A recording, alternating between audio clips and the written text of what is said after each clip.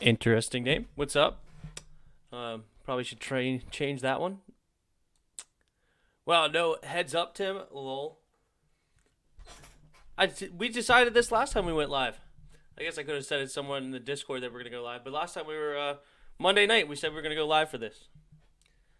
We were gonna watch the college football playoffs, or somebody told me that. I don't know. Somebody asked. Oh, what does this say? I don't know. Don't know who that is, but they retracted their message. probably should change your name. Please.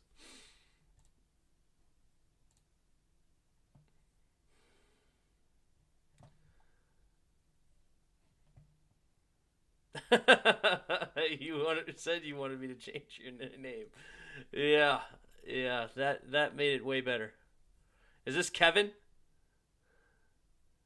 Might be Kevin. I can't tell with the white. All right, I'm coming from the gym. Once I hop out the shower, I'll be there. Perfect. Hop in. We're gonna be live for quite a while. What's up, Kevin? Let's go back to Kevin Harvick. How about that? I wonder what your real name is, because Kevin Harvick is not your real name either.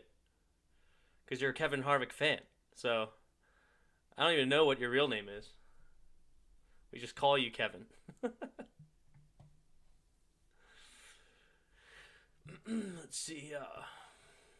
But yeah, we're going to have some fun. Watch these college football. Get some play-by-play going. Learn some new names. I haven't watched hardly any college football all year. And we'll see if the Skins won anybody.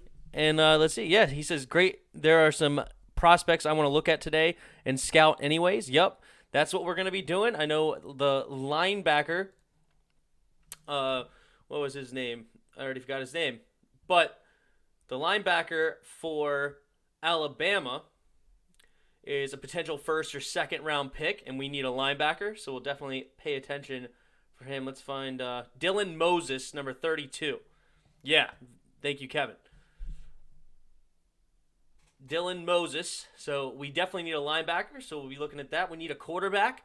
Mel Kiper says Mac Jones is his number 4 quarterback in this draft, ahead of people like Trey Lance or Kyle Trask, or there's some other guys, but the top 3 he said were obviously Trevor Lawrence, Justin Fields, Zach Wilson, and Mac Jones. So we'll definitely take a look at what we think about Mac Jones today.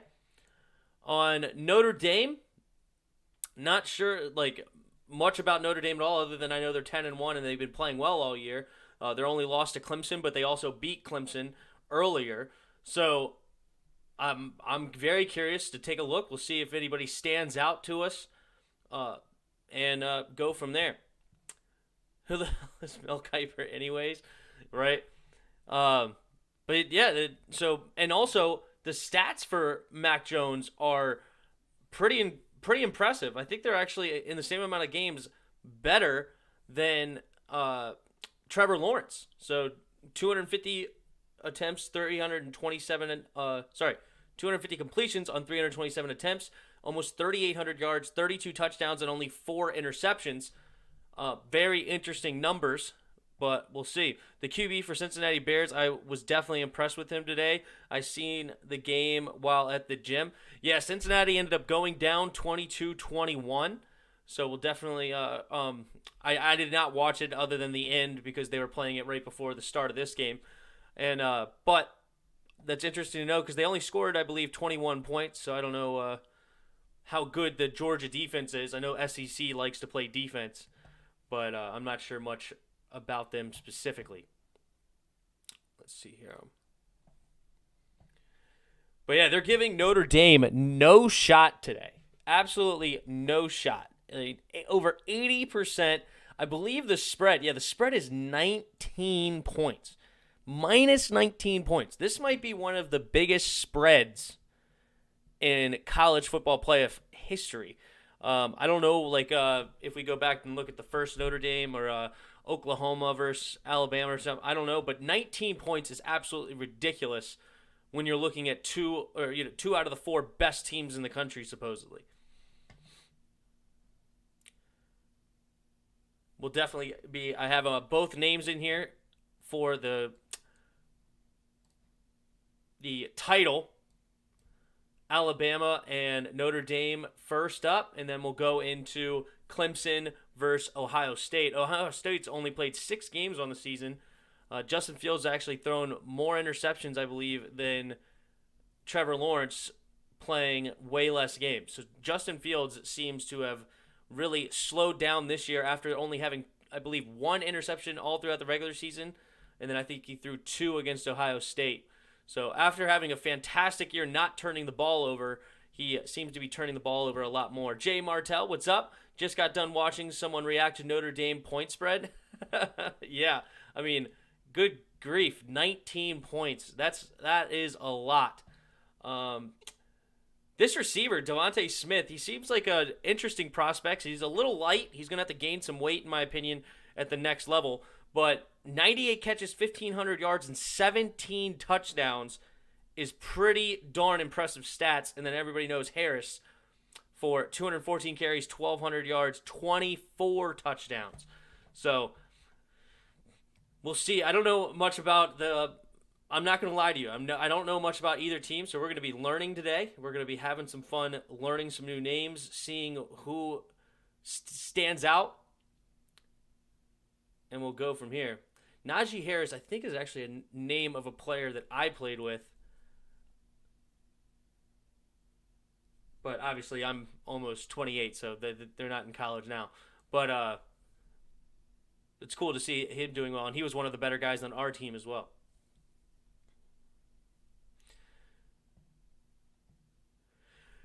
Yeah, man, I can't lie. At the college level, I like production versus lack of turnovers. And Mac Jones throwing 32 touchdowns and only 4 interceptions. Those are the kinds of things I like to see at the college level. Good decision making, good production at the same time. But we'll see what we actually think about him as far as a prospect and what we see with our eyes and not just the stats today.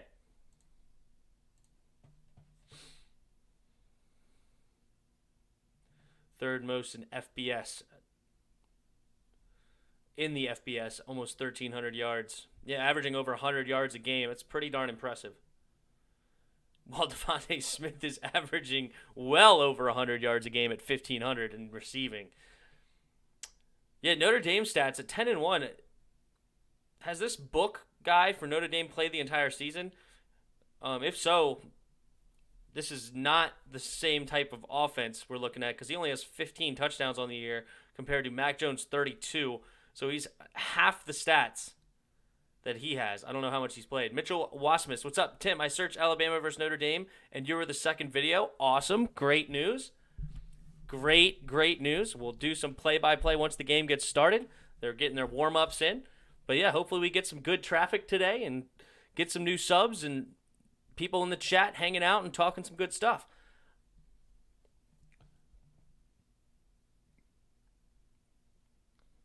The running back for Notre Dame, though, it seems like he has a lot of good production, averaging over 5 yards a carry right now, 195 for 1,060 yards, and 12 touchdowns on the season, so averaging over a touchdown a game. So that's good production there as well. But I wonder if Notre Dame is one of these teams that run the ball a lot comparatively, because the throwing stats are just not there. Alabama wins by 30+. Yeah, I mean, the 19-point spread screams that you are going to be correct, Mitchell, for sure. But I'll be curious. But I'm definitely predicting. My prediction is a Alabama Clemson final. That's what I'm thinking. I think Trevor Lawrence is going to beat Ohio State again, like last year in the semifinals, and we'll have an Alabama Clemson final. But this Notre Dame team, as I said already, they did beat Clemson earlier in the year. Looking at their schedule here, in a 47-40 double overtime game. So they can put up points. I mean, look at that. We were just talking about like the lack of their quarterback production, but as far as comparatively to Mac Jones, But look at the amount of points. 27, 52, 42. They did have a low-scoring affair against Louisville, but Pittsburgh, 45, 30, 31, 47, 45, 31. They're averaging, somewhere close to 40 points a game. Especially if you take away this 12. They're averaging over 40 points a game. But they got destroyed by Clemson the second time, 34-10. So I don't know. Assam Moore here is, what's up, Tim? Happy New Year. Happy New Year to everybody else. Let's get it, Clemson. Awesome. Yeah, I like Dabo Swinney. I also like Nick Saban. So the two head coaches that I like the most are right there. I think they're just fantastic head coaches. I would love to see that final. That'd be a good one.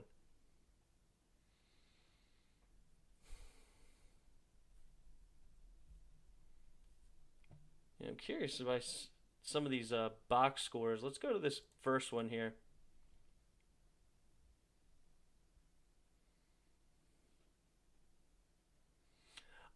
This is one of the games that, this might be the game, actually, that Trevor Lawrence missed because of COVID, huh?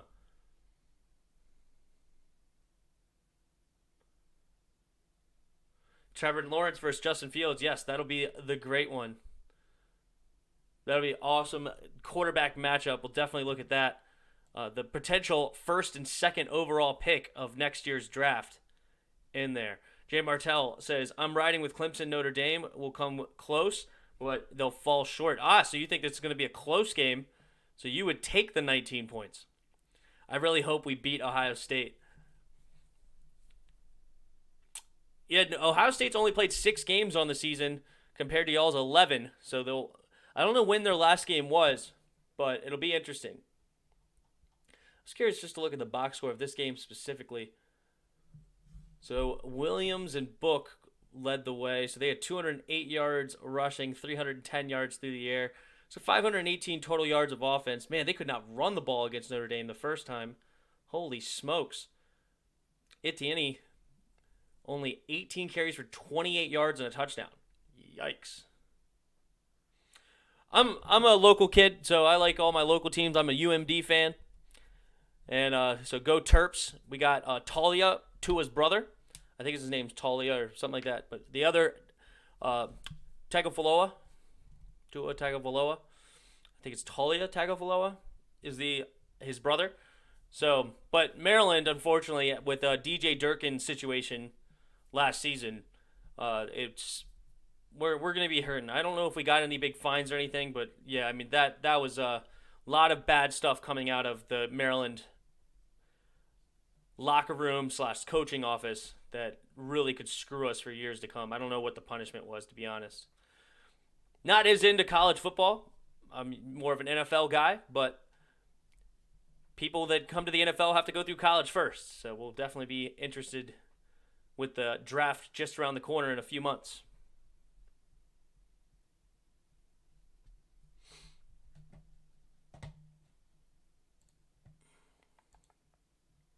Mark Kearns, what's up, Mark? How you doing?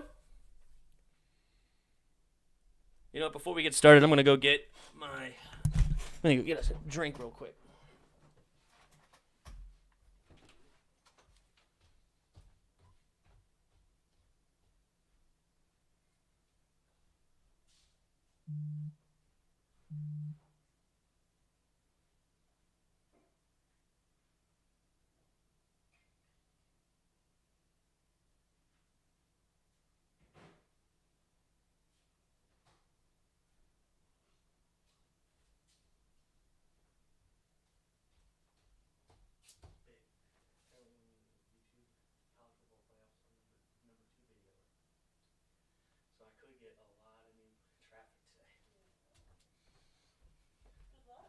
Thanks.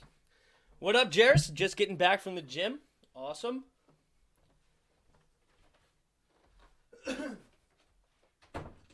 Yes, Jairus, our man Chris, also has a channel. Go subscribe to him. He got real passionate when talking about the Skins earlier. And he will be joining us in the voice chat as my co-commentator. Maybe we'll see Spoiled a little later as well. But we'll have some fun talking some football. It is 4:11. This game was supposed to start at 4, So don't know what the delay is, but it should be coming up shortly.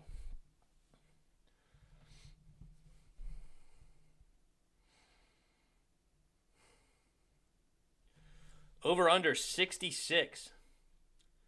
So projected to be a high scoring affair.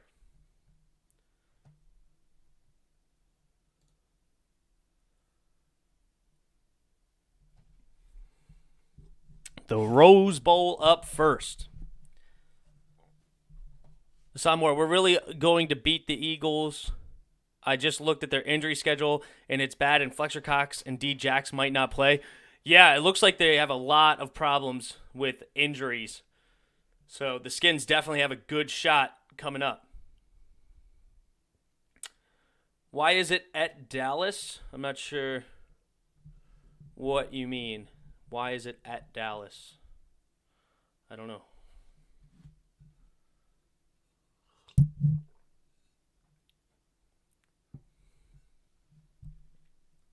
We beaten the Steagles.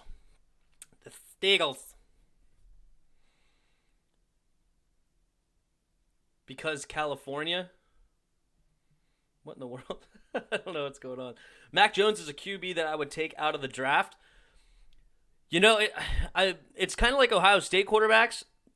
Alabama's a very similar situation. Obviously, Tua, though, went. And then Andy Dalton is the other one of note that I know of. But not nearly most Alabama quarterbacks do not really succeed at the next level. But they're just there's so much talent around them. But similar to Tua went off last year, and right now Mac Jones is going nuts. I mean, 32 touchdowns and only 4 interceptions with nearly 3,800 yards. You know, averaging well over 300 yards a game passing, 3 touchdowns a game nearly, with only 4 interceptions. I mean, that's pretty impressive. Oh, wait. Andy Dalton went to... Who am I getting confused with then? I thought Dalton went to... Who was the other quarterback then that was dating like the supermodel or whatever? Andy Dalton didn't go to Alabama? You might be right. I don't know. Who am I getting confused with? McCarron. McCarron backed him up, didn't he? McCarron. A.J. McCarron. A.J. McCarron used to play for the Bengals, didn't he?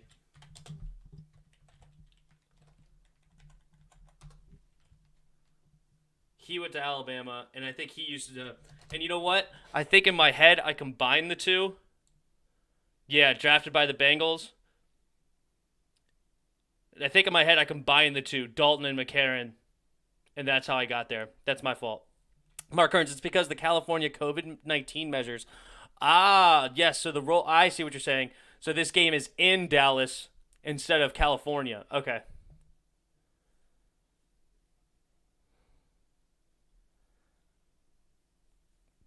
Not a long road for Alabama then. I mean, it's only maybe an hour or two flight, maybe 2-hour flight then from Alabama. Much longer from Indiana. Nobody's Derrick Henry, right? That RB reminds me of King Henry so much when he came from Alabama. Najee Harris, you're talking about? Yeah. I have no clue. What's the size of Najee Harris?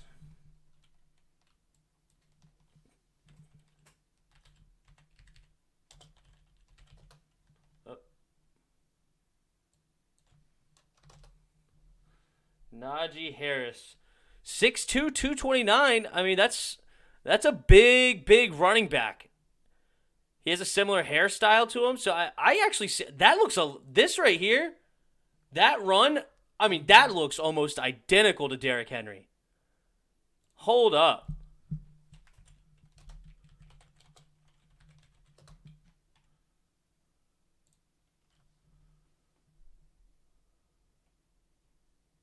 Where's one where he's running to his left just like that?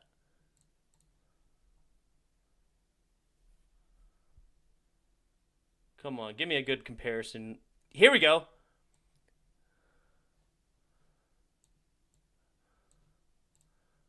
I mean, that's pretty close. Maybe a little bit thinner at the gut, but look at that, 22, 22. Like,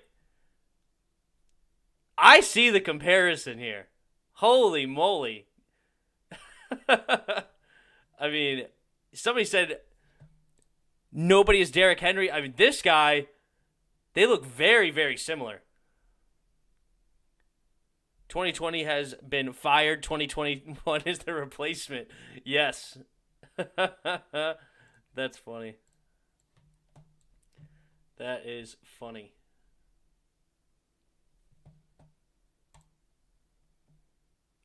Derrick Henry is going to go down as one of the best running backs in NFL history. Nobody will beat him. What is Najee Harris's 40? Because I know Derrick Henry is actually pretty quick, even with his size.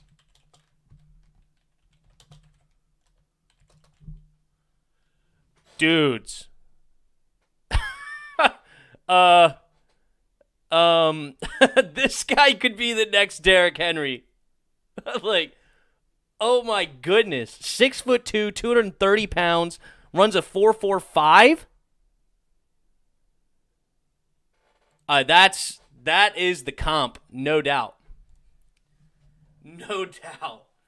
I mean, he has tons of production as well. 1,300 yards, 24 touchdowns. This guy, yeah, see, Hassan Moore said, yeah, he could be the next Henry. I have to agree that they look very, very similar. Dominic Montano's here. What's up, Tim? What's up, Dominic? Mitchell says, if Derrick Henry keeps up his production, do you see him as a Hall of Fame, or is he just hype because of his size? No, I mean, if he keeps up this kind of production, then yeah, it's a very similar, like, let's look at the total stat line for Derrick Henry, because Derrick Henry started slow as far as the beginning of his career. But, I mean, the year he's having now is insane, and if he keeps up this up, then yeah, if he keeps this up for like 3-4 more years, shoot, he only needs 2 more years to keep this up, right? If he has 5 years of this kind of production, yeah, I mean, that's over 1,500, 1,700 yards. I mean, that's insane. That's big numbers right there.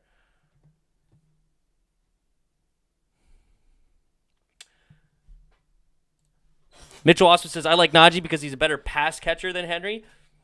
You could be right. You could be wrong. I don't know.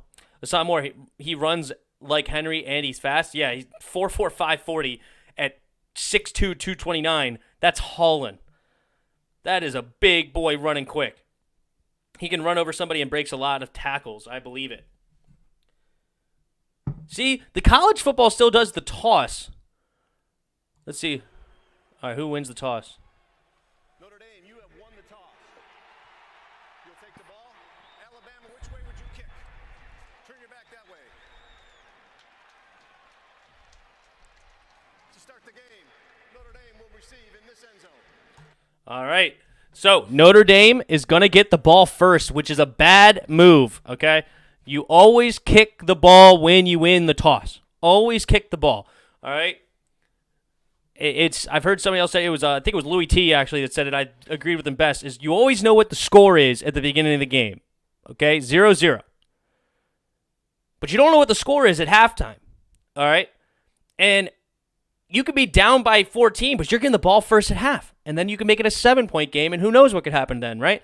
But if you do end up, but even if you have a lead, you have a chance to go up, or whatever. If it's a tie game, then you get the ball first to start the second half to see what happens. You could double up, right? You could get points before the half and then get points right out of the half. Like when we played, I believe it was the Eagles last year, when we were up 17-0, they scored a touchdown right before half. Then they scored a touchdown right outside of half. And then we had 3 and out, and then they scored another touchdown. It was a 21-point swing, and we only had the ball one time on offense. I mean, come on. But yeah, they should do the coin toss for every game, because I'm always curious, like, I see, Skins have the ball. All right, what does that mean? Like, did we decide to have it? Did we decide to, did they win and defer, or what? I want to know what is going on in the thought process, because I think you should always defer no matter what.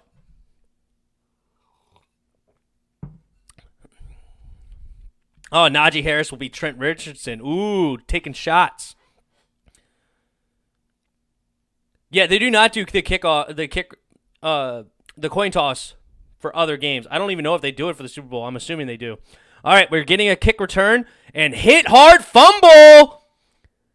Alabama knocked Notre Dame back, and they will get the ball right around the 7-yard line. Long way to go against this Alabama defense. All right, let's get a nice look at number 32, Moses.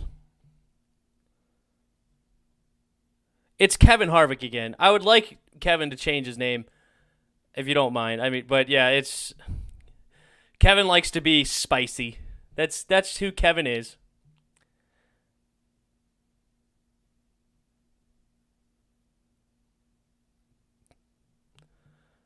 All right, Notre Dame in the shotgun, looking to throw. Bounces out to the right, looking to run now. Does run and gets maybe about 4 or 5 yards on first down. Looking at around 1st and 6.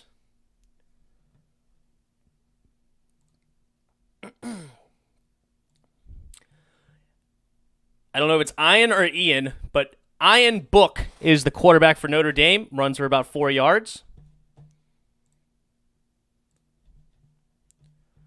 Did you see what I posted in the general Discord? Did not. Let's see what Mark Kearns posted.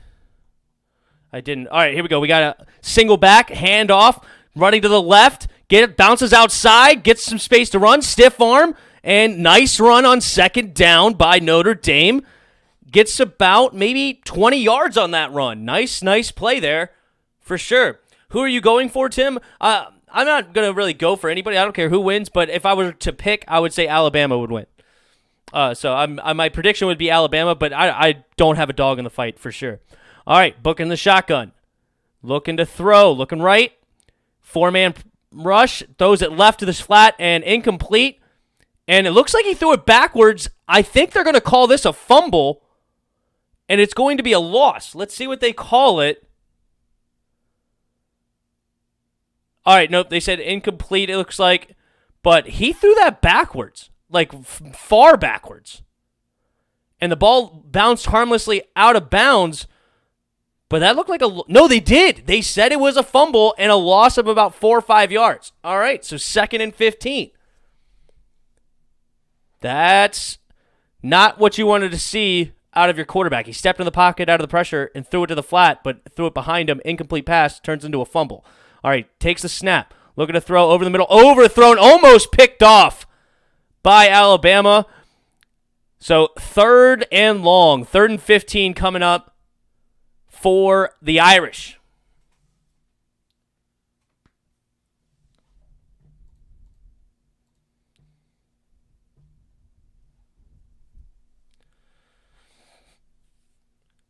Let's see what they have. All right. Book in the shotgun. He has 2 receivers to either side. One back in the backfield with him. And Alabama only bringing a 4-man rush.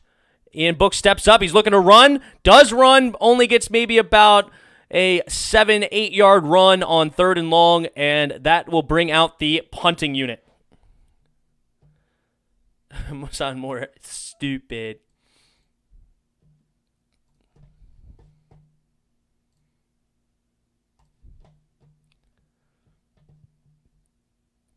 All right, 4th and 8. It's under the image of Drew Brees. Okay.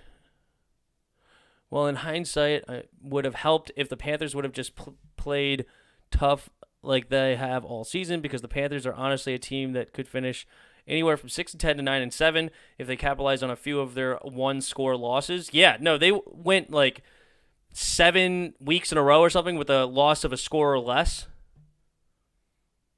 I think, yeah, it's pretty low.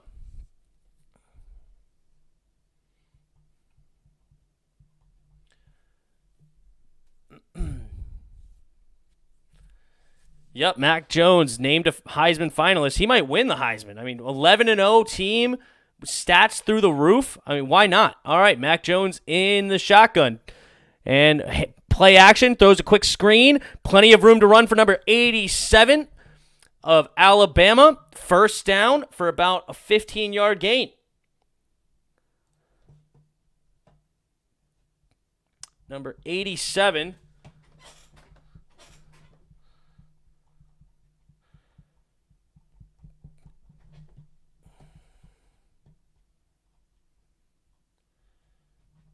All right, Mac Jones looking to throw. Pressure all around him. Hands it off to Harris. Gets around on the outside. Bulldozes a guy. And tackled by, looked like the horse collar, but I don't think they threw the flag. But another first down for Bama. And here comes the Tide. Number 87 was the tight end, Miller Forrestall. 6'5", 244 pounds. We'll keep an eye on him. Skinsy, a tight end as well.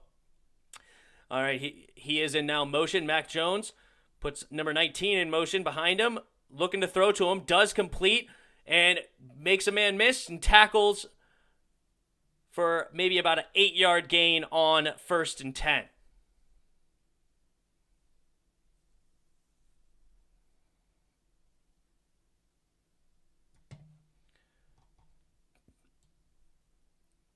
Number 19 is Jaleel Billingsley with the catch.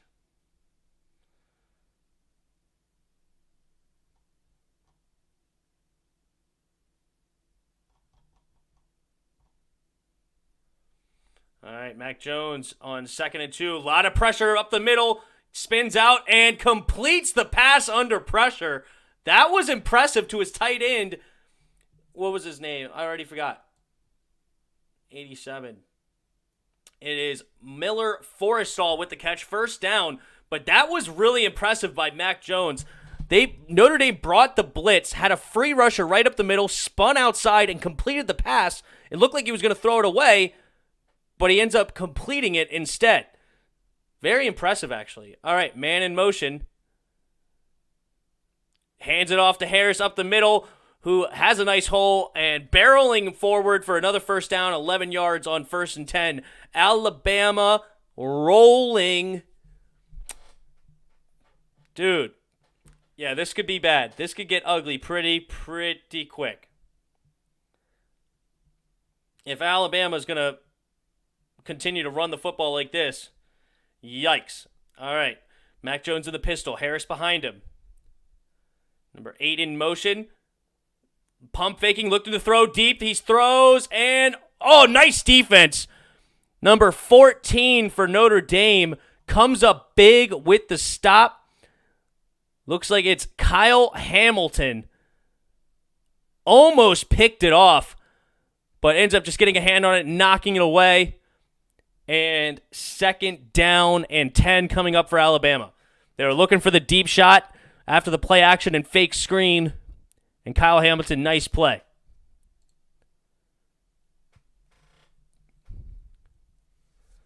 All right, Mac Jones with 3 receivers to his left. Devontae Smith in motion, looking for him, and makes a man miss, gets to the outside, going up the sideline, makes another man miss, touchdown, Alabama! Holy moly, there's the touchdown number 18 for Devontae Smith on the season. And touchdown number 33 for Mac Jones. And Alabama takes the first points on the board, goes up 6-0.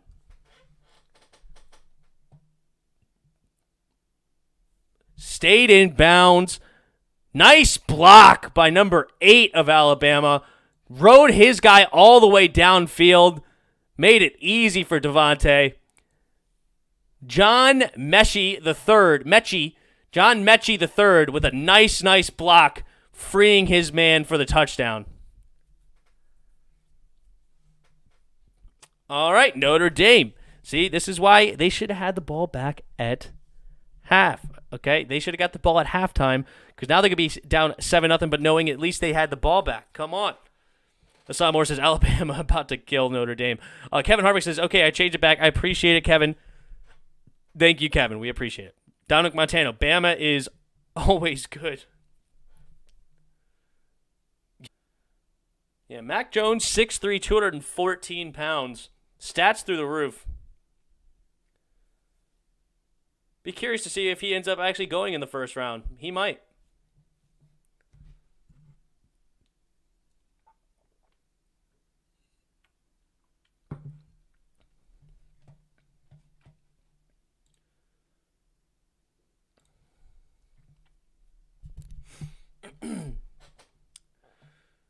Yeah, Notre Dame's going to have to do something, man. Like, whew. Yeah, Book seems like he's like putting his head down and looking to run too often, in my opinion. I think he's not trusting himself in the pocket. He puts his head down and he looks to run too quickly so far in this game. Mac Jones probably third round. I doubt it. With the stats that he's putting up and the skill that he's showing, at least in this game, he might be going the first, maybe even the second. Or at least the second, I think, maybe even the first. What if we draft Mac Jones? Do you think he'll be a good fit? Do I think he would be a good fit? I don't know. I don't like that good fit anymore. Like, you kind of have to be like the Bill Belichick, man. It's kind of like you don't really fit into a team. The team has to use his weapons and, put them in the best position to succeed. I don't really like the fit thing. But do I think he could succeed? I don't know. It's too early. I haven't watched a lot of him, to be very honest with you, but the stats he's putting up and what he showed so far, I love that play with the blitz coming up the middle, him spinning away from it, and then not just throwing it away, keeping his eyes downfield and completing the pass for a first down.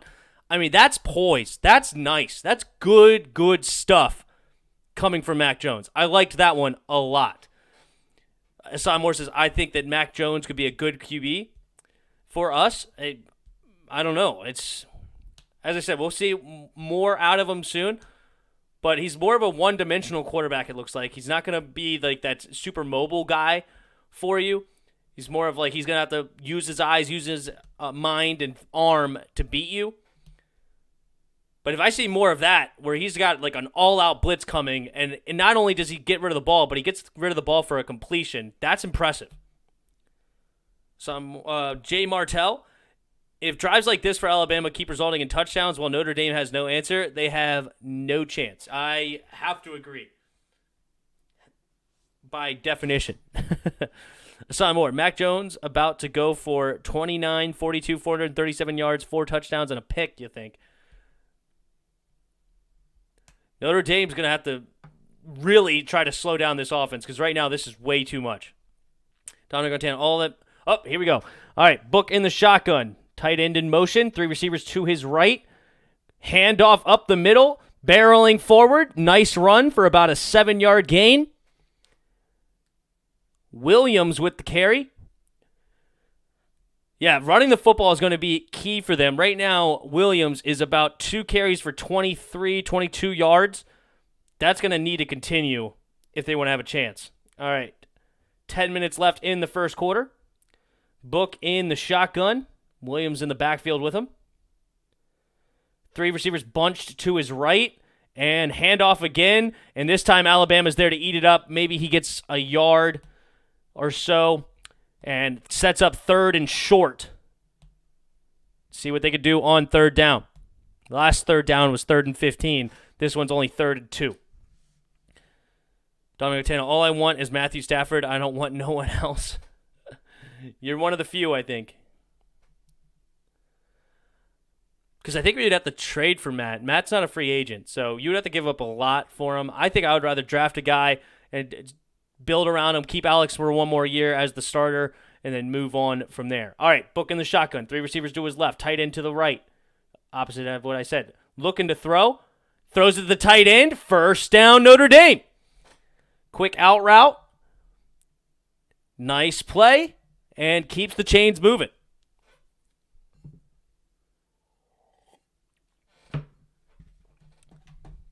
Number 87 for Notre Dame, Michael Mayer. He's actually a freshman this year, 6'5", 235. Impressive. All right, Book in the shotgun. Looking to hand it off. He does. Williams runs for another nice gain, fighting forward. Gets maybe about 6-7 yards on first down. Keeping ahead of the chains. Nice play.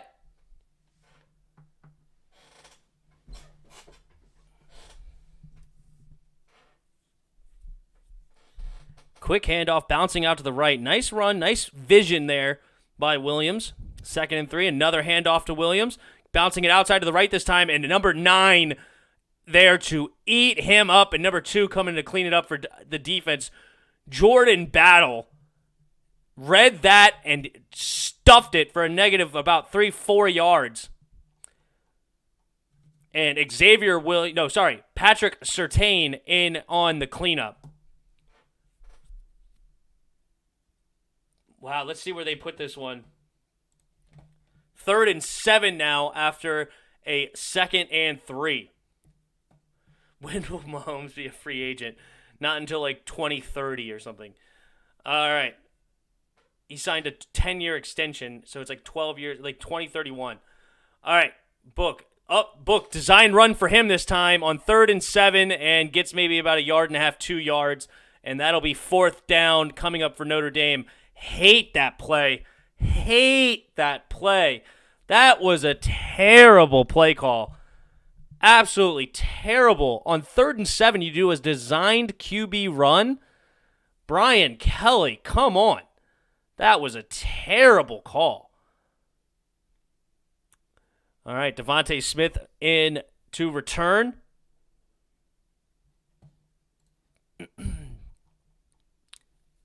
And Justin Adamalola, the punter. Oh my goodness, this is going to end up being a touchback, isn't it? No, they give him at the 1 yard line. Okay, so as I said, I'm more of an NFL watcher. This guy definitely touched the ball and hit the end zone.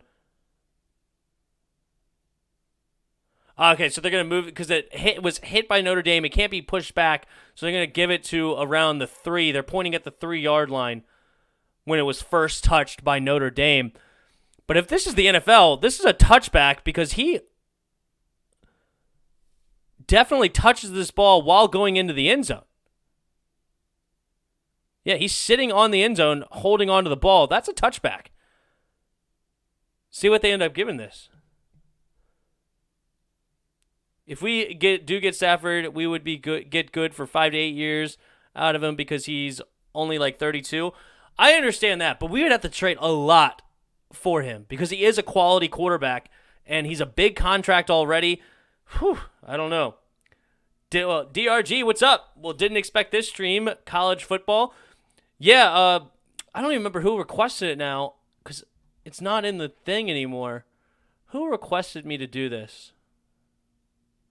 Was it Mitchell or somebody in the Discord said, hey, why don't you go live for the college football playoffs? And I was like, you know what? Why not? Let's do it.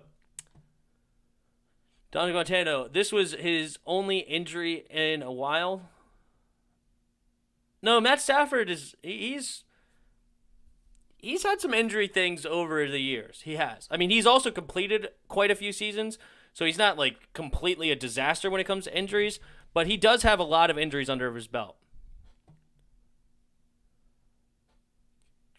Kevin Harvick asking for Chris. Chris should be here in a bit.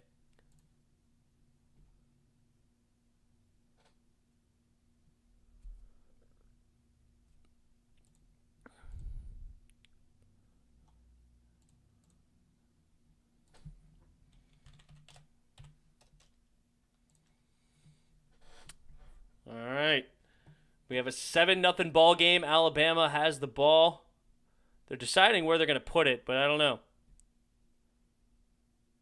Donovan Piano agreeing with the injury. Yeah, it's here and there. It's not, which is funny because you spelled both those words wrong. It's Here and There. But here and there. That's funny. But nonetheless, yeah, it's not like he's always injured, but he does have a few injuries under the belt. DRG, some people think Ron might get Cam Newton because of their relationship in Carolina. No Cam Newton. Absolutely not. Asamoah, I did not think he would come because college football is trash. Right? Jarris's trash takes.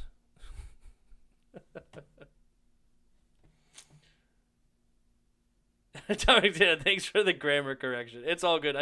It's not you didn't spell one wrong. You spelled both. I thought that was hilarious.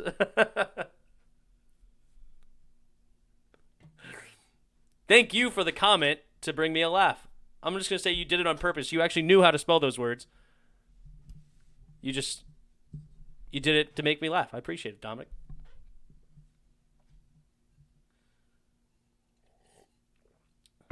Oh, they're saying it was actually hit by somebody? Wow, that came really close to hitting someone, but they say nope, it didn't hit anybody. Holy smokes. All right, Mac Jones in the pistol. Devontae Smith in motion. Handing it to Najee Harris, who has a wide open left side of the field. Stiffs arms a guy, runs him over. First down for about a 14, 15-yard gain. Mad at himself because he wanted more. But, man, wide open left side. Nobody's there. Doesn't even get touched until 8, 9 yards downfield. I mean, good blocking by Alabama.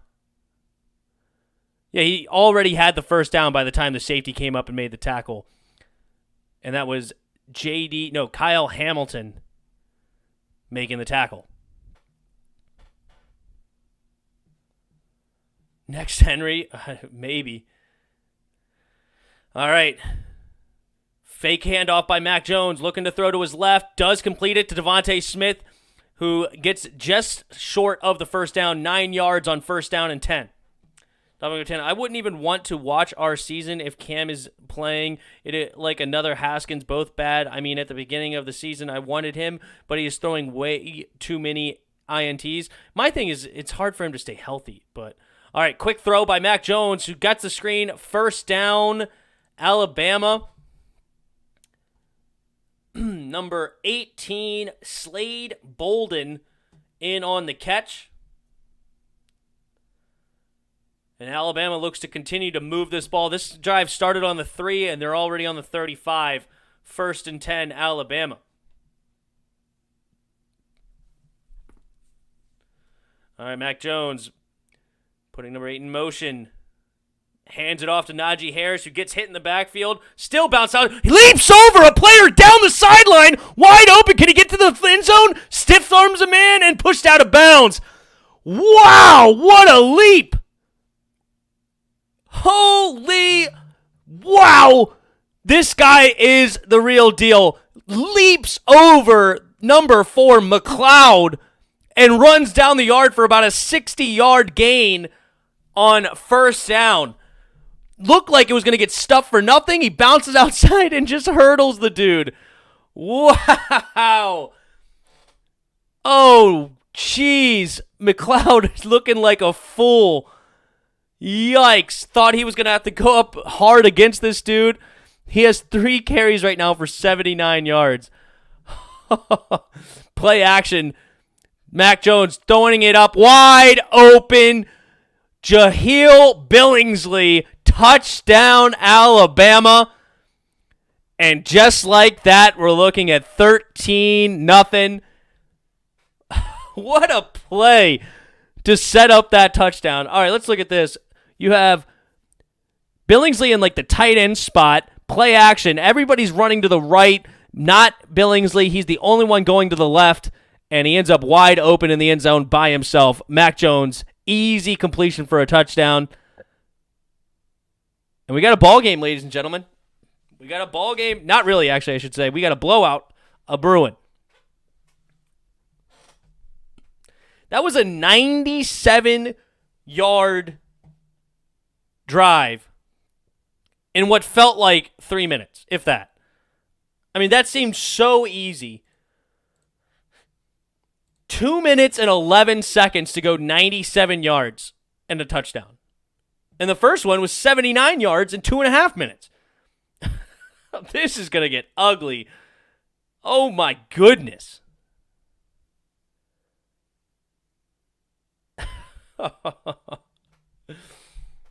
He made those corners look foolish and stupid. You ain't lying.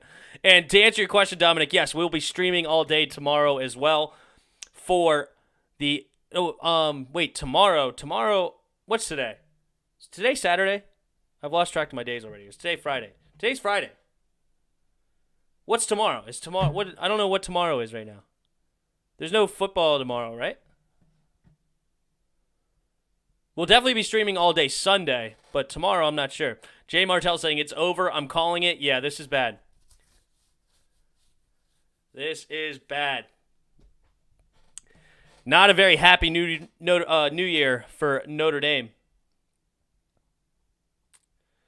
I'm not impressed with this Ian Book guy. I'm really not. I know it's a tough situation, but what he's doing, he doesn't even seem like he's giving himself a chance, really. Like, the only thing that Notre Dame has done any sort of effectively right now is run the ball, but they've only run the ball like maybe 4 times with the running back, 5 times for 26 yards. He did get stuffed for that one play. So he basically has 4 carries for like 30 yards. But right now, the play calling and Ian Book I am not impressed with.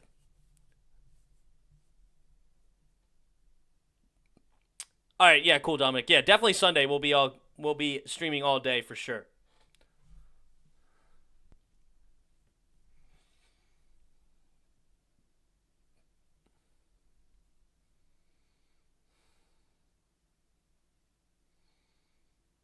And then the championship is not Monday coming up, but the next Monday after that, I think.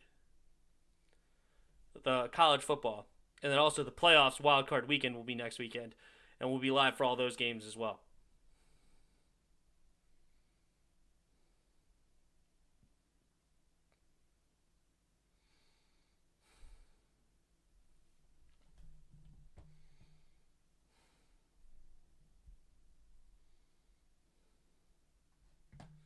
Glass office chair mats. Fitraza. Interesting thing to have a commercial for.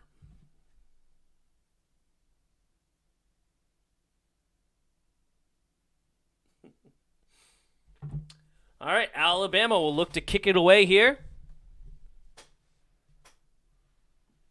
Up 14-0. Notre Dame has got to get a score here because their defense seems they have no answer to stop this offense. They can pass and run the ball on you. This Alabama team, as far as an offense is concerned, it's got to be one of the better offenses they've ever had. Wait a minute, he just fair caught it?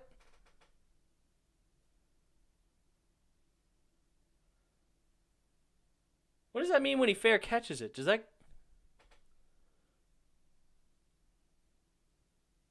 Okay, so they're going to... That's weird. So, yeah, I don't watch a lot of college.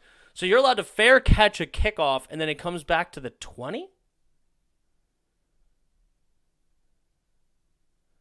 That's odd. Saw more. For years, I watched Najee Harris. I said to myself, he reminds me of King Henry. So far, so good. Williams taking the handoff and bounces his way. Maybe gets about 2.5 yards on first down. Second and a long 7, probably. Reminds me of King Harry because he runs like him and he stiffs arms people, taking his cookies and candy, fast and elusive, big, tough runner. I see a lot of Derrick Henry. I have to agree. This guy's a big bruiser. I mean, he just leaped over that dude. So he's got some other moves in the tank, not just running over people as well. And plenty of speed to boot. All right, a lot of motion here for Notre Dame. Coming out on 2nd and 7. Play action. Looking to throw screen pass. Finds Williams. Plenty of room to run. Blockers in front. Down the sideline. Couple of nice blocks. I think he stepped out of bounds. But he does get tackled either way about... Let's see. Did he step out of bounds? Let's take a look here. Nice play design here. This is a good call. Play action. Got 2 blockers in front. Plenty of room. Let's see if he steps out of bounds here. No, maybe not. All right, so he gets to around the 34-yard line. All right, Notre Dame, nice play. Man, he was close to the sideline, but I think he stayed in. Nice running by Williams. He's been the highlight so far of Notre Dame. All right, Book in the shotgun, taking the snap, handing it off to Williams again, who bounces his way off the defensive line, maybe about a 3-yard gain.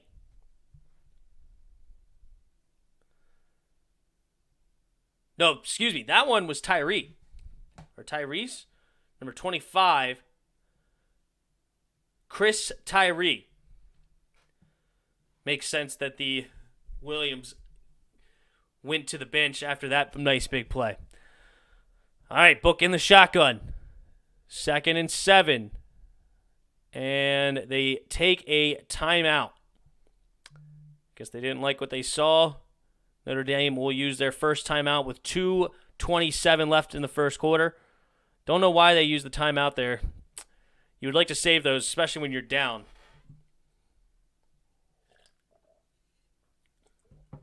Yeah. What up, Chris? What's going on? Oh, not much. Having some fun, watching some football. Okay. Got a few viewers. Got up to 11 viewers. Thank you guys for joining us. If it's your first time here, please like the video.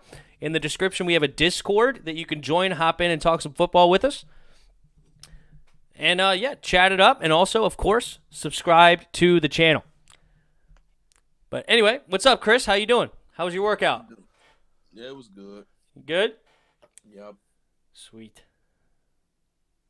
This game looks like it's getting out of hand early. Oh, my goodness. You should have saw. Have you been watching any of it yet? I seen a little bit of it. Did you see that play by Najee Harris? No, I didn't see that. Oh my goodness! So they hand it off to him.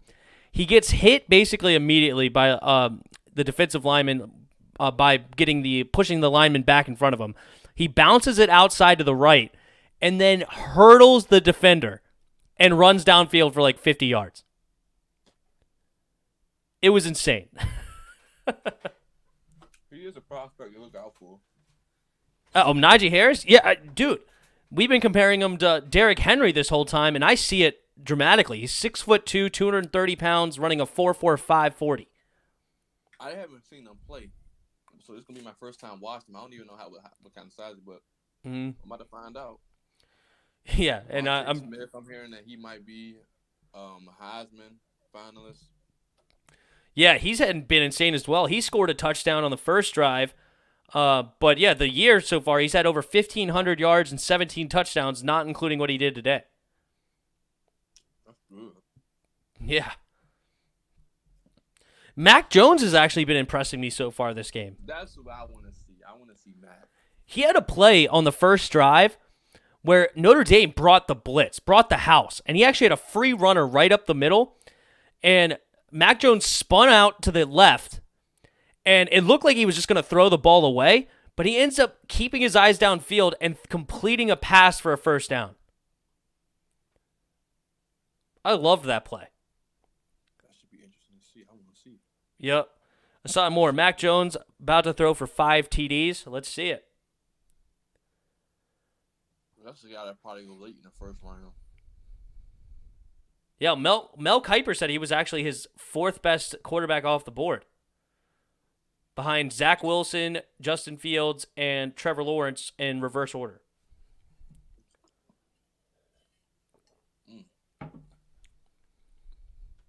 So I wonder what Trask is at, what he ranks. I would imagine he's number 5 or 6 on that list between him and Trey Lance, but couldn't tell you for sure. All right. Book under center. Man in motion. Single back. And he hands it off to Williams. Williams goes forward right through the hole for maybe about a 2-3 yard gain. And we're looking at 3rd down and 7. Making any noise? Well, so far the Alabama defense in general has just been crushing them. I haven't seen a lot of number 32. Haven't noticed him yet. But, yeah, I mean, it's hard to single anybody out. I know number 9 had a really nice play. The safety. Yeah, and it's another guy on their defense that made it. That they're saying he might be the top 10 pick, Patrick Surtain. Patrick Surtain? Yeah, he's a corner. Number 2. Number 2. Yeah, Patrick Surtain. Yeah, he was in on that tackle too. But number 9, the Jordan Battle, had a nice 4-yard tackle for loss on a play. All right, there we go. First down, Notre Dame at the 45-yard line. And a minute and a half left in the first quarter, down 14-0. Got to get a score here to keep in this game because the defense right now has no answer for Alabama's offense. I mean, right now, Mac Jones is 8 for 9, 97 yards and 2 touchdowns, and Najee Harris is 3 carries, 79 yards. All right. Book in the pistol. Up, gets hit immediately, has to throw it up and away. Again, Jordan Battle in there for the quarterback pressure. The sophomore. I was about to say, look at Deron Payne, number 94. He's built just like him. Oh, yeah. He had a pressure for sure. We definitely don't need to look at defensive linemen, that's for sure. Yeah. DJ Dale was the guy. All right, delayed handoff here to Williams. Nice moves on the backfield, making two guys miss, weaving his way through, and first down. Maybe it's about a half yard short. But look at this. Bad snap, delayed handoff. 47 makes him miss. Number 8 misses. Williams is having himself a really good day against this team. And another handoff here for a 5-yard gain on 3rd and 1. First down, Notre Dame on the 20, right around the 20-yard line of Alabama. So Notre Dame knocking on the door here. See if they can put it in the red zone. You like that? That was a good one. I agree. Made 2 people miss. Asad Moore, do you think Washington does this next year? Keep Kyle Allen and Taylor Heinicke as backups? No. I think they're only going to keep maybe one of those as a third stringer, maybe a second stringer as a backup. But we're going to draft a quarterback. If it were me, I would draft a quarterback, keep Alex Smith, keep one of them as a backup, and then have the third guy be our rookie. Unless our rookie proves that he could be the backup. But probably starting Alex Smith next year. What about you, Chris? I agree. But, I mean, it all depends on how Alex... I still feel like eventually the rookie will play because I think Alex probably won't make it through a year. I think he probably could have that calf might still bother him. But right. Who knows? We'll have to see. Because Alex can't move. And there's only but so much he can do. I feel like it'd be like a Patrick, what's that man's name? Ryan Fitzpatrick in like a Tua situation. Which I don't mind at all. Right. If he can sit and learn for you, even if he sit and learn, we'll definitely still be in playoff contention. But, I mean, sitting and learning, I'm not mad at that at all. You can learn a lot from Alex. Oh, yeah. Not to turn the football over. Right. Yeah, I mean, I wouldn't even be mad with Alex as the starter, Taylor Heinicke as the backup, and then the rookie as the third string. You know, just like keep him even protected by another quarterback so that you don't have to throw him in a bad situation potentially. I mean, it depends, though. Because what if let's say you got a good record like 9-3 or something like that. I mean, the rookie can't really... all you got to do is come in and manage the game, really. Especially if you look at how he playing this year. As long as you manage the game and don't throw any exceptions and put him in harm's way, I think he'll be fine regardless. Right. Because even if he's in there for a small amount of time, you still bring Alex back. At least he got some kind of experience, you know what I mean? And some tape to show him in the offseason, you know what I mean? To really just get him better than what he is now. See, but I feel like I would rather put Taylor in a situation where we're actually playing well. But maybe not. I don't know. It also obviously it all depends on how the rookie's playing in practice. I mean, if the rookie is coming out and he's freaking balling in practice of like apparently Tua was, then I don't mind it playing him at all. But at least to start the year, you have Taylor Heinicke as the backup to Alex, and then have him as the third string. Depends on how your offensive line look as well. That's a great point too. Great point. How can you protect the young man?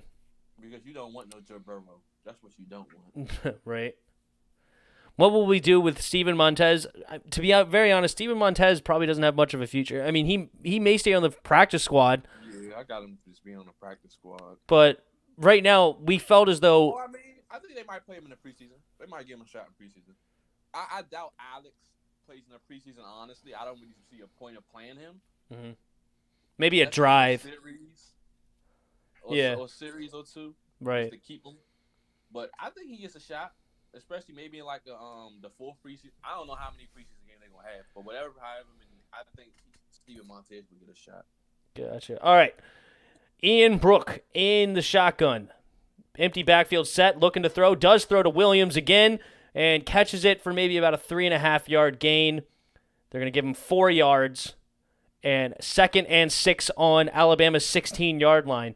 They are feeding Mr. Williams right now. 8 carries, 44 yards for the young man here. Tyree was actually the one that got the screen pass. Okay, fair enough. All right, Brook in the shotgun. 2 tight ends switching from right to left.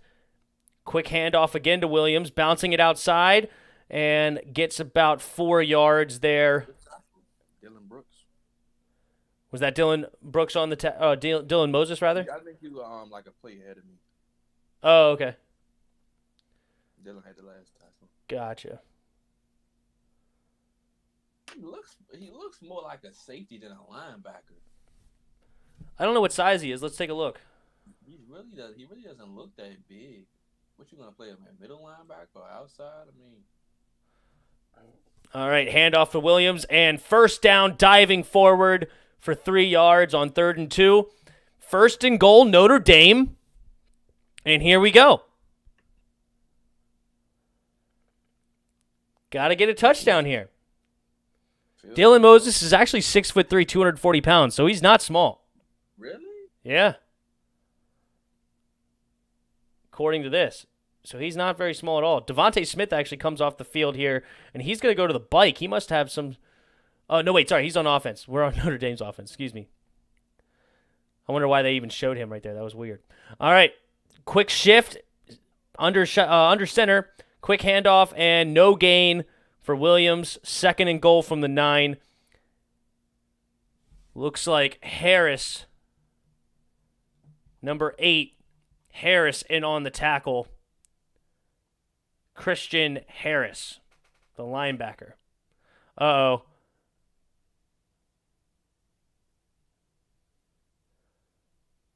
Trimble, looks like the fullback for Notre Dame, comes limping off the field.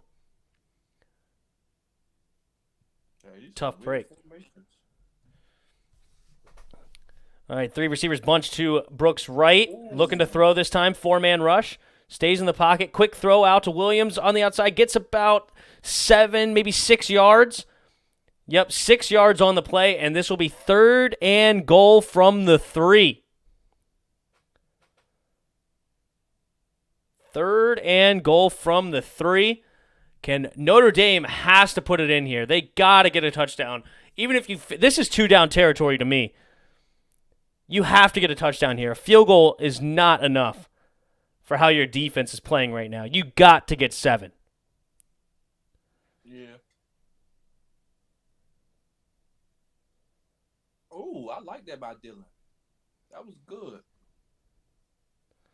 All right, empty backfield set. Oh, the clock hits 0. They call a timeout. Do they give it to him? It looks like it. Oh, that's huge. Now they are down to 1 timeout in the half. Down by 14. 3rd and goal from the 3.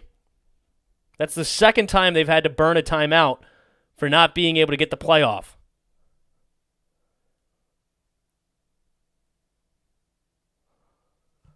Kyler Murray-esque. Who's Kyler Murray-esque? You said it's like the 2nd or 3rd time. Oh, Kyler Murray-esque. We could trade Kyle Allen for a 3rd or a 4th, right? Absolutely not.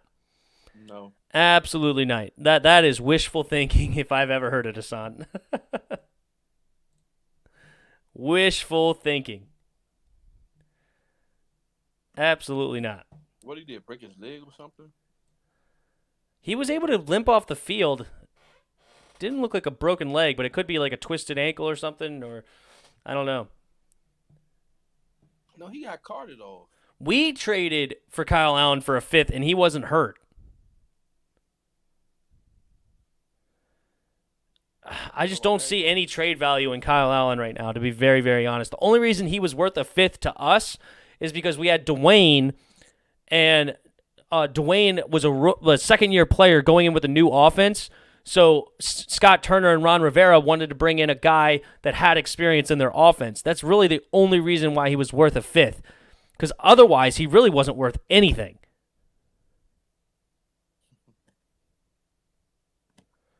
And even his play this year didn't really show somebody that should be worth much anyway. I mean, we lost with him. I don't think we won a game with him, right? What game did he get injured in? He got injured in the Giants game. The Giants game. So the second Giants game he got injured in. Right. So I guess not, because we lost to the Lions. I think Alex played against the Lions after that. Yep. Did he beat Dallas? You know what? He may have beat Dallas. The first time he played Dallas was a win. I think that was right. I think that was in between the Giants games. Did he? So, he may have beat, Son Moore says the Cowboys game. Yeah, he may have beaten them, the Cowboys. I mean, I think Antonio Gibson had both games. I don't think he did anything. But nothing special. I guess he just managed the game. Right. No, he got knocked out of No. He got knocked out of the Rams game. It was the Rams game he got knocked out of. Okay. Well, he got knocked out of the Rams game and the the Giants. And the Giants game. Giants is the one that was tough. The bad injury that he took. We got a lot of quarterbacks. Right. All right. Ooh, it's his knee. Dylan Moses made the tackle and then, or was his knee or ankle? I don't know. He's reaching for his lower leg. Tough break for the young man. All right, here we go. Big play here. 3rd and 3. 4 receivers to his left. Tight end in motion to the right. So now you have 3 receivers over to the left side. Oh, they do the design run again with Brooks, who does fight his way. He's close. Oh, it looks like they're going to call him just short.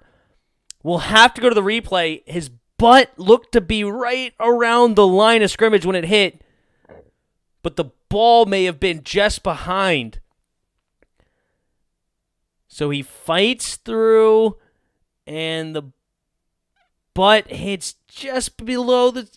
Oh, that's not the angle. We're looking at his back. We don't see the ball. We're having the wrong angle here. Like, this is not going to give us enough because we have to be able to see the ball, and here we don't see it. It might be just short, like inches short here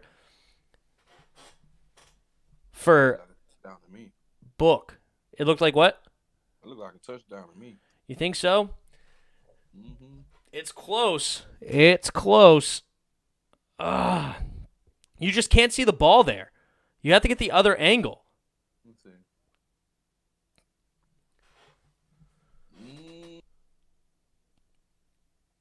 That is true. It's inconclusive. Oh, here we go. Here's the other side. And the ball is... Gosh, I think it's like an inch short. I think it's like an inch short.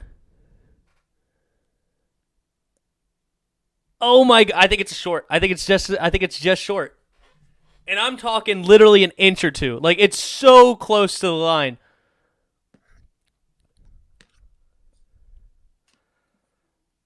Oh, that looks like a touchdown. Oh, that angle looked like a touchdown. No, we got to go back to the other angle. This angle is worthless, okay? Stop going to this angle. This angle gives us nothing.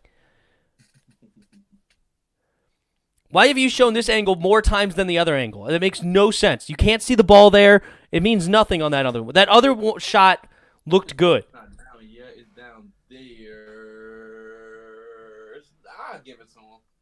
It looked like it was an inch. I'll give it to him. All right, let's see what the rest says. The ruling on the field of the runner down short of the goal line stands. They stand 4th down and an inch. I'm curious where they put this ball. Because if they put this ball like a half yard back, I'm irritated. They might as well go ahead and just do a quarterback sneak. Where are they going to put this football? This football is literally 2 inches away. Haven't been able to see the football yet. They're lining up quick. Notre Dame, heavy formation. Looking to hand it off, and he barrels forward. Touchdown, Notre Dame. And they're not dead yet. Chris's favorite saying that I say. That's the bad. Touchdown, Williams. Notre Dame. Yeah, this was right at the line. Good push by the offensive line. Good push up the center. That was a great play. Yeah, they had to go for it, Hassan. They had to go for it. All right. Let's see at the PAT. Yeah, that was a good one. Here goes the PAT. I wonder what, other than that. Ball other snap, offensive ball's line- down, kicks up, and good. All right, 14-7. What were you saying, Chris? What were you wondering? I was wondering who else are some top-rated offensive linemen outside of the guy from Oregon.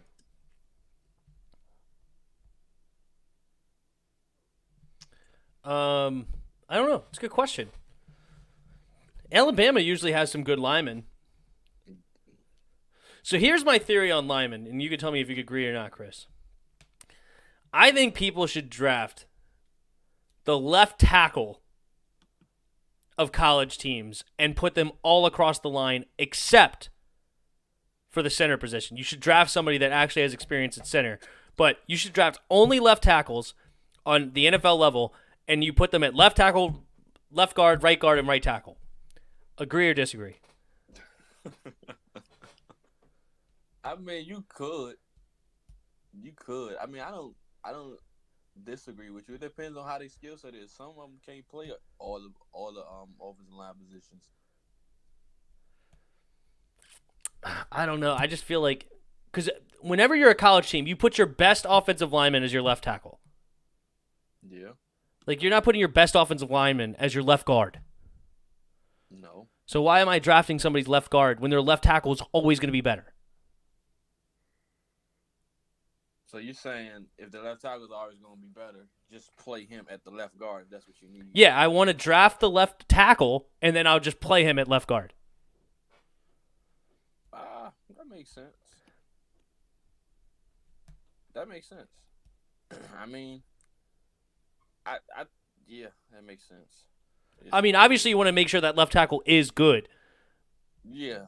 but at the very on average and a high percentage chance that left tackle is going to be better than the left guard.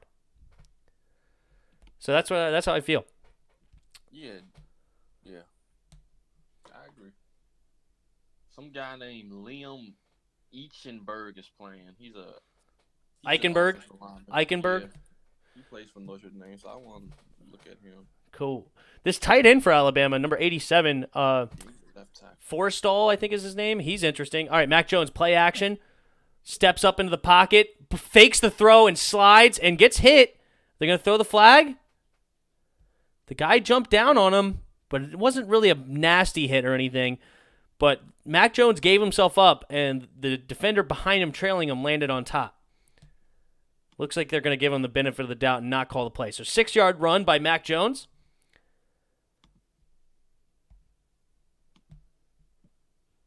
Mac Jones in the shotgun, putting Harris. All right, they throw an inside screen. Maybe gets about 3 yards to number 8 on the play. It was John Mechie. All right, they do a quick QB sneak. First down, Alabama, 2-yard gain.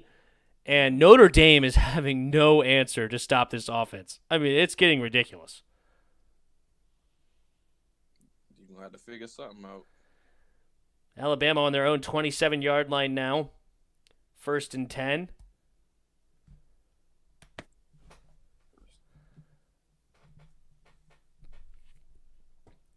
Devontae Smith in motion from right to left. Mac Jones in the shotgun. Play action. Quick throw to Devontae Smith, who screen pass, wide open hole. Nice blocking. Gets him up the sideline. Tackle for about a 20, 25-yard gain. Yeah, this Devontae Smith, he has good vision, and he's got good quickness. And he's not the smallest guy. I think they list him at 6'1". Yeah, nice decisive run there. Going up the sideline. I don't know if his top-end speed is necessarily great, but it looks like he has good quickness. All right, they have Harris spread out wide, 5 receiver set. All right, they bring Harris back in motion. He looked like a Justin Jefferson, to be honest with Mac you. Jones looking to throw and caught. Nice catch there. I believe that's Billingsley. Number 19, Jaleel Billingsley. Nice catch. He had a defender draped all over him. Man, even could have been pass interference. Catches the ball anyway. Holy smokes. Put his left hand out there. The ball bounced the right way, and it goes right into his chest. And nice catch. All right, 1st and 10, Alabama again on the Alabama's territory, or Notre Dame's territory. Quick throw to Devontae Smith over the middle, drove into the outside, and goes all the way for another touchdown. Number 19 on the season for Devontae Smith, who's slow to get up after the touchdown. He got hit as he went into the end zone. See what they're calling it. Oh, he's reaching for his back. He may have landed weird onto his back. That was a bad throw. And he's limping. Yeah, he dove and landed on his back and didn't like that. Nice catch and run by Devontae Smith, though. Yeah, it could just be one of those things where the ground is hard. You don't want to hit the ground. And he's now walking normal, it looks like. It probably was just like a stinger on his back. I would have compared him. I'd compare him to Justin Jefferson. It's an interesting comparison. I haven't watched a lot of Justin Jefferson, but, man, if he's anything like Justin Jefferson, that's a big deal. Madison Roach says hi. What's up, Madison? Welcome to the channel. Thanks for joining. What's up? That's somebody new. Yeah, I haven't ever seen them before. Thanks for joining. Hopefully we earn a sub, but welcome to the channel.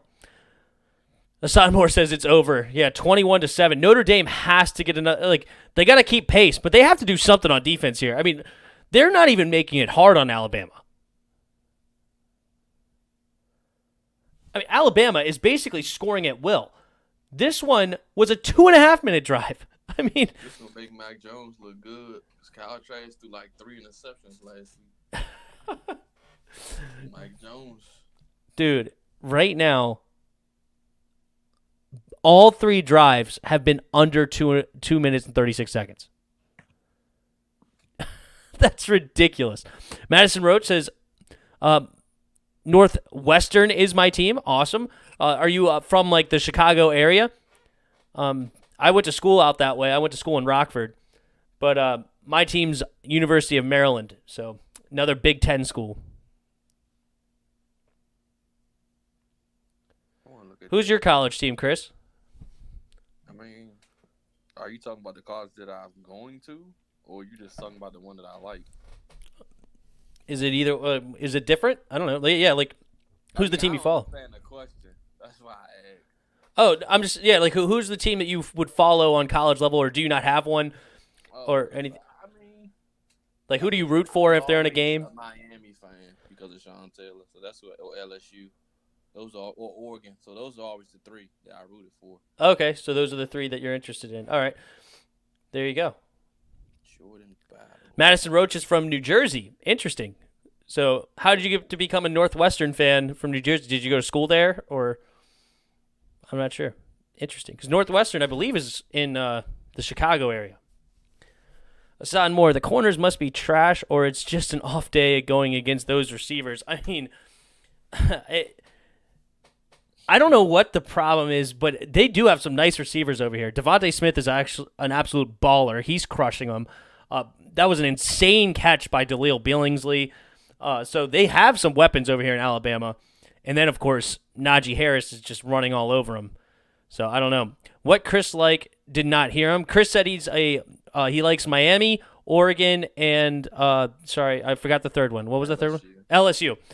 Those are the 3 teams. He said he liked Miami since Sean Taylor, and I don't know the other 2 reasons of why he liked his other teams, but those are the 3. I mean, Oregon, I love their colors, and LSU basically has a lot of great defensive players.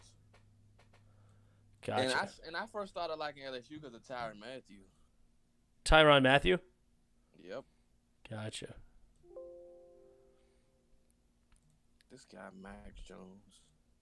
I still need to see more before I even think about wanting him. I like Chicago teams because my older sister lived there for a year. Oh, okay, cool. So you a Trubisky fan? Good old Mitch. Yeah, Chris likes the Bulls, but he likes the Pistons right now. I'm done with them this year. My Wizards are 0-5. Just ridiculous, man. Oh, gosh. Our season's over before it started. Yeah. All right, kickoff. Okay, I'm really confused by this. All right, what is the theory here? So in college football, you can fair catch a kickoff and then what? Get it at the 20?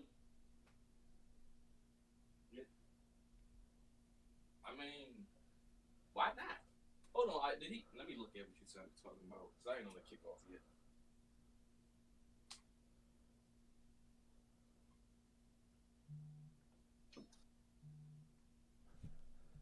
Like he fair catches it at like the 3.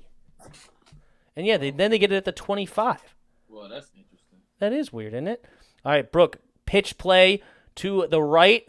Williams cuts back inside and gets maybe about 2-3 yards on first down. Up to around the 28. Mac Jones. The 19th pick in a 2021 NFL draft. Could be. Could be. If he's right there, I wouldn't be surprised if he pulled the trigger. I think he would have to. Quick throw to the outside. Williams could have just went out of bounds, but he decided to try to stay up. But nice tackle by number 31 on this Alabama's defense. 87, a good blocking entire thing. God dang. Will Anderson, the linebacker, in on the tackle. So weird at college that all these players could have the same number. I would thought that. Ohio State is playing today, Madison. I saw more. I like some players from LSU like Geist, Fournette, Odell, Patrick Queen, Justin Jefferson, Jamar Chase, and others. That's cool. All right, Ian Brooks in the shotgun. Forrestall in motion. Sorry, that Forrestall was the tight end for Alabama. I got to see what the tight end's name is for Notre Dame, number 87. Number 85, tight end George Takacs in on the catch on that one. And then the other tight end is Michael Myers, the freshman, 6'5". That's a funny name. What's that? Michael Myers. Yeah, it's actually spelled different than the movie, Halloween or whatever. But it's Michael Mayer or Meyer, M-A-E or M-A-Y-E-R. All right, quick throw outside again to Williams. Williams seems to be their best player. This is the guy that their offense runs through. And for pretty good reason so far. I mean, 30 catches, 13 yards, 13 carries, 55 yards, and a touchdown. Can't really blame him. He's trying hard, man. He's fighting for every yard. Doesn't want to go out of bounds. He can be an interesting late-round prospect. This Williams guy is a running back. Not that we really need running backs, but he's an interesting one. All right. There he goes again, handing him off. And Alabama there to eat him up. Number 58. That's Dylan Moses. No. Barmore. 58. Christian Barmore in on the tackle. He's actually a defensive lineman for Alabama. Oh, that's another weird thing about college. All these numbers, that they could basically be whatever the number they want to. All right, empty backfield set on 3rd and 8. Number 3 in motion. 3 receivers to his left, 2 to his right. Looking to throw. Does throw. Incomplete pass. Moses in there to hit him. And number 3 was the receiver. I'm thinking of Morgan Moses every time you say his name. It was Avery Davis in on the play. And yeah, he little bit thrown ahead of him. It would have been a nice catch. And Notre Dame will punt it again, and this is not good. Madison Roach says Ohio State getting beat today, hopefully. Yeah, that's my prediction. I'm predicting a Alabama versus Clemson. I'm getting a little reverb from you, Chris. On what are you hearing? I think I'm hearing myself. Yeah.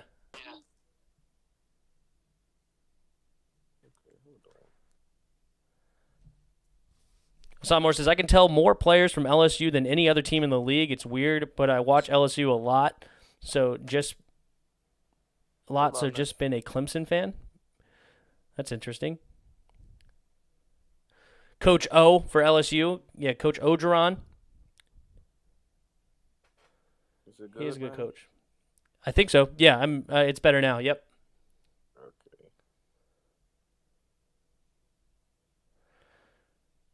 Yeah, hopefully Ohio State does get beat today, honestly. I'm not a Ohio State by any means, but I'm interested in Justin Fields, so we'll definitely pay attention to that. The GOAT. The GOAT. Some more. Yeah, I just hope we do not find a way to screw it up. Being a Clemson fan. You know, I haven't watched a lot of Trevor Lawrence either, to be honest, or Justin Fields, so this will be an interesting game to watch for those two. But so far right now, Mac Jones, I mean, he's been impressive. You know, I mean, it's been easy, but at the same time, he's done nothing wrong. You know, every throw's been decent except for maybe that one where his receiver made a nice catch.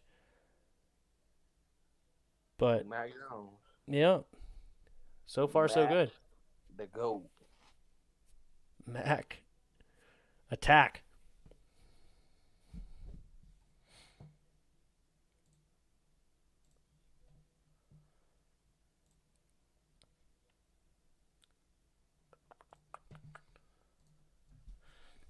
Been a Clemson fan for 5 years. Mac Interesting. Jones might just be the quarterback of the future. Could be the Washington football team's future here. Let me see what they got him going in the draft. That's interesting. Let me see. I can't wait for Conor McGregor to get knocked out again. Who is he fighting? Conor the GOAT McGregor. Conor Trash. Conor McTrashcan. Wow, Jalen Weddle, they have him going top 10? 2 Alabama receivers going top 10? That's interesting. Weddle? Yeah, Jalen Weddle, Waddle, whatever you want to call it. I don't know, something like that. He hasn't even caught a pass yet today. Who? Wow, they don't even they had Mac Jones not even going in the first round, I think. That Yeah, could he be got huge. it in the first Jalen round. Waddle, the receiver, I guess, is he out today? Is he hurt? He doesn't have a single catch. What number is he? Number 17? Oh, yeah, well, he might be. I haven't seen number 17 on the field yet. All right, handoff to Najee Harris, bouncing off some tacklers and ends up falling forward for maybe about 7 yards. Nice run there by Najee.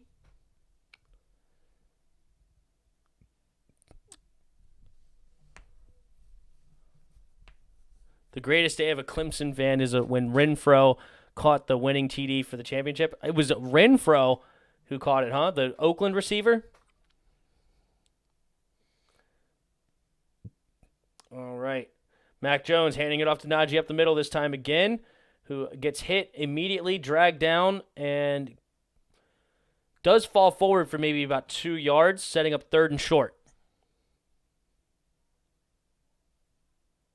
I'm trying to figure out if they relate. Again, a QB sneak and gets the first down. That's 2 now for Mac Jones, 2 first downs on QB sneaks. But what's up, Chris? No, I was just trying to figure out if these 2 NFL players will relate. Well, one's another. This dude name is Asante Samuel Jr. and they have him going in the first round as a corner. So I'm interested if that's his son or not. Oh yeah, it had to be, right? It doesn't say. But that'd be very, very interesting. Mac Jones in the pistol, Billingsley in motion, handing it off to Najee again, who kind of doesn't really know where to go with that one. I don't really like that play by Najee. Oh, he's slow to get up. Guess he kind of got stuck on that play. It's weird. He didn't. It seemed like he just didn't know which direction he wanted to go, and he kind of like stopped, and then he ended up kind of tripping over his own ankle, and only falls forward for maybe about 2 yards. Probably could have gotten a lot more if he was just made a decision on that one. Jalen Waddle is an ankle injury. Thanks, Madison, for letting us know. If you're new, please subscribe to the channel. All right, Mac Jones in motion. No, sorry, putting a man in motion. Looking to throw. 4-man rush. Swings it over to Najee, who gets swarm tackled, gets right back to the line of scrimmage, it looks like. Yep, there's Waddle right there, number 17. So they have 2 Alabama receivers going top 10, you said? Yep, that's what it says. Not a chance. Not a chance. Well, they both going in the first round. Maybe. That's more reasonable. He's not playing. They just showed him. Number 17. Yep. All right, Mac Jones in the shotgun. 3 receivers to the right, 2 to the left. 557 yards. Oh, he's out for the season.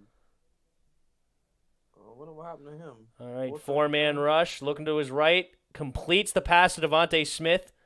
Kind of goes down awkwardly. Hasn't gotten up yet. There he goes. He hops back up. Okay, good.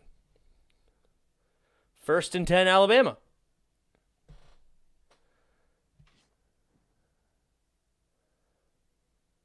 Mac don't look like he got no zip to the ball. He don't look like they come out slow. The cat that ran onto the field during the Cowboys-Giants game last year would be a better QB than trash bins. Well, right now, Haskins getting a lot of interest from a lot of teams. So Apparently, Mac Jones in the shotgun, handing it off to Najee Harris on 1st down. Makes a man miss, slips the tackle, but swarms. Everybody's there to tackle him for maybe about a 2-3 yard gain.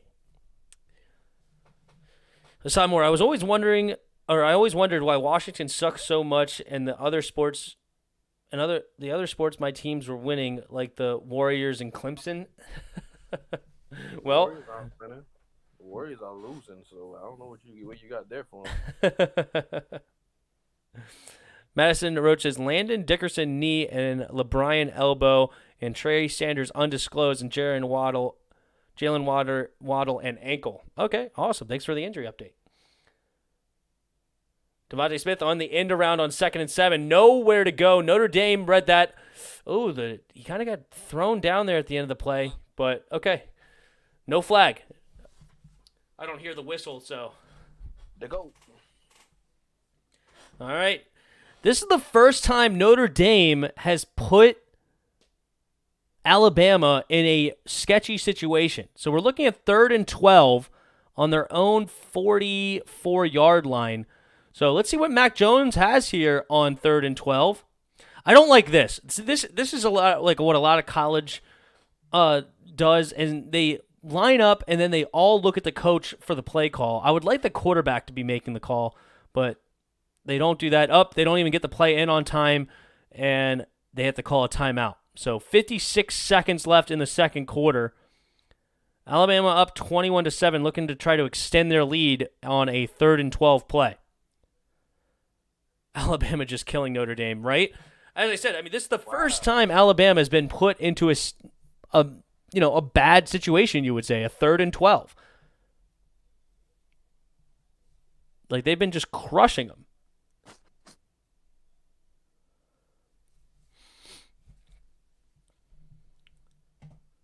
I mean, 14 for 15, 182 yards and 3 touchdowns for Mac Jones. Mac Jones balling right now. 7 carries, 93 yards for Najee Harris. Jeez Louise. Wow. They basically just handed this NFL game to us. It says 9 players ruled out. That Miles Sanders, Fletcher Cox, Dallas Goedert, Derek Barnett, Jordan, whatever, Deshaun Jackson, Sean Bradley, Duke Riley, and Richard Rodgers. All of them out. That should be an easy win. Yeah, go ahead and give it to us, Madison. Yeah, let us know Notre Dame's injuries. That'd be awesome. Wow. That's crazy. We got lucky. Also, if you're new here, don't forget, in the description, there should be a Discord link in there. You know what? Let me make sure I update that now to make sure that last time I put it in there, it should be a forever link, but even those sometimes fail. So let me go ahead and paste that in, save. So yeah, hop on in for that.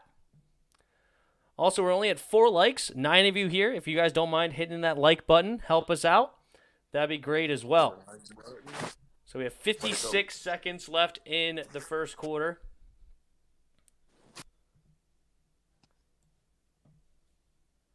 What are we talking about at halftime, Chris? The good question.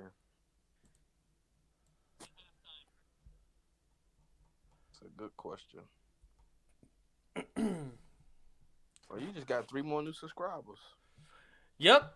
Got a few more. To go. We're having fun, man. Trying to grow every day. Mac Jones, the Mac Man.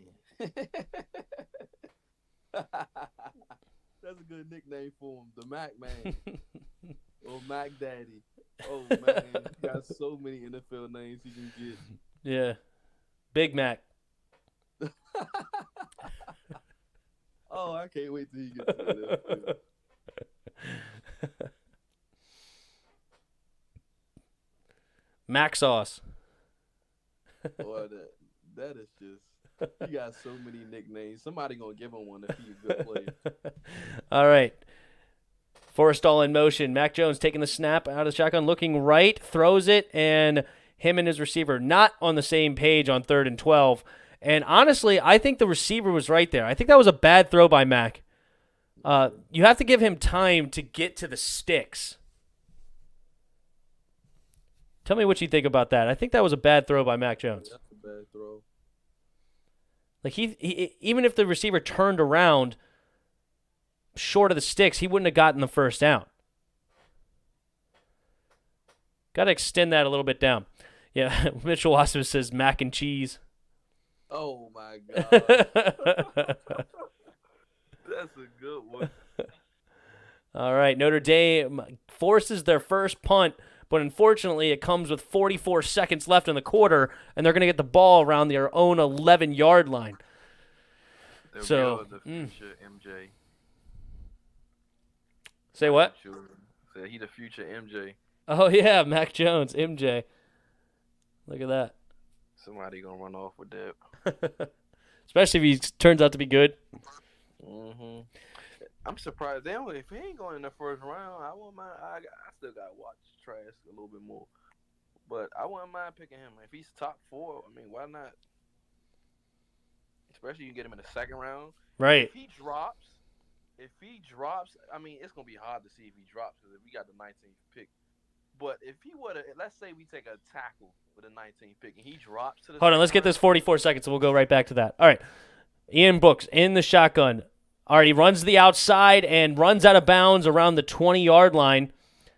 And 37 seconds left in the half. No worries, Madison. If you can't find it, no big deal. But thank you for trying. I appreciate it. But if you can't find it, it's no big deal. All right. Brooks got some legs. Right. Ian Brooks. All right. I've not been impressed with him, though. I'll tell you that. All right. Looking to throw, and he looks to run immediately up the middle of the field. Oh, bounces it through the middle. Nice run. Okay, nice play there. 28 seconds. They have to use their last timeout. No, they're looking to spike. Oh, that's right, because in college, the ball does not, or the clock does not run on a first down until the ball is placed. So they only get 2 seconds off the clock. And you're looking at 26 seconds left in the first half on around the 40-yard line of Alabama. I like Ian. He can run he look like he can run about 4.7. Sorry, I was wrong about the spot. It's their own 40. Okay, so they're not as close to field goal range as I thought. All right. They score, get a touchdown here. They basically right back in it. All right, they throws it across the middle. Nice throw by Book. And again, they're going to stop the clock with 19 seconds. They're looking to spike. Running up to the line, and only 1 second runs off the clock. Now they're at the Alabama 40-yard line, 2nd and 10 with 18 seconds left. You like Ian now? Ian said, "You like me now?" You like me now. That was a nice throw. In a tight window. Nice catch by number 11. All right, here comes the play. 11 is Ben Skowerneck. The future Ben DiNucci. All right, looking through. Future Ben DiNucci. Flips it over to the... But, he caught that. That was a bad decision to catch that by Williams. Oh, my goodness. And they have to use their last timeout because he just caught that. Why did he catch that ball going down to the line? Oh, no. He flicked it over to him, and, he caught the ball. He should have let that fall because now they had to use their timeout because in college you cannot get back up and run with it. As soon as you're like elbow, knee, butt hits the ground, you're down.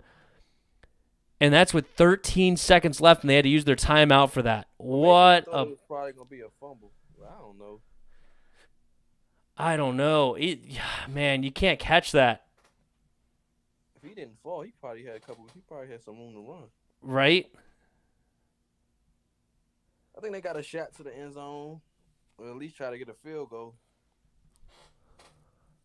I try to take a shot to the end. That's tough. Yeah, I try to take a shot to the end zone. Dang, no, I won't. They got to get a first down and get out of bounds, and then try to take a shot. Yeah, I don't know what Ian Book's arm is looking like. I know his stats are not the best as far as for a thrower. Don't worry, Ian Book about to show you. All right, here we go. I'm about to start calling him Ian. All right. Quick throw and gets up the field a little bit before going out of bounds, and we're looking at 4th down with 9 seconds left.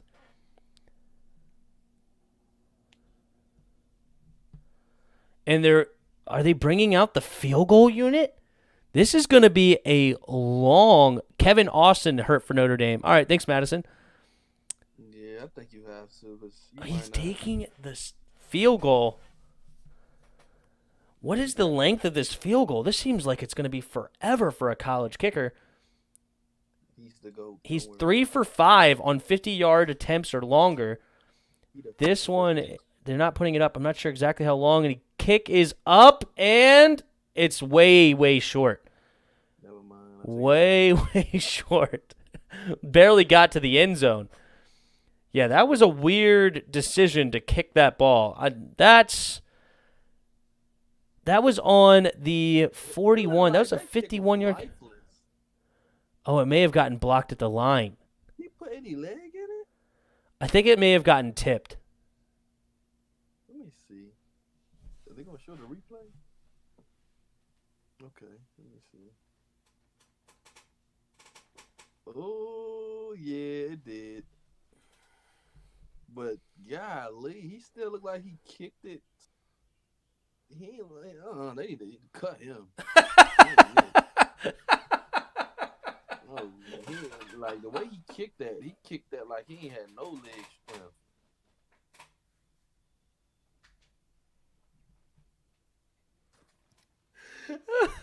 He ain't it. That was a terrible kick. Oh, man. All right, so what were you saying about the Skins draft pick there? If we were to pick an offensive lineman with the first round pick, and Mike Jones falls to the second round, that would be a great pickup. Because they don't even have Kyle Trask going in the first round. So, I mean, this should be interesting. Because I'm kind of more with your logic now. Because those guys drop to the second round, you'd be better off going ahead and take a tackle in the first round or a linebacker or something like that. Right. If they're going to drop. Yeah, taking somebody that would really help your squad.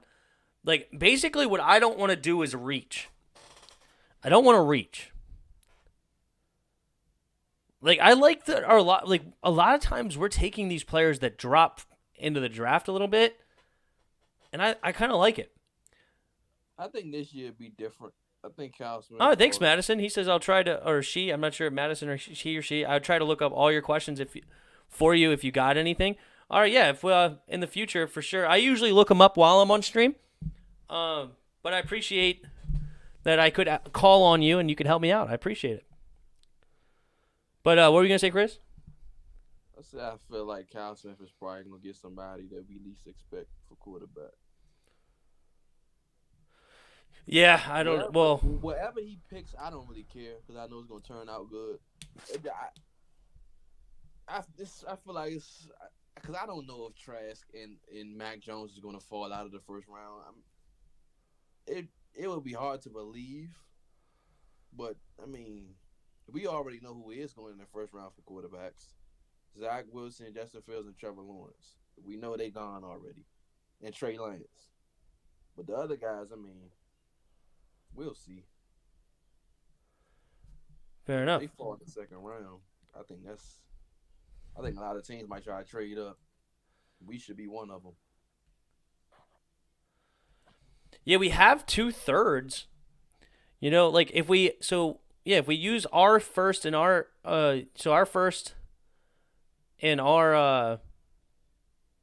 second on other players, then we use our 2/3 to trade up to get a quarterback. That could be awesome. I want to use both thirds. I probably use 1/3. I want to use both. That's true too. Maybe a third and a sixth or something like that to move up. If I can just move up with a third. Well, you can't just move up with a third. I mean, if I can trade my own second and third and move up, I'd probably do that. Oh, I see what you're saying. Move up into the second round just a little higher. I was talking about move up into the second round again, if that makes sense. No. Because we don't really need that many. I mean,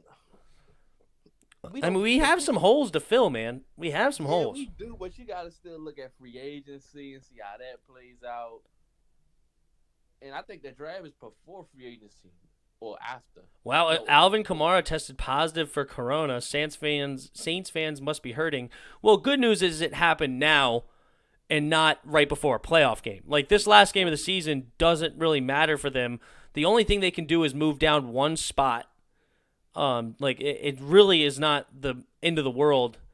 They can't move up, so they can't take the spot of Green Bay. So it's not really relevant. But what were you saying? I forget. Fair enough. Oh, we're talking about moving up into the second. I don't know. It's interesting. Oh, yeah. But we definitely have a lot of holes to fill, man. We definitely have a whole lot. But I think they'll fill some. I think that we're gonna fill a lot of holes in free agency. That's why I say in the draft. I mean, like, what are you really picking? You're really looking for an offensive lineman, a linebacker, and a quarterback. That's pretty much it, and maybe a tight end. Tight end. I want another safety. We need somebody to pair with Curl. You want to get that in the draft, or you want to sign one? I mean, we got Cam Curl in the draft. I don't know. Like It's very more picks the better, in my opinion. I'm somebody that wants to hog up as many picks as possible, especially when Kyle Smith is picking them. I think we're gonna take another D lineman, just to probably, if we're gonna get rid of, because I think you can get another pick for Settle. That's why I said. I mean, you probably could get still 2/3. I feel like we can do a lot of things. So I think you gotta let Tim Settle go. I agree. Two D tackles. I think and you still got James Smith Williams. He's good. Yeah, the 7th round pick as well last year. So we got a lot of options. I think we'll be fine. It's just I think the two things to look out for this draft is the quarterback position and probably the find a left tackle. But when you look at our offensive line, they haven't been playing bad. No, our offensive line has actually been decent. So that's interesting to see what they try to do with that. Cornelius Lucas, is actually pretty young too, I think. At least 29. All right, so not super young, but young enough for the next 2-3 years. If you can get a left tackle out of the draft, you take that. And maybe, like you said, move Cornelius Lucas to like left guard, if that's the case. Or draft the left tackle and put him at left guard. Dude, his overall in PFF right now is 76.9. He's only had one penalty on the season. I love that. I don't know. It's interesting. Lante Evans is back. What's up? We need wide receivers to help Terry out. That's a fact. Yeah, I mean, I want a receiver. You know who? Somebody posted it in the Discord. I love the idea now. Or maybe it was actually in the my group chat, so maybe you guys didn't see it. You know who I actually really like and might be interested in because his contract might not be huge Ooh, is Corey Davis. he'd be a good third. But I don't think they're gonna let him go. I mean, I they really might don't. re-sign him, but I think he's scheduled to be a free agent this year. I And don't think they can go. I think they can offer him the most money, so he'll stay. I don't know, like, do you pay Corey? You already have A.J. Brown that you're going to have to pay here shortly. I mean, he's a rookie though. I mean, you really ain't. You already paid your top players anyway. Derrick Henry's paid. Ryan Tannehill's paid. What you got? A.J. Brown and what's his face? Corey Davis. Corey Davis not gonna get that big a payday. Let's look at the over the cap here. See what Tennessee's cap space looking like.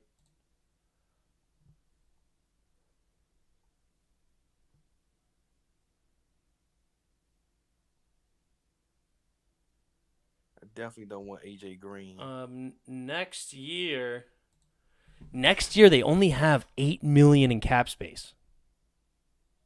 Well, They just loaded up on Tannehill. He's a $29.5 million hit. They have Taylor Lewan.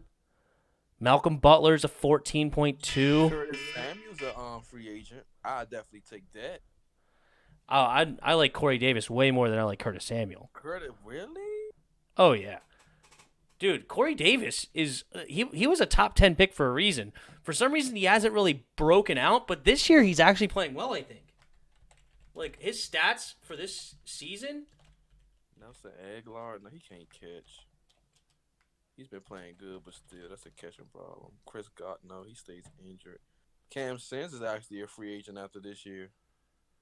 Be interesting. Yeah, Corey Davis right now has 60 catches, 945 yards, and 5 touchdowns. How old is he? 20. He's right on the last year of his rookie contract, I think. What is he at? How old is he? He's 25.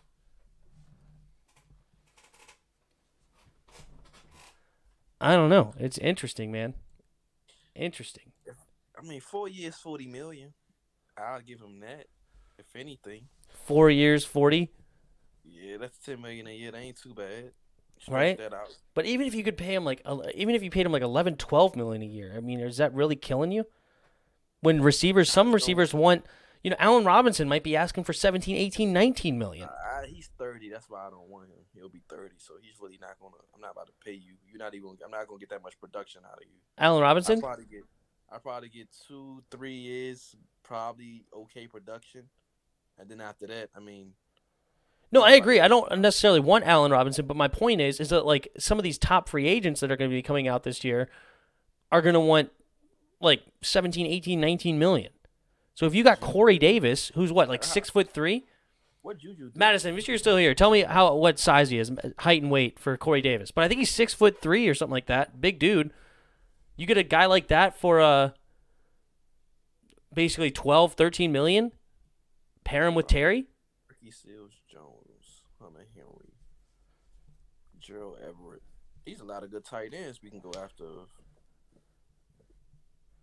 Everett's Jeremy interesting. Sprinkle's a free agent. Yes. Hunter Henry's still a free agent next year, you said? Yeah, he'll be a free agent. I'll definitely. If I can get Hunter Henry, I'm taking it. Yeah, I like that. I would love to pair that. Yeah, Hunter Henry. You still need a receiver. You still need. I think Cam Sims and Kelvin Harmon. That's gonna be interesting. I think they'll move them around. We just need a number 2. Cam Sims dropping that pass really hurt me. That was big. I can't. You got that in moments like that. You got to make catches like that. I mean, Allen Robinson, that's too much. AJ Green, he's too old. John Ross, he has an attitude problem. Sometimes I hate to be right. Kenny Galladay, he probably gonna want too much money, and he stays hurt too. Kenny's interesting though. He's a big dude, isn't he? I think he's like 6'5". D.D. Westbrook.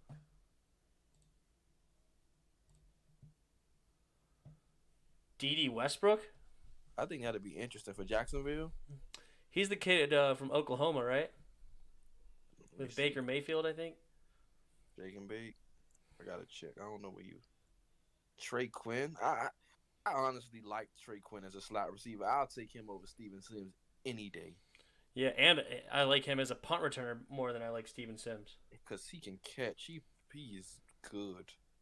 I feel like he can be like a Cole Beasley for us, but I doubt they make that move. And Chris Godwin, I mean, he stays hurt too much.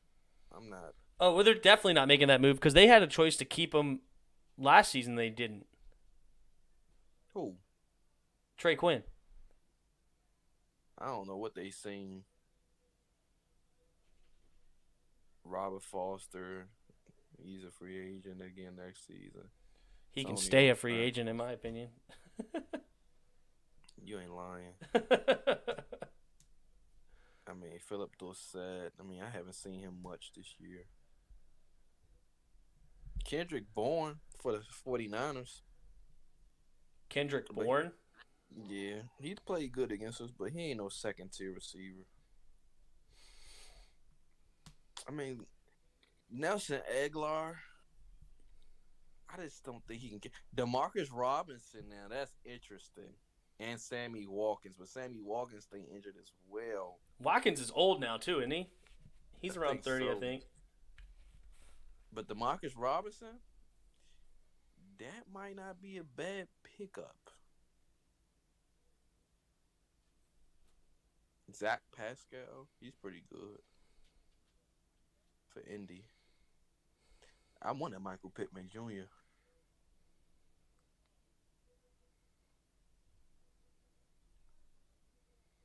I don't know. I'm right now. My favorite, if I'm picking, I'm looking at Corey Davis. That's what I'm looking at.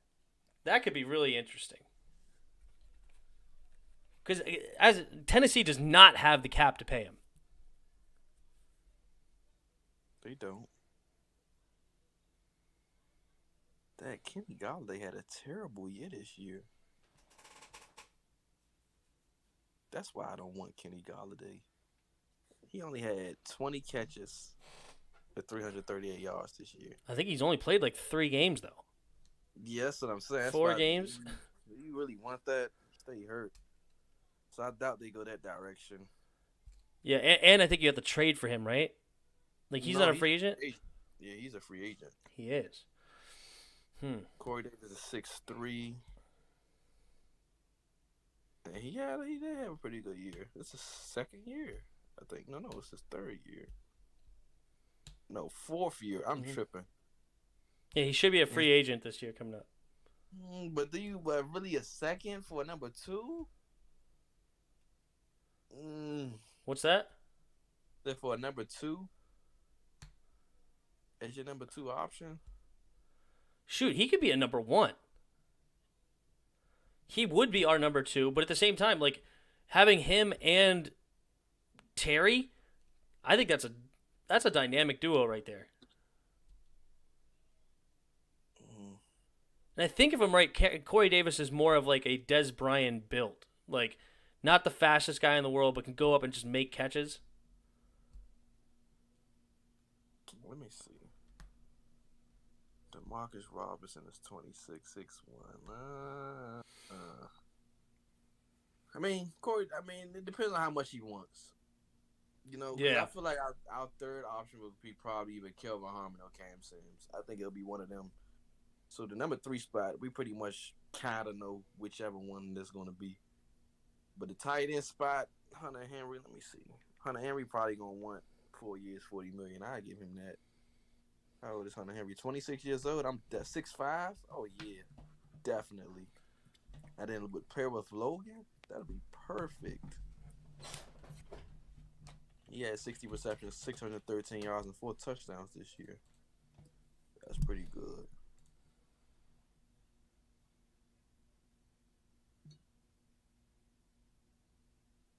But I doubt. We're going to have to spend some money this offseason. But then again, do you really want to spend the money? Like, it's so hard because you still got to pay that D-line. Yeah, I'm looking at the cap space now for us. So next year we'll have. Right now we're scheduled to have $48 million in cap, and then the year after that, we have $117 million in cap. That's a lot. You sure we gonna have that much? That's what it says. And that's even with Alex Smith on the books. I'll try to move Landon if I can at any means necessary. And then if we cut Landon, That's gonna be a cap hit. I'd rather not cut. well, we can't cap him. We can't cut him next year. No, but the year after that, we could cut him and save $6.5 million on the cap. But where does Landon, like, where is he gonna fit it on a defense? Like, unless you're moving a linebacker, because he's not getting his starting spot back. You could forget about that. That ain't happening. He's at best the backup, unless you're gonna move Cam Curl to free safety, and then move Landon back to his natural position. I can see that happening, but Dude, we have a lot of cap. We could actually pay a lot of money to people. but I think a lot of that you're gonna spend that on your. I'll try to. You know what? I'll try to pay all the D line now. That way, I don't gotta worry about them at all whatsoever moving forward. Right, but I'm saying like even if we spent the, let's say, combined $50 million next offseason, or this offseason coming up. Even if we did that and like we kept that average for the next year, we would still have $60 million in cap space the next season. This should be interesting. Madison Roche, who got a lot of cap space? I know we do. Being the Washington football team, New York Jets, I think do. Yeah, they have $72 million. Who's another team that has a lot of cap? Let me see. I want to look at the cornerback. Jacksonville probably does. Yeah, Jacksonville has $77 million. Let's see. Cincinnati. What's Cincinnati have? Cincinnati has 43. They have a lot of cap. I really want Desmond King on this team, man. Cowboys, no, they spent a lot of money this season. I don't like. You know what? It depends actually. Yeah, see, they only have $24 million, and that's not even without paying Dak. They only have $24 million in cap space, and they don't have a quarterback. Who? Dallas. Dallas is going to draft a quarterback if they don't keep Dak, but they don't have the money to keep Dak. They have to draft a quarterback and let Dak go. They're gonna have to figure it out. I mean, that's even more of a reason why they should just lose this game than if you saying that. Yeah. Justin Simmons is a free agent. And like none of their people that they can cut next season are cap saves. Like the only person that they can cut to potentially save some money is Tyron Smith, and that's only $5 million. I think they'll let him go. They'll let him walk. Because he's getting older now. And his injury history is starting to pile up. I mean, that's fine, but even then, you're only saving $5 million against your cap. So that only leaves you with $29 million. How do you pay Dak with that? They're going to have to figure something out. They better got to restructure Zeke. Yeah, they paid a lot of money in a running back. But DeMarcus Lawrence and Amari Cooper right now are going to be combined a cap hit of $47 million. That's why you don't pay Amari Cooper that much money. Agreed. Especially not DeMarcus Lawrence neither. Yeah, like even if they cut Jalen Smith next year, which they won't, but that's only $400,000 cap space, or like cap space open. Zach Martin, if you cut him, you only save $1 million. Blake Jarwin. They should trade Jalen Smith. I'd trade Jalen Smith and draft Michael Parsons. That's exactly what I would do. Okay, and then you can open up basically $10 million, and then if you cut Tyron Smith, that would start to get in the territory of where you could then pay Dak. That's what I would do. I think they have to draft a quarterback. That's what I'm saying. That's why I say you should trade Jalen Smith, whatever his name is, for a high pick. Take Michael Parsons and take a quarterback. Because they might be... I doubt they do it, though. I just doubt it. Jerry Jones is an idiot. He's gonna screw it up. Yeah, I do not like their cap situation. I like ours a lot better. That's for sure. And I like the guys that we could potentially pay a lot better. Jonathan Allen, Chase Young, Montez Sweat. I mean, these guys, Terry McLaurin, these guys that are going to get big contracts from us, I like those guys as character human beings as well. Yeah. I'm going after Justin Simmons and Desmond King. Whatever they want, that's what I give them. Whatever they want.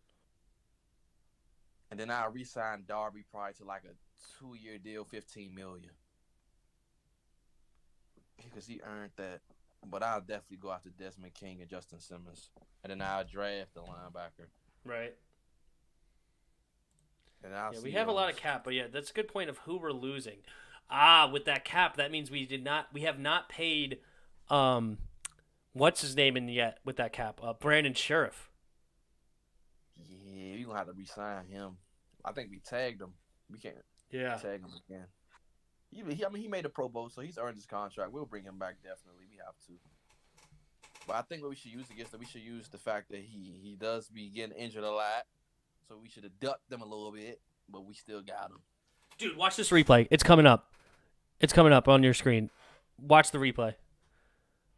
It should be here in the next couple of seconds or whatever. That Najee Harris play.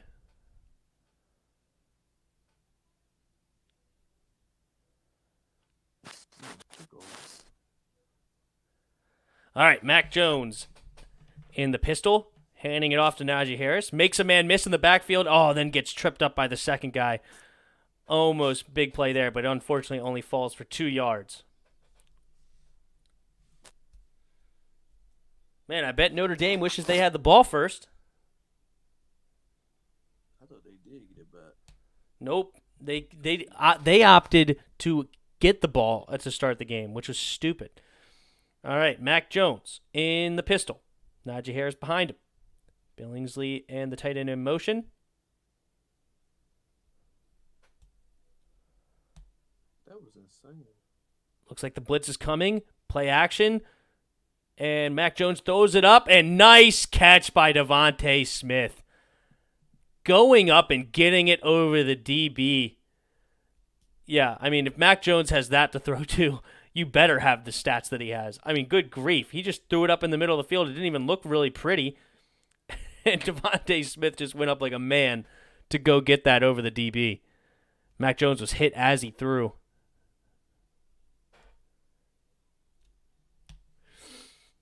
But you saw that Najee Harris play? Yeah. All right, again, man in motion, handing it off to Najee Harris up the middle, bouncing around, fighting for a couple extra yards maybe, gets about 2, maybe 3 yards on first down. 2nd and 7 coming up. It was a good throw. It wasn't that bad of a throw. Over the middle? Yeah, to Devontae Smith. It wasn't that bad of a throw. Yeah, it's just, I don't know, like it just throw it up. Yeah, no, it kind of just looked like he fluttered it up there. Way to high point the ball. Yeah, it was a nice catch. He's definitely a first one. All right, empty backfield set for Mac Jones. 3 receivers bunched up to his left on the outside. And Mac Jones looking to throw it. Nope, pulls it down. Now throws it over to Najee Harris, who fights for a couple extra yards. And, yeah, he was looking for the slant. It looks like it was covered. Then he looked to run, nowhere to go, and he flipped it over to Najee Harris for about a 7-yard gain. No, maybe a 5-yard gain, excuse me, instead of a loss. Nice play by Mac Jones. Good protection by his O-line, too, to give him time to make all this decisions. So we got 3rd and a long 1, they're calling it. It's more like a 3rd and 2. Mac Jones in the pistol. Forrestall in motion. Quick pitch out to Najee Harris, who does get the first down, about 4 yards on the outside. Mac Jones ain't got no kind of mobility. Oh, my gosh. Definitely don't want him down. Yeah. All right. Mac Jones, again, this Nope, they shift. Now he's in the pistol with Najee Harris behind him. Big Mac. And play action. Looking to throw. Dropped pass by Najee Harris. Looking forward before he caught it. Yikes. Yikes. 2nd and 10 coming up for Alabama.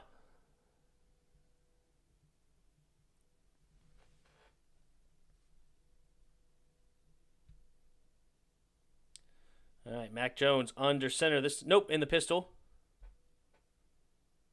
Devontae Smith in play action. This time he hands it off to Najee Harris. Notre Dame is all over this one. And looks like a 1-yard loss on 3rd down. So 3rd and long coming up again. Alabama might get stalled again. 2 drives in a row. Notre Dame's defense trying to do something to keep their team in this game. Heard Tim's voice, and they said, let's step it up.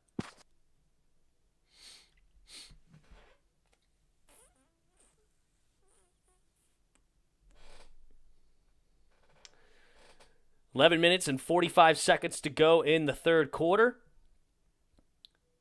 Mac Jones puts Najee Harris back in motion to get back in the backfield. Looking to fake throw. Gets batted down at the line, and Mac Jones catches it back. Why did he catch that ball? Man, now big stop there by Notre Dame, forcing a punt. And Notre Dame looking to try to fight. Notre Dame, 35-21. Notre Dame big. Notre Dame big. Sam Moore says Alabama must be trying hard not to kill them because they could be up by 35 points right now. Yeah, well, Notre Dame is forced now 2 punts in a row and trying to keep this ball game alive. They're not dead yet. See what the offense could do. Ion Brooks. Or Books. I think it's Book. Yeah, it's actually Book, not Books. Ion Book. I'm going to call him Ion from now on instead of Ian or Ian. I don't know what his name is. Yeah. Nah, Chris, nah. 35-21. Little overstated probably, Chris. What? You said that 35-21 Notre Dame big. Mark Kern said nah. That many on touchdowns. That'd be, what's that? 14, 21, 20. That's 4 touchdowns straight. That means they got to hold them to nothing this half. Yeah. I'm taking the over on that one. We actually basically won this game. Like, they have literally nobody playing. No, Ohio State won't start until after this game's over. I think they start at 8 o'clock Eastern. Yep, 8 o'clock Eastern for Clemson versus Ohio State. Son Moore, Alabama and Clemson championships are like so old because they have been there a lot, but it seems like they just are better than most teams. Oh, they are better than most teams. And it starts with coaching, man, and also recruiting, I should say. But Dabo Swinney and Nick Saban are 2 of the best at recruiting, and then once their team gets there, they're best at coaching. They run tight ships. The players respect the heck out of all of them, and they're just great, great organizations.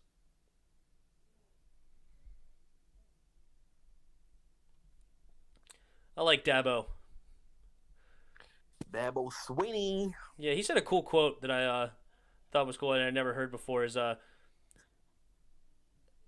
don't listen to people that you would not take advice from. Basically talking about like the media talking about him and things like that, and he's like, yeah, I don't listen to people that I would never ask for advice.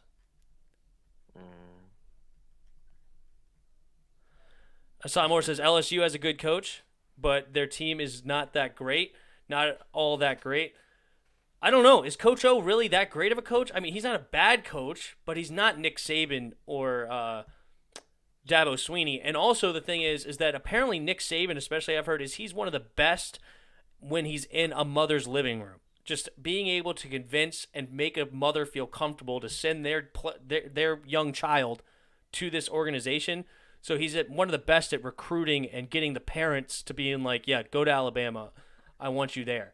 And I can sense that Dabo Swinney's probably around the same way, where Coach O, you barely understand what the heck he's saying when he talks. Like I can't imagine him really being great with parents and whatnot. Nice guy and everything, but they're probably like, yeah, I don't know what the heck he just said to me in my living room. Did he just insult me or what? Anyway, all right. Ian Book in the shotgun, looking to try to make a comeback. Alabama brings a little pressure, and Ian Book completes it over again to number 11. We looked at him earlier. Was Ben Skowronek.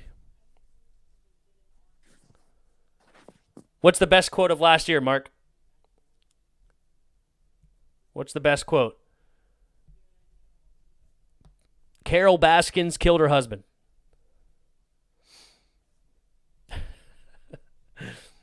My wife read me a quote that said that. There's like, it's crazy that the only thing we agreed on in 2020 was that Carol Baskin killed her husband. All right, swing pass over to the running back, Williams again. First down, Notre Dame. And they get across the 20-yard line. Halftime speech. What's up? I said they heard your halftime speech. Yep. Brian Kelly, the coach, assigned to GOAT. He says, Jarris. Kyron Williams. He's an interesting character.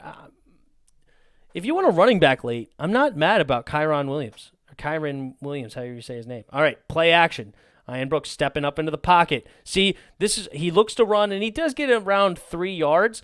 But the thing I don't like about Ian Book is that when he steps up into the pocket, it's like he's looking to run. He quits looking downfield.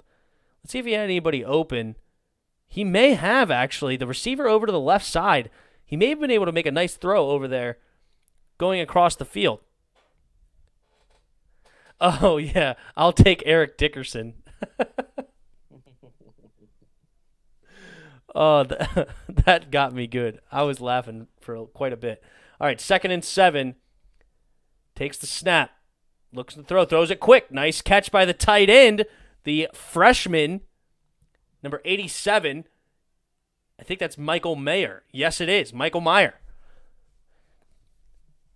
In on the catch. First down, Notre Dame again. Look at them go. Make a ball game out of this. The spread of this game was 19 points. Alabama was going to win by more than 19 points is what they said. Well, they're well not on their way. Right?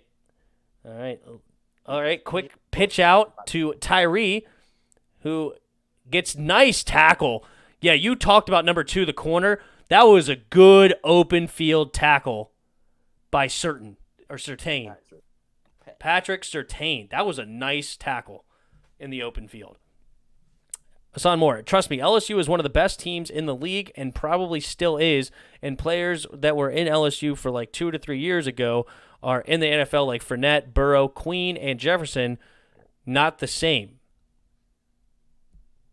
LSU do produce great players. Yeah, but they've really only had one good season, right? I mean, last year, really, I don't know. LSU doesn't produce a lot as far as a lot of wins. I mean, they get wins. They're an SEC team. They're good, but they're just not on. Oh, interception! Number 8 in on the interception by Alabama. Ian Book looking to go downfield. And Mr. Christian Harris picks it off. And that is not looking good, guys. Not looking good. That's your dude.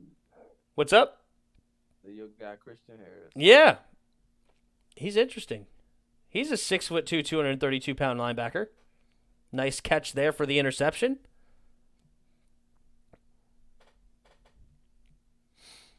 This game over. Alabama has this game. Well, Notre Dame's got to score points, okay? You can't win this game with 7 because Alabama already has scored 21. So what's up? I think he had him there. He just underthrew it. Like if he would have thrown that a little bit deeper downfield, it looked like the tight end may have had a step.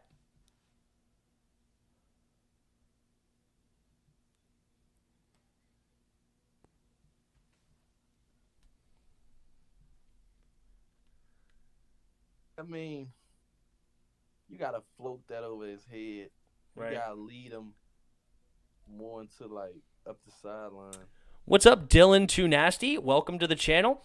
Hopefully we earn a sub, but I don't know of a stream that at least not. There's probably not one on YouTube because YouTube is pretty. They're all over that kind of stuff. But I'm sure if you look on Google, there's other ways. Maybe other people know of ways to look it up. But there's usually a lot of plays. I think also Reddit usually has some streams that of the actual game. So maybe you could go over there. But hang out with us, talk some football, comment and listen to the play-by-play. Who knows? Hit the sub button too, man. Hit the like button. Join the Discord in the link in the description. Hang out.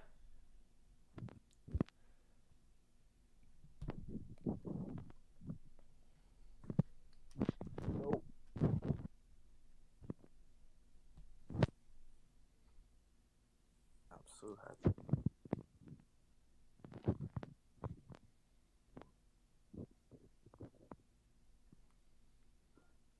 Yeah, injury report.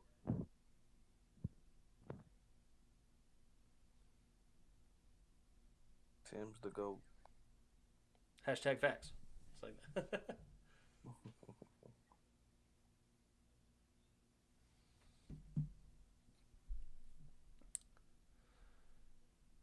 Yeah, I want Notre Dame to come back in this game. I like a good, fun game. Notre Dame. Notre Dame.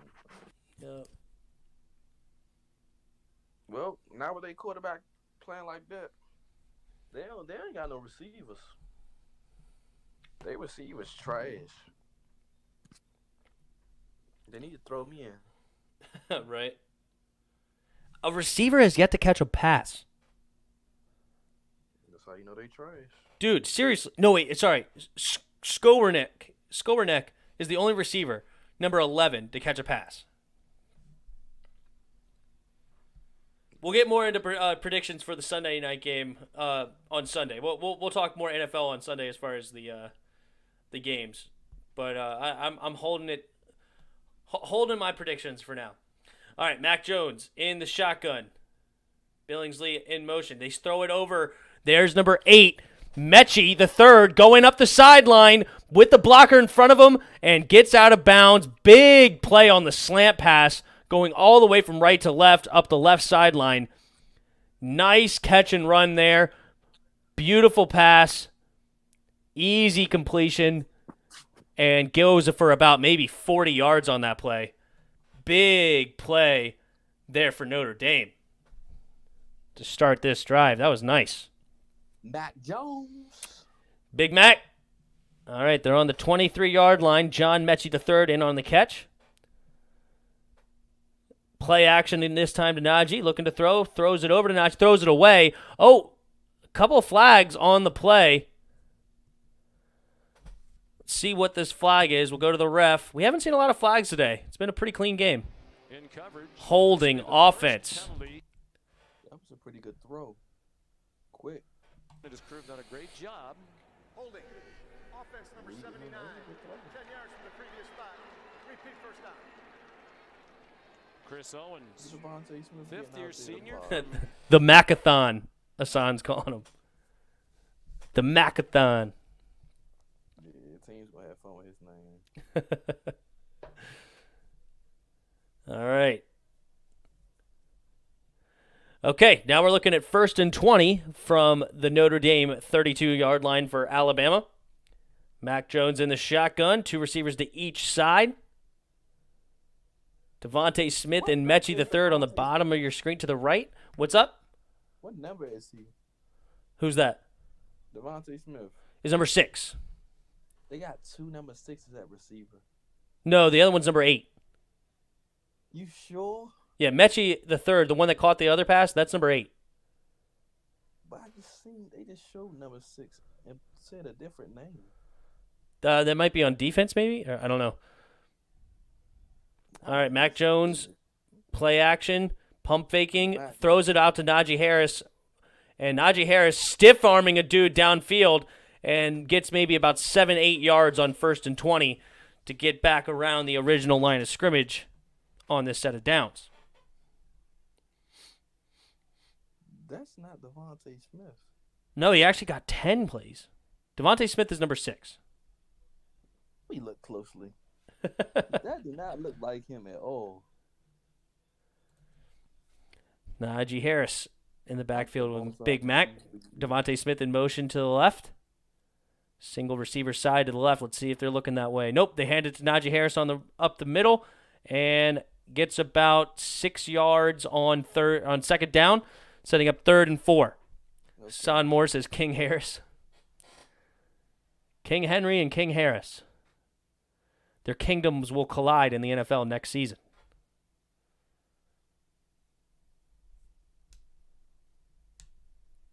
Najee Harris, 12 carries, 109 yards today, averaging 9.1 yards a carry. All right, 3rd and 4. Najee shifts sides. Mac Jones looking to throw. Only a 3-man rush. Nope, now looking to run. Tucks it and slides to about the 7-yard line. 1st and goal. Oh, he's got a wrap on his left leg. He slid earlier today. I wonder if he scratched up his leg on this turf. Because this time he kind of jumped before he slid. He didn't really want to slide. Yeah, he gets up slow on that left leg. Looks like he scratched up, get a nice scrape on there the last time he slid. Sliding can be a dangerous game. All right, Mac Jones in the shotgun.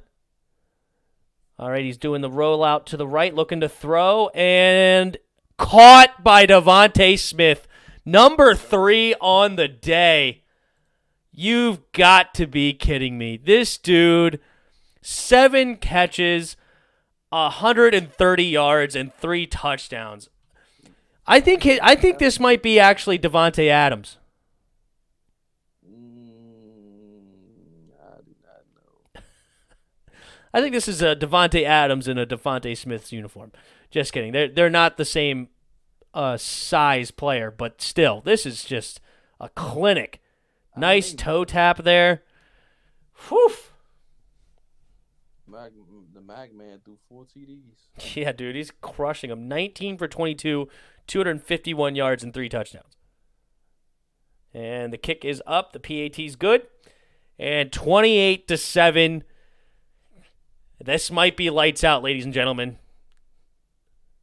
Over under 2.5 for Ian Book in interceptions. Over under 2.5, Chris. What do you think? We don't go under. Under, so he's only going to throw 1 or less picks. Mm-hmm. I think he might throw 2 more. I think there's 2 more picks on the docket for Ian Brooks. Ian Book. Son Moore, the Macathon is going for 5 TDs. Yep. You said that after the first touchdown, Hassan. You said he was going to have 5 today, and he already has 4.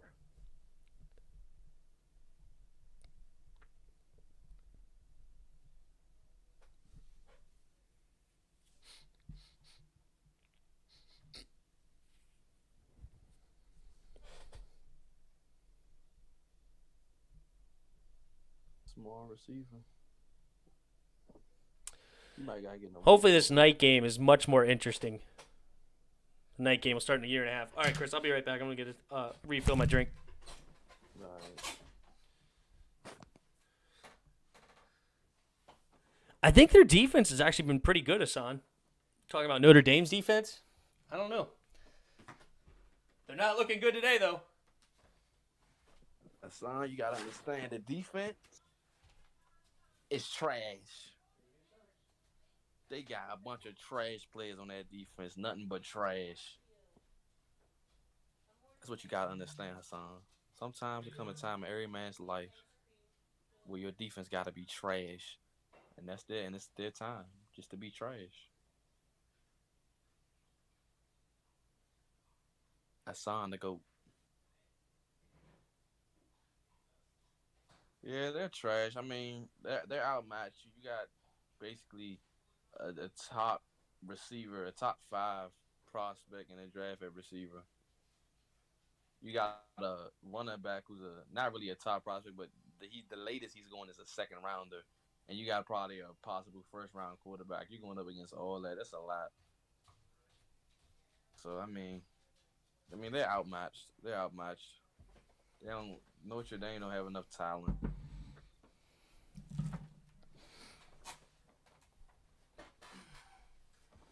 But I mean, hey, You were talking trash about the Notre Dame defense or something? yeah, they were just outmatched.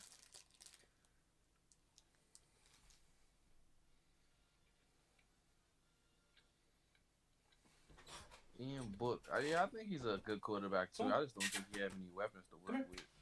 Up, up. Hi, Rubies. Say hi to the people. Say hi. Hi. Mwah. Say hi. Yes. You're good puppies. Mwah. All right. We're going back to the game. All right. The kick is up. Hassan Moore says Ian Book is an okay QB. He's an okay college QB who would get destroyed at the next level. I disagree. You disagree, huh? I think that he can be a good quarterback if he has some weapons. I just think he's trash. If they ain't got nobody he can throw to. You just think he's trash. Yeah. Before today, I think he only threw 2 interceptions on the year. Well, that ain't too bad. You don't turn the ball over. But I think he throws more than that in this game. All right, they hand it off to Skowronek on the end around, who gets maybe about 3-4 yards. That ain't going to cut it down 21 with 3 minutes left in the third quarter. It's like 4 minutes left. Yep, Devontae Smith is a Heisman Trophy finalist this year. Yes, sir. All right, here we go.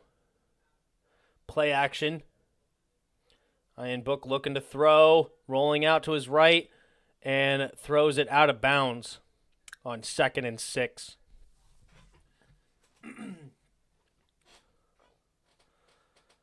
There's a flag on the play, though. Let's go ahead and go to the head referee. Don't hit anybody after the play. Roughing the passer. Defense number 47.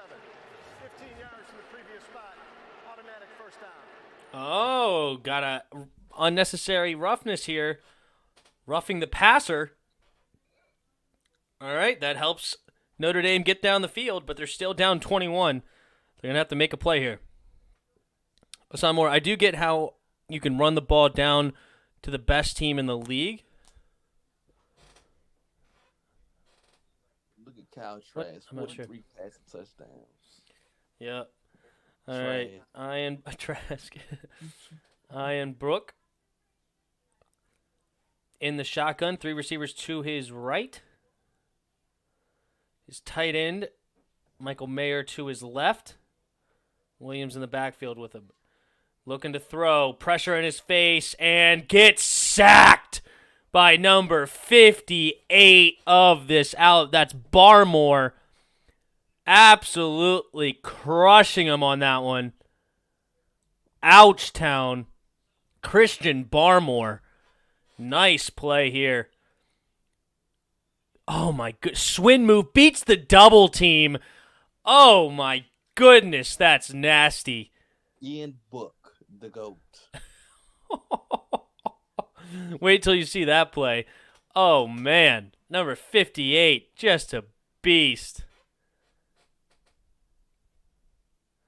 I think I have the same name as that lineman on Alabama.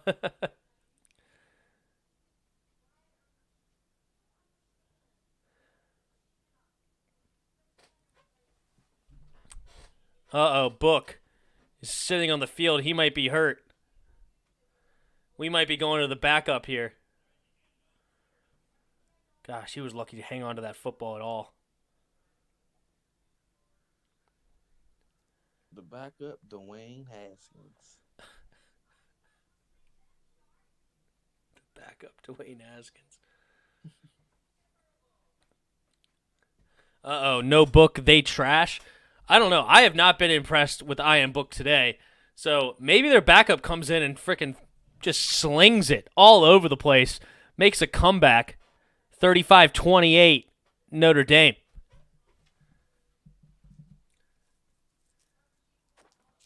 Ian Book gonna make a comeback, man.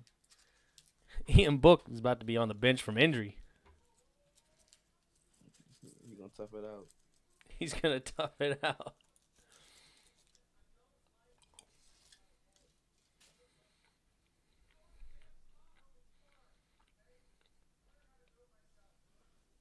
Second and 24 years.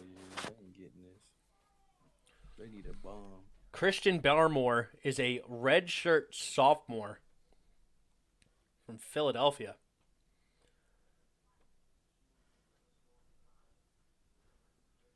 Interesting. I'm interested in this Cardinals game. The Rams. With playoff implications. With no quarterback. Kyler Murray said he's going to play. Oh, is he? That's what he said. Interesting. So I think they get that 8th spot. If they win and then the Bears beat the Packers, the Rams could be out of the playoffs all of a sudden. Yeah, but we all know the Rams. I mean, the Bears not beating the Packers. Unless they rest all their players. Am I wrong about that? Could the Rams be out? Actually, now that I say that, I might be wrong. How many wins do they have? The Bears would be out. The Rams wouldn't. No, I said if the Bears beat the Packers and the Cardinals beat the Rams, can the Rams be eliminated? No. Well, that's a good question. They could, I think. Because they all would be 9-7.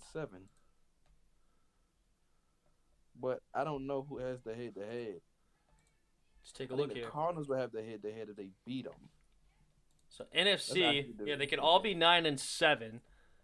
And yes, see, the Rams would then be a 2-4 in the division because they would lose to the Cardinals. The Bears would then be 3-3 because they beat the Packers, and Cardinals would be 3-3, and so they would win on that. So the Cardinals would put this. If the Cardinals win this game, the Rams are out the playoffs because they essentially would take their spot in second in the NFC West. But if the Chicago then loses, then Rams are back in. Well, I hope Chicago wins.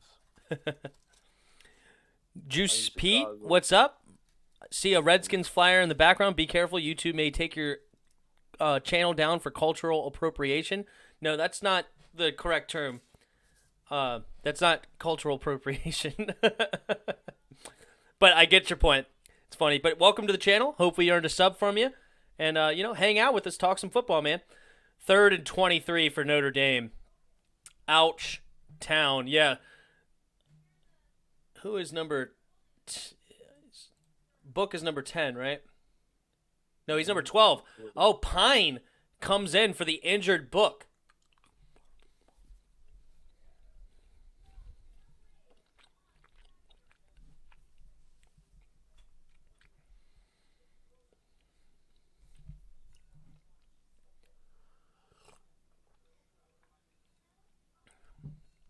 Drew Pine,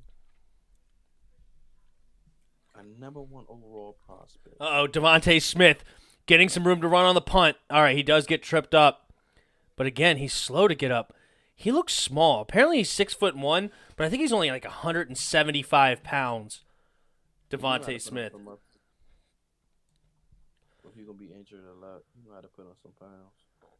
Yeah, Devontae Smith is 6'1", 175. That's just way too thin. He's got to get up near like 190, 195 minimum to be able to be in the NFL. Son Moore says Notre Dame cannot score. Yeah, this is bad stuff. Mac Jones looking for his 5th touchdown on the day. I'm sure he's going to hand it off here, though. Nope, play action. Quick screen over to Forrestall. It falls forward for first down yardage.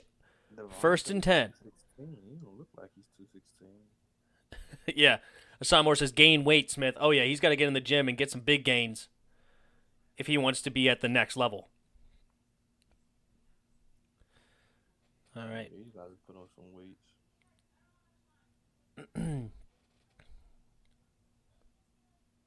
This Forrestall guy looks really interesting. I wonder if he's potentially getting drafted next year. He is a redshirt senior. So, yeah, he would be a guy that – he's 6'5", 245 pounds. But I just don't see him being like much of necessarily a receiving tight end. But he's a big boy. He could be a blocking tight end. And if he just has any ability to catch the ball and get open, he could be interesting. Deontay Johnson's a $183, so maybe he only got to get up to about $185. Yeah, but Deontay Johnson does have some injury concerns. He's been banged up all series, missed a couple of games because of it. Well, you gonna have to play action. Mac Jones looking to throw. Finds a wide open number 18. Bolden, looks like. Yeah, Bolden is now in the game catching passes. Anquan Bolden, brother. It's Slade Bolden. Yeah, no, not quite Anquan Bolden. He's 5'11", 191 white boy. Little bit different than Anquan. Son Moore, Notre Dame defense must be trash because Clemson beat the vegetables off them. Mac Jones putting Bolden in motion. Throw blitz coming, and he just throws it away. Good decision by Mac Jones on that one. Nowhere to go. He just tossed it away at the feet of Najee Harris. Hey, man.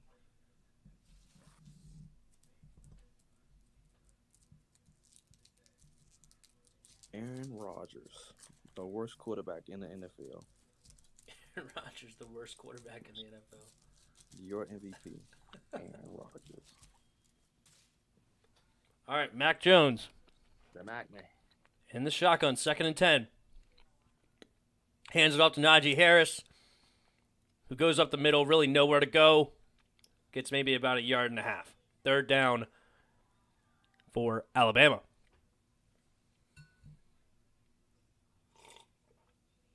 Alla.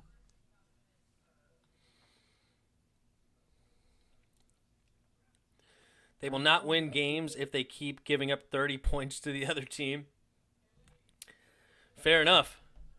Let's look at Notre Dame's schedule. Is that what they've been giving up all year? I know they were scoring a lot of points, the offense was.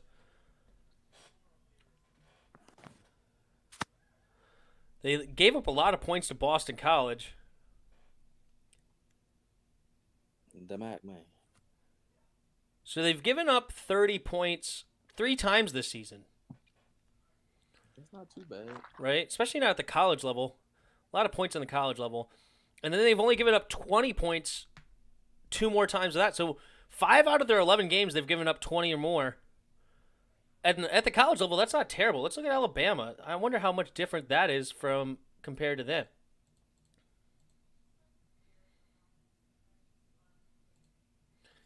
Looking at the schedule for Alabama, they've given up 48 and 46. And that's the only time that, so they've only given up over 30 points twice, and those were actually over 40. And then they've given up 2 20-point games. So they've given up 4 out of 11. So that they're comparable in that sense. But then again, I would still say Alabama's defense is obviously way better.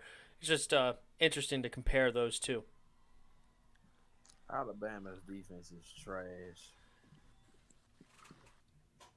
The worst defense in the nation. Hashtag facts. Dylan Moses definitely didn't flash off my screen, so I definitely can see why his what they call it, his jump went down. Yeah, he does not. I agree. He's not somebody that I'm like, we got to go get him and would change our defense a whole heck of a lot. I have to agree. Now Micah Parsons, what I'm hearing about that dude? He's on Clemson, right? No, I think he. Oh, I have no idea. That's a good question. I doubt it. I thought Micah Parsons is from Penn Clemson. State. Oh, that's right. He's the Penn State guy. Yeah. Yeah, he looks like a monster. Now he looks like a real linebacker.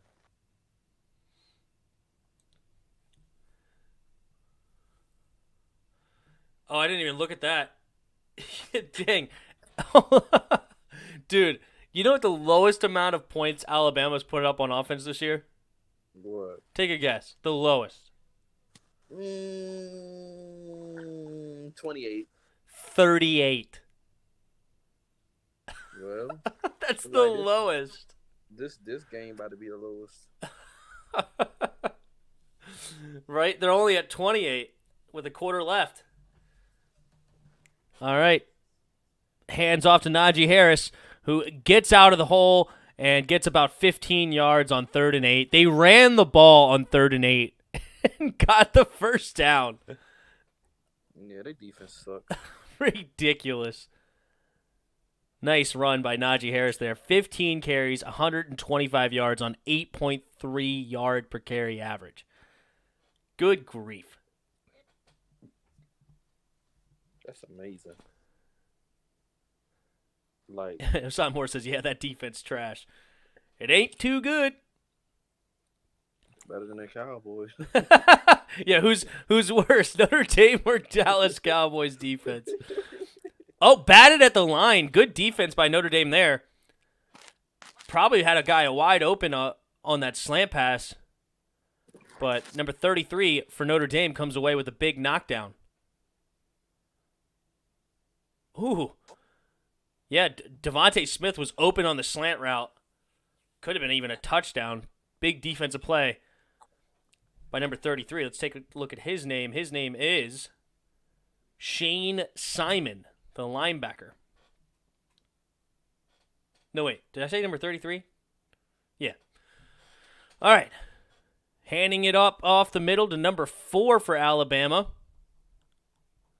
which is Brian Robinson, the backup running back to Najee Harris, for maybe a yard gain. They hit 63 twice. Yeah, Alabama. They've had over 50 1, 2, 3, 4, 5, 6 times out of 11 games this season. That's just insane.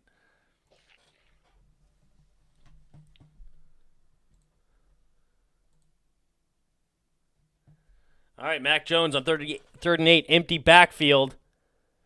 They put the number 4 in motion again. Robinson looking to throw, throws it over the middle. Hit immediately was Billingsley, and looks like it's setting up 4th and 4 right around midfield. And Alabama will have a decision to make. See what they...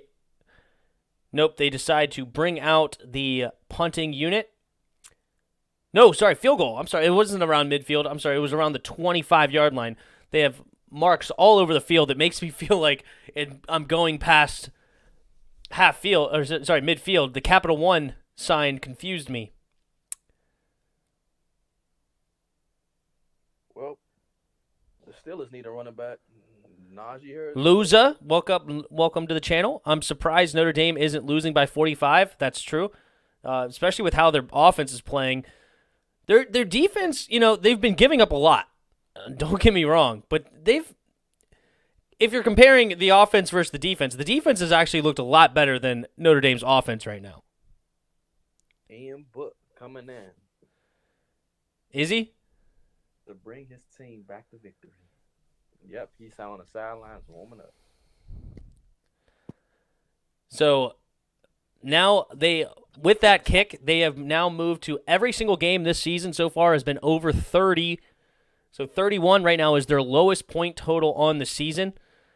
And they have around 12 and a half to go to put some more points on the board before the end of this one. I have a feeling Najee Harris might get one by the end of this because they're going to start feeding him to end this game. Hassan Moore says, what a kick of beauty. Maybe number 16 for Alabama is who we need to draft as a kicker. Nah, Dustin Hopkins is the GOAT. We fine. Will Ricard maybe? Reichard. Place kicker. 6'1", 191 pounds. Very important to look at the size of your kicker. Not. Yeah, you never know. You might got to throw him in that quarterback one day. Yeah. Will Ricard. Let's look at his stat line.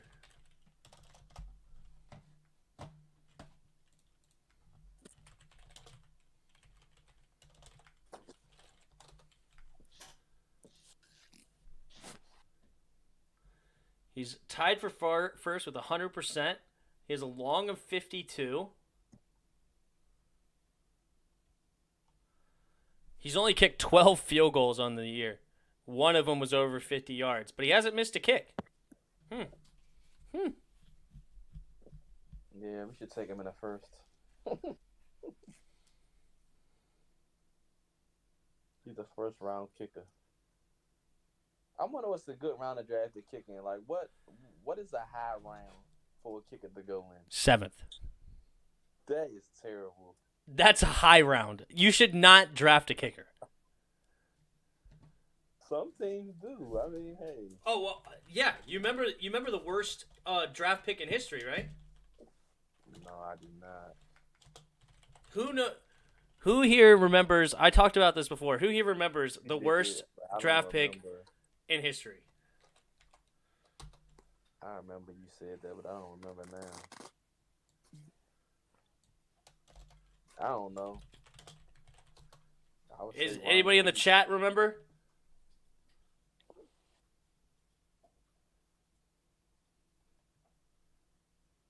I have no idea. Yeah, Justin Tucker was undrafted, by the way. What? Yeah. Best kicker in the league, undrafted. You don't draft a kicker.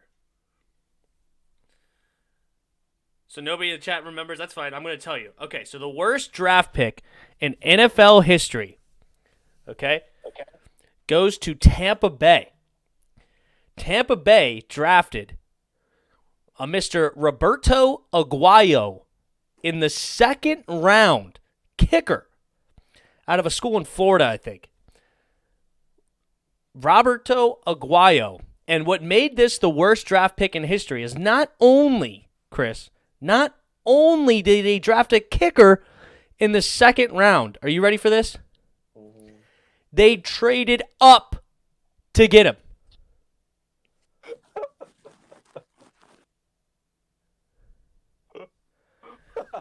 Roberto Aguayo, they drafted him in the second round, and by the next preseason, he was cut from the team.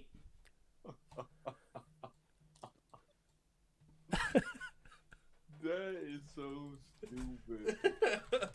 Roberto Aguayo. I can't imagine that. Bill Belichick just signed him.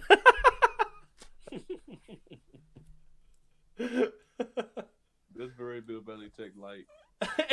and then they ask him for an explanation. It says Bill Belichick provides explanation for signing of kicker Roberto Aguayo. Okay, hold on. I can't believe he just got signed. That is hilarious. They literally signed him 2 days ago. He's the GOAT.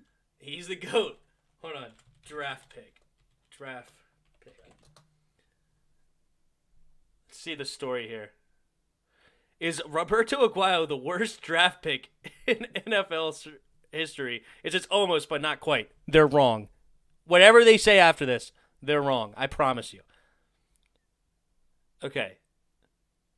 Tampa Bay not only wasted a second-round pick, but also the 74th and 106th overall pick. They traded up in the second round, a second rounder and a third rounder to go get Roberto Aguayo. It's the worst draft pick in history. It is. There's just no getting around it. All right. The backup, number 12 for Notre Dame. Ian Book is back in the game. Ian Book. The backup was number 10, Drew Pine, but Ian Book is back in the game.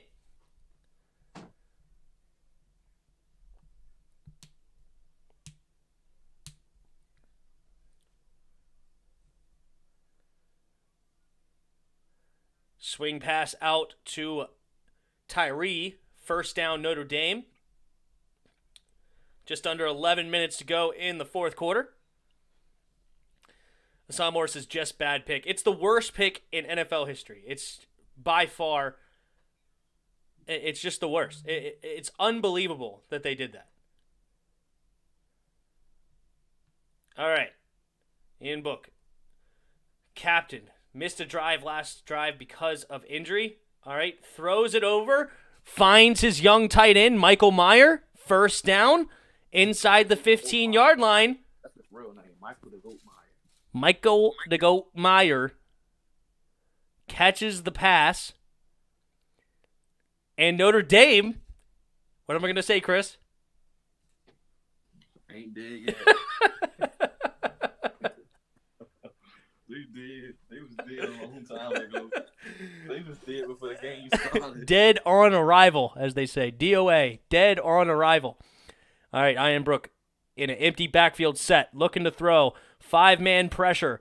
He's stepping up, looks to throw. Caught! Michael the Goat Meyer. Touchdown, Notre Dame. But there's a flag on the play. Let's go to the flag. It's over. Man, we almost had a touchdown pass, goat to goat. Goat to goat. It looks like it's going to go on the offense. Illegal shift. Illegal shift takes away the touchdown. Wow. Wow. What about more like illegal trash? Hassan Moore says, I'm watching all missed kicks and extra points of Aguayo. It's a YouTube video. You can watch all his missed kicks.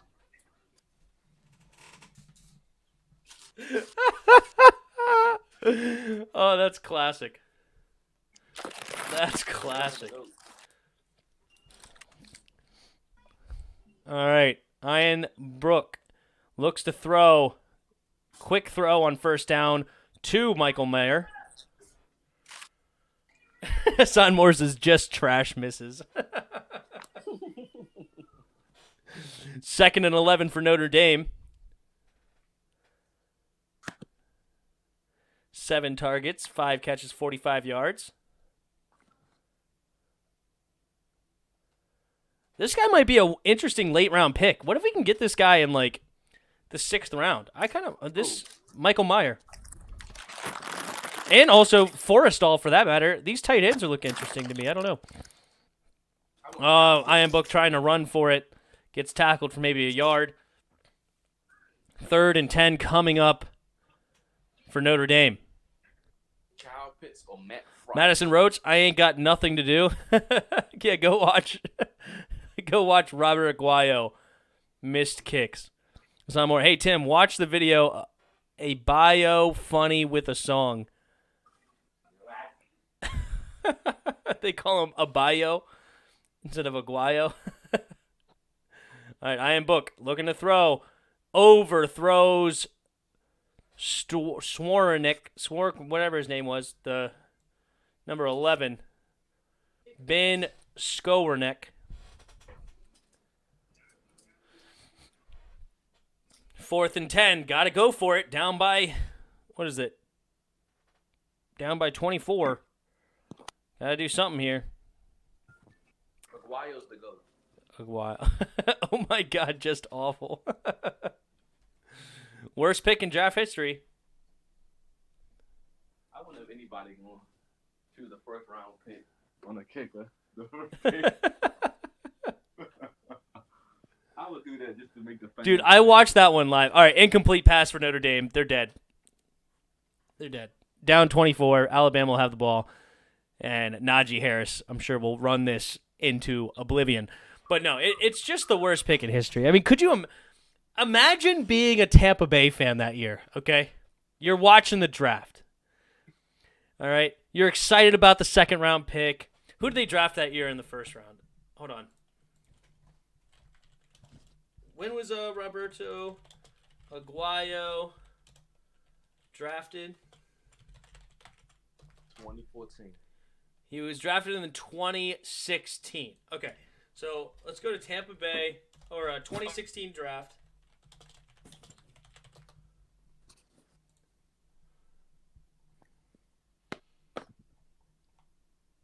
All right, selections. You're Tampa Bay. You just drafted Vernon Hargreaves, cornerback out of Florida. You're excited about that because you have bad corners, right? And you're like, okay, let's see what we got. All right, we're excited about the second round pick, right? Hold on, where is this pick? So they took Noah Spence, the defensive end. He was an interesting draft pick out of Eastern Kentucky. Nice pick there. And then you're in the second round, and you're like, okay, what are we going to do here? And they trade up to the 59th pick. And you're like, oh, who do they want? Who do they got? What is going on? What are they going to do here? And then you see kicker roll across the ticker on the bottom. You hear freaking whoever the guy is calling the name. You see Roberto Aguayo, kicker from Florida State. Chris. Yeah. What are you doing in that situation? In which situation? What I just explained. You're a Tampa Bay fan. You just drafted Hargreaves and Noah Spence for your defense. Your team just traded back up into the second round for the 59th overall pick. You're excited to see, what did they trade up for? Who are they going to go get? What's going on? And then you see Roberto Aguayo, kicker, roll across the ticker. Hi, what are you doing? I'm a boycott this, right? As a fan, you should be able to boycott at that particular moment. If I'm the Tampa fans, and you know at that time the fans was able to be inside the little arena, I leave my seat and I get up, and I'll make it a point. I'll be like, we ain't taking this. This is unacceptable. He is trash. He is garbage. And you moved up to the second round for this crap. This is what you give us. And we waited. Nah, man.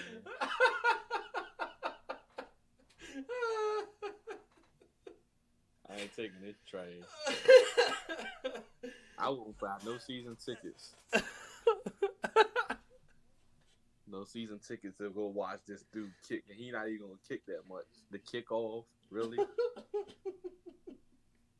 He said I'd boycott the draft.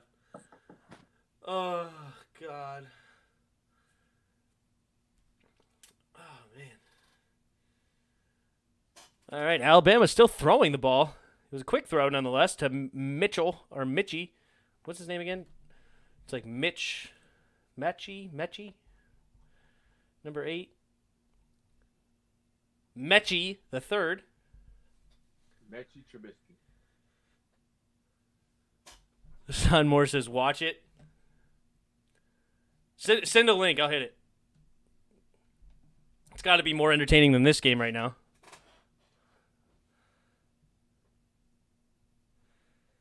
Alabama's just going to run this clock down. It's 8 minutes to go, down by 24. Bama. They don't even have Najee Harris in the game anymore. They got Robinson running the ball. Gets maybe a yard on first down at around the 25-yard line.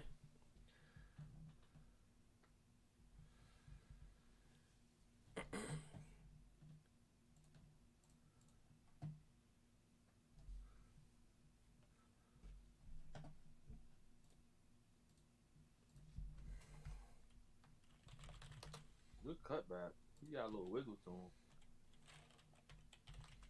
Well, look like they might actually get 38 points after all.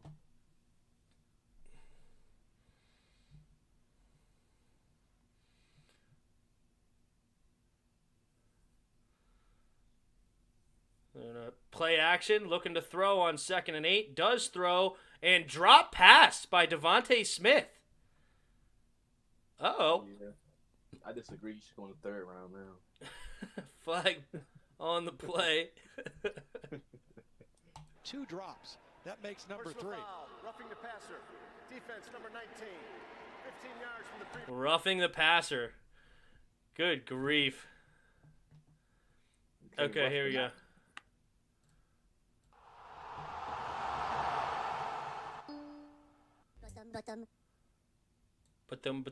What? With the 59th pick in the 2016 NFL Draft, the Tampa Bay Buccaneers select Roberto Aguayo, kicker, Florida State.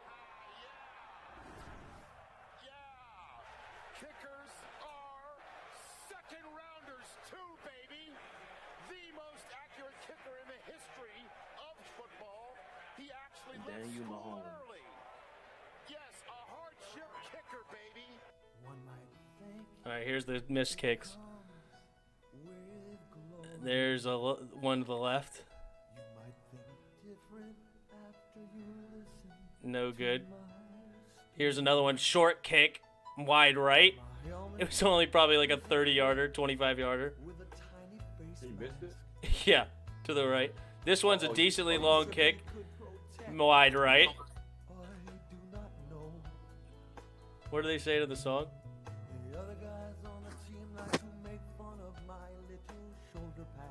The other guys on my team like to make fun of my shoulder pads, my little shoulder pads.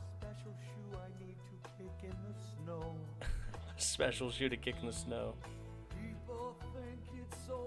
Wide left. They forget to add 7 yards for the snap and 10 more because the goalposts are pushed way back. In 1974, the uprights were right on the goal line, but some of the players were running into them and getting hurt. Post. Screw the kicker. Who cares about the kicker? But I kicked that ball and I pray it goes straight. If it does, the coach says good job, number 8. He doesn't even know my name is Andre Christopher Slavinsky Jr. But that's the life I live. Lonesome kicker. Oh my goodness! Just that was under a 30-yard kick. Wasn't it 30? Maybe actually just over it. This one's a 41-yarder. Wide left. 2nd round pick right here. This one is what, a 48-yarder, and wide right. In my home country, I could have been a minor league soccer player. In my home country, I could have been a minor league soccer player. Seeking fortune and seeking fame. I didn't realize that if I shanked one, He said, "Oh my God," in there. this coach is ticked. guys would push me into their hibachi after the game. Jameis Winston is ready to punch somebody. So I go home at night, 'cause I'm never getting invited to go drinking with the others. What's up, Chris? You watching the video too? No, I was just thinking. I said Jameis Benched. Now I got a new nickname. Jameis Winston. Oh God.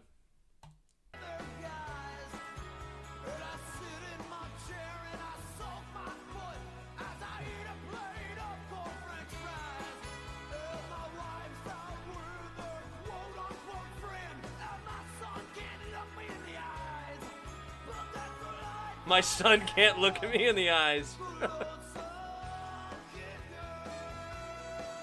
Oh God, off the post again. This is just torturous.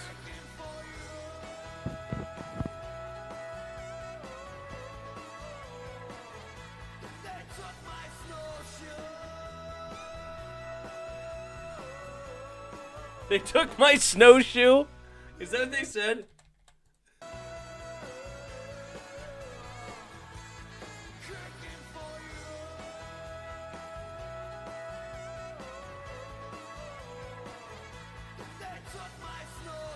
They took my snowshoe.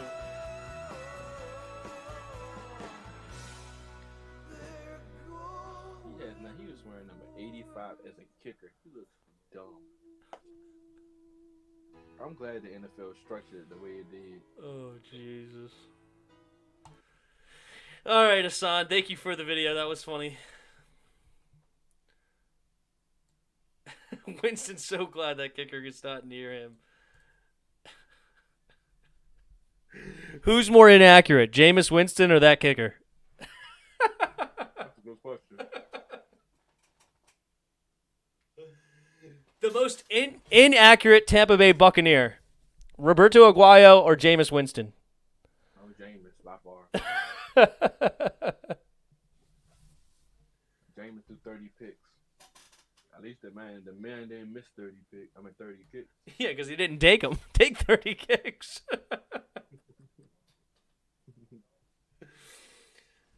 God, I still get a headache from laughing. I just get a headache thinking about how hard I laughed when you said that. When I said Sean Deanna Hamilton would have 12 tackles, and you said he hasn't had 12 tackles all season. I got lightheaded immediately when I started laughing.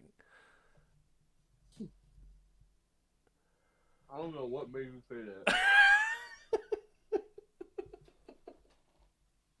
I don't. He literally got no playing time whatsoever. He played in one game. The game he played in, he got hurt, and then he hurt in IR. He said, "The DeAndre Hopkins comes to town, Fabian Moreau on the strap." I didn't even hear that till I rewatched it. That had me dying laughing. Fabian Moreau didn't get no playing time at all this season. He said, "Oh yeah, 200 rushing yards between AP and neither one of them played for." 200 rushing yards, sure. Both cut by the end of the year, or before the start of the year. Oh man, Chase Young will break the rookie record with 5 sacks. He got 5 sacks on the season, I think. 5 or 6.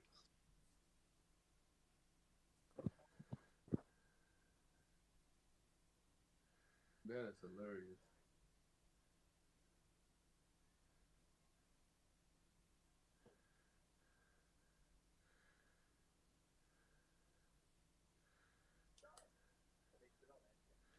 This game is shot. This is one of those games too that's like it's not even helpful for you on a scout team. I feel like it's just Notre Dame's so bad when you're trying to like look at how good players are. I don't know. Players that stood out to me are definitely Devontae Smith. He's been great.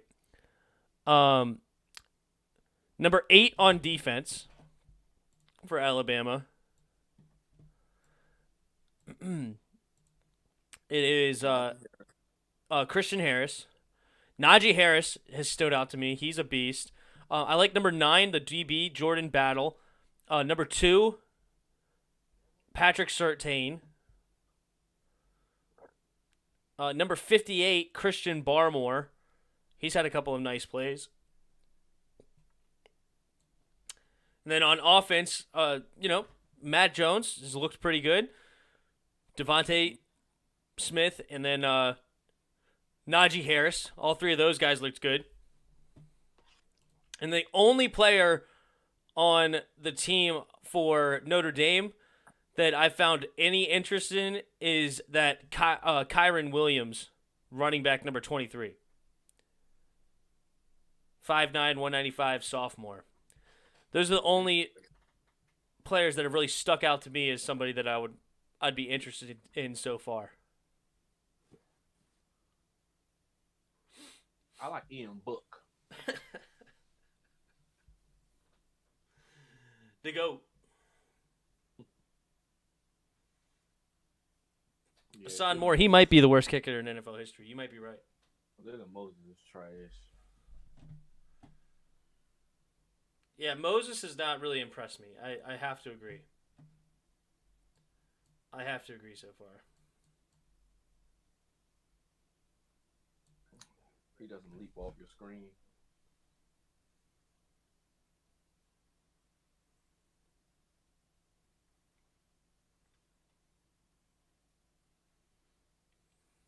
I mean, well, maybe he might be good with us. I mean, if he's there, I'd take him. Not in the first.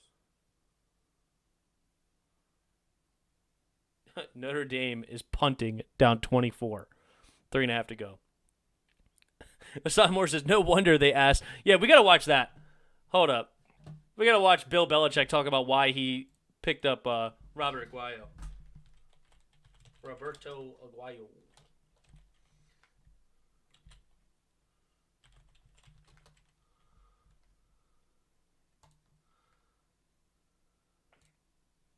Because he's a Hall of Fame kicker. Because he's a Hall of Fame kicker.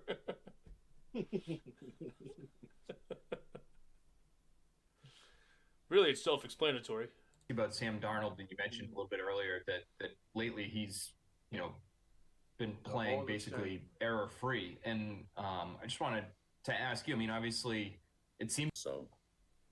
Yeah, I think he's shown the ability to to do everything. The consistency is, has looked better in recent weeks, and it has a good system. young guy. I think he's still 23 years old.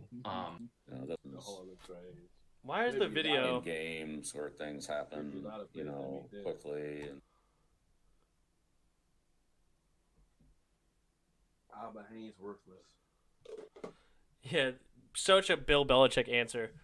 He's pretty impressive. He's a pretty impressive guy. So we wanted to work with him. So we'll work with him here and see how it goes. That's it.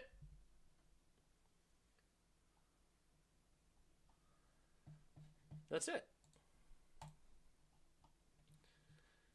Nick Folk is a decent kicker. He had a couple of missed kicks the other night for the Patriots. Wasn't it a quarterback named Nick Folk that played for the Eagles? No, Nick Foles. No, it was another guy. He wore number 4 for the Eagles. His last name was Folk. Folk? Yeah. I don't think so. Yeah. Let's see. When did he play for the Eagles? Yeah, Nick Folk. For the Eagles? Yeah, he used to play for the Eagles, number 4.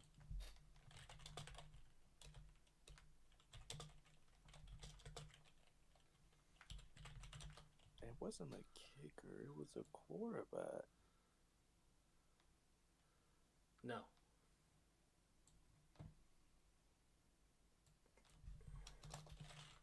Why did they not show him? His name was Nick Folk. He played for the Eagles. I don't know why it's not popping up.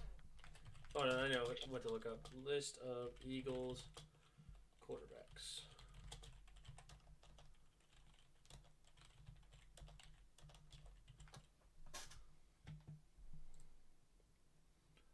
List of Eagles starting quarterbacks. All right.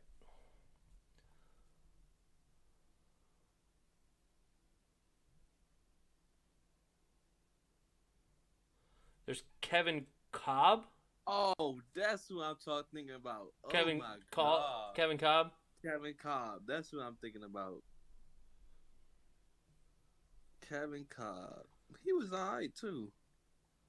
I have He no idea. wasn't trash.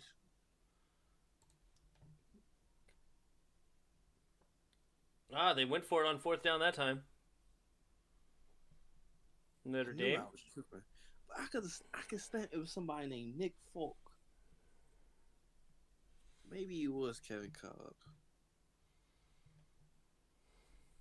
There's Nick Foles, Sam Bradford, Mark Sanchez, AJ Feely, Jeff Garcia. Donovan McNabb, obviously. I like Jeff Fossey. I like Jeff Mike Fossey. McMahon. I don't know. Bill thinks he's the best kicker in the league. Apparently, he was the most accurate kicker in college history. Not in the NFL. You know what, though? What crushes a kicker like that is drafting them that early. Now they're the kicker forever that was drafted in the second round, and you have to live up to that. That's just not what you do. The reason Justin Tucker is so good is he's an undrafted kicker. It's like, what do you have to lose? You're an undrafted kicker. Where's the pressure in that? You're adding this extra pressure for drafting a kicker in the second round where that you didn't have to draft. I guarantee you, looking back, somebody probably would draft Justin Tucker. Oh, 100%. But at the same time, I bet Justin Tucker would be a way worse kicker if he was drafted in the first round. Because kicker's obviously a physical sport as far as you have to be able to kick it.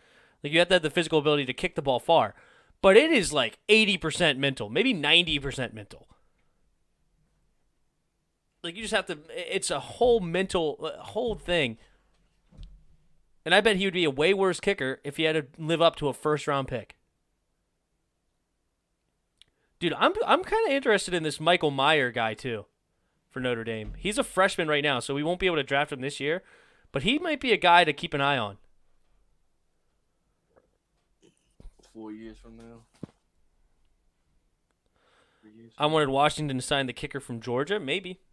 Just don't draft him.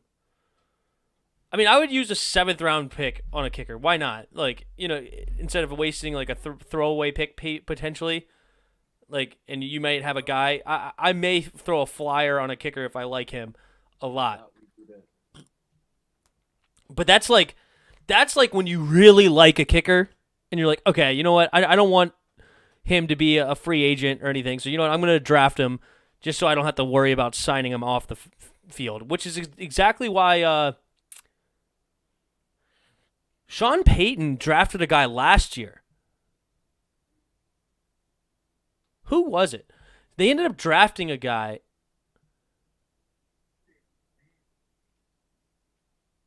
It was a quarterback. Hold on.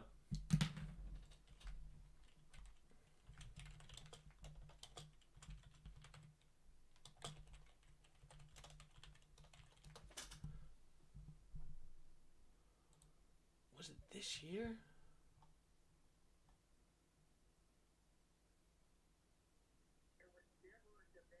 Yeah, I think it was quarterback Tommy Stevens. I don't even know who that is. Yeah, they acquired it from the Texans as a draft day trade. It was Tommy Stevens. Tommy Stevens was a quarterback from Mississippi State that Sean Payton was really interested in. And he wanted to draft it, or he wanted to sign this guy as a undrafted free agent, right? And I think he was going to go to the Panthers as an undrafted free agent because he had a relationship with one of the coaches. And so there was no 7th-round pick for Sean Payton, so he decided that, no, I'm not letting you go somewhere else. And I understand that you told them that you were going to get signed, and I understand that you want to be true to your word, saying that you were going to sign with them as an undrafted free agent. So he traded back into the draft to get Tommy Stevens. The GOAT, Tommy Stevens. But if that's somebody you like that it's like, okay, you really want, and you don't want him to go somewhere else potentially, you take a flyer on a kicker like that. But you don't do anything silly like trade away 2 picks to go in the second round to go get a kicker. It's stupid. What if Jay Gruden did something stupid and picked Aguayo up while he was on Washington? I mean, nothing will happen. Reese still wouldn't like him no more. Yeah, I don't know if it could get much worse than how we feel about him now. Yeah, Gruden trash as a head coach. What is Ian Book a senior? Ian Book is he's actually a graduate student. Interesting. But he will be entering the 2021 NFL draft. He might be. They're giving him high fives like it's his last game of his Notre Dame career.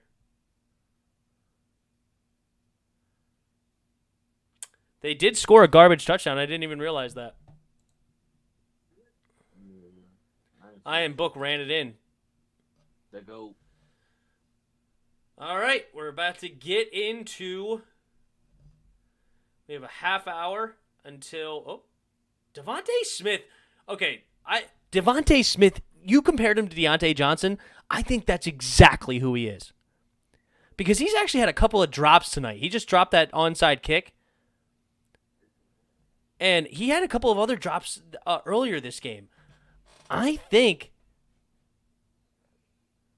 that's actually a fantastic comparison to Deontay Johnson because Deontay Johnson is an awesome little receiver, but he's missed a lot of has a lot of drops this year too.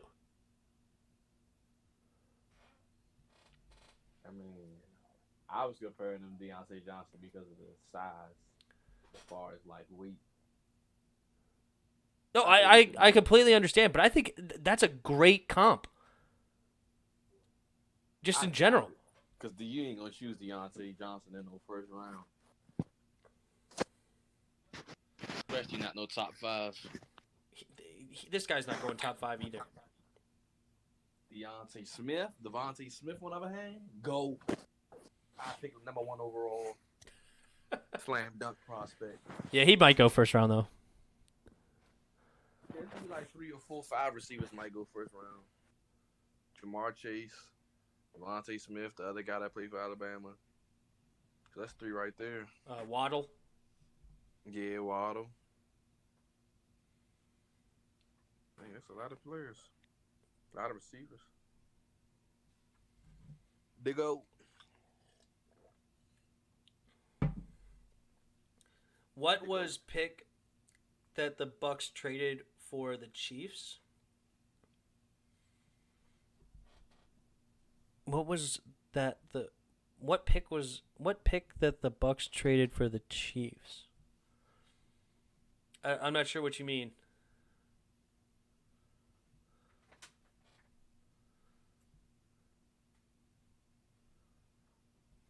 I don't know.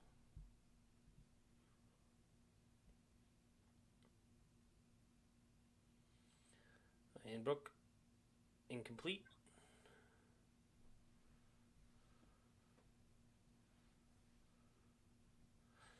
Wow. So, oh my goodness. You know what I just realized? What? That last touchdown was huge for the point spread. Alabama was crushing them all day, but then they just scored that bogus touchdown at the end. Now it's only a 17-point game. What was the point spread? 19. Oh, wow. At least they covered it. Yeah, 7 receptions, $130 for 3 touchdowns. Yeah, they said they had 8 targets. I thought he had more drops than that. I was wrong on that. I mean, 3 touchdowns is pretty good. Oh, he's a beast. And that's something Deontay Johnson can do at the NFL level. He can have a day like this. Short, quick. Twitch guy. I take him.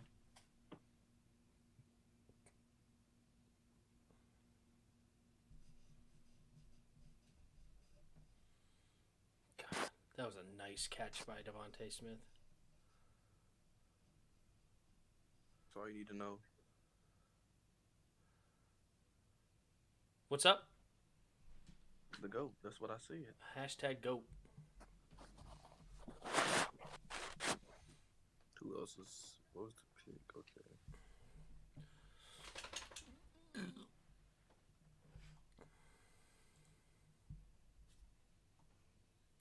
Yeah, Notre Dame actually won the time of possession battle in this game But Alabama was just scoring so quick it didn't matter.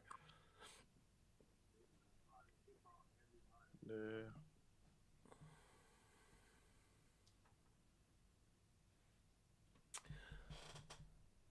What was the pick that the Bucks traded? Oh, okay. So what person was at those picks? Okay, let's take a look.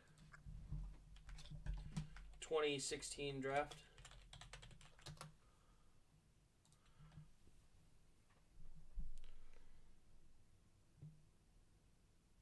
I think it was pick number 74 and like 106 or something like that. So 74 was Kivere Russell. And I think it was like 10 something. It was one of these guys. So it was either Parker Anger or Eric Murray.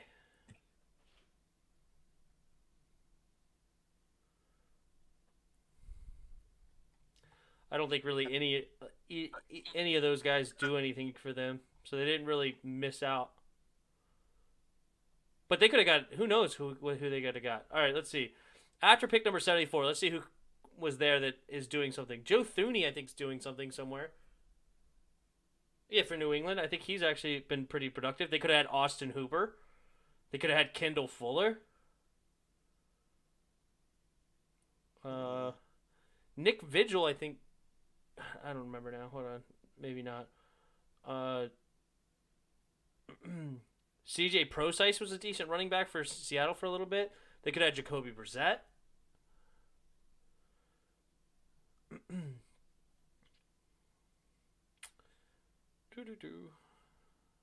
The GOAT. Justin Simmons, they could have had. He was the last pick of the third round that year.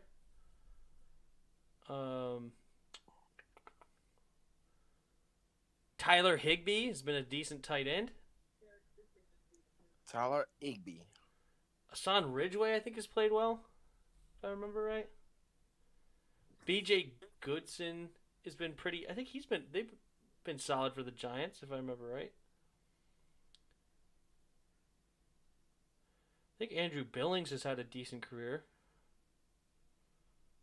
They could have DeMarcus Robinson. Billings knows how to pay his bills. That's right. Well, look at Ian. Blake Martinez has been fantastic. They could have Dak Prescott. Ian Brooks is Lamar Jackson 2.0. You don't at me. Matthew Judon. Trash. Yeah, okay. They could have had him. Jordan Howard was a decent back. They could have had Matthew Ioannidis. Wendell Smallwood wasn't terrible. It's like a Darren Sproles type back. Yeah, this is all the people that were. This was everybody. Hey, Chris, just to let you know, everybody I'm mentioning right now was drafted after Roberto Aguayo. Tyreek Hill. Oh wow! In the 5th round. That's crazy. whoever was their GM or whoever was the head coach, they should have been fired. Mm-hmm. They probably ain't ever getting a job again.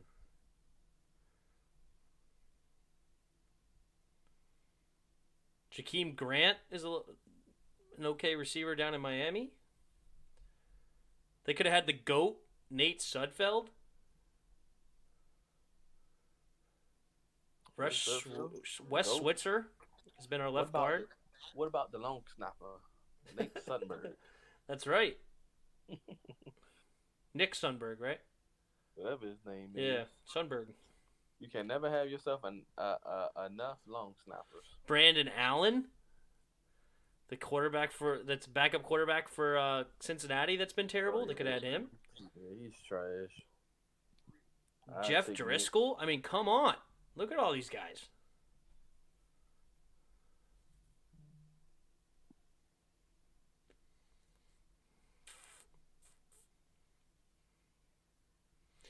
Jalen Mills has been a starter for Philly for a while, hasn't he? Jalen who? Mills? Yeah. Keith Marshall is somebody that I wish worked out. He was a fast little running back. Yeah, they missed out on a lot there, man. A lot. Devontae Smith is the GOAT. Devontae Smith is the GOAT. You need to get a headline, though. You need to get a That's hairline. the. All right, final score, 31-14. Alabama beats Notre Dame to move to 12-0 on the season and move on to the college football championship, I believe is next Monday. So next game we got coming up is Ohio State versus Clemson. 6-0 Ohio State, 10-1 Clemson. Justin Fields versus Trevor Lawrence. We got a good matchup coming, and that'll kick off here in the next 20 minutes. Should be fun. Sam Moore says, let's go Clemson. Right now, it says series record is Clemson leads 4-0. So they've beaten Ohio State 4 times to Ohio State's 0. That's wild. I didn't realize that. They have Ohio State's number. And that's who I expect to win again, to be honest. Let's go ahead and look at the game cast. It's a 50-50 matchup. They actually give Ohio State a 0.2 chance, like a 0.4 better chance to win this game. It's 50-50. 50.2 to 49.8. Clemson, though, is 7-point favorites, so that's interesting that they give it such a close matchup predictor. Justin Fields right now, in 5 less games, has 1 more interception than Trevor Lawrence, but he's still averaging over 300 yards a game. Not bad. To be honest with you, this could be the battle for first pick. Yeah, who gets number 1 overall? I think it's going to be Trevor Lawrence, though. I don't really think there's anything that can change that. But Trevor Lawrence, he actually missed a few games.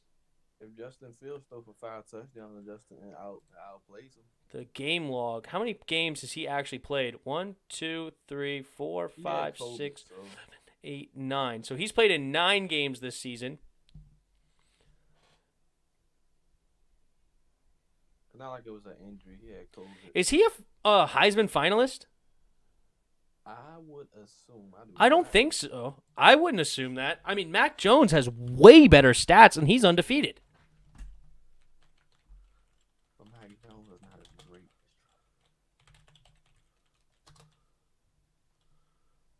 The Mac man.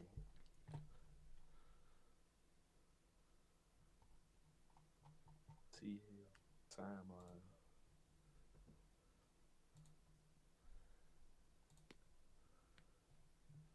So the finalists, in the world, just give me the finalists, please, are Mac Jones, okay, Trevor Lawrence, Devontae Smith, and quarterback Kyle Trask. Right now, but if it's up to me, I think it's between Kyle Trask and Devontae Smith. I don't think Trevor Lawrence is anywhere close with his stat line. And Mac Jones, I mean, he's great, but I would give it to his receiver, Devontae Smith, over him, just looking at the stat line. I mean, I don't know. Kyle Trask's stats is through the roof, though.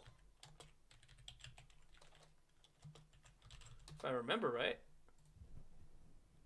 Yeah, 43 touchdowns, 8 interceptions, 4,200, almost 300 yards. Yeah, to me, this is a 2-man race, and it's between, what in the world? It is between Devontae Smith and Kyle Trask.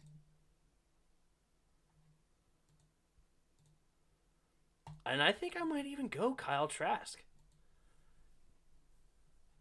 If he wins the Heisman, I don't know. Maybe Devontae. We can just take the man.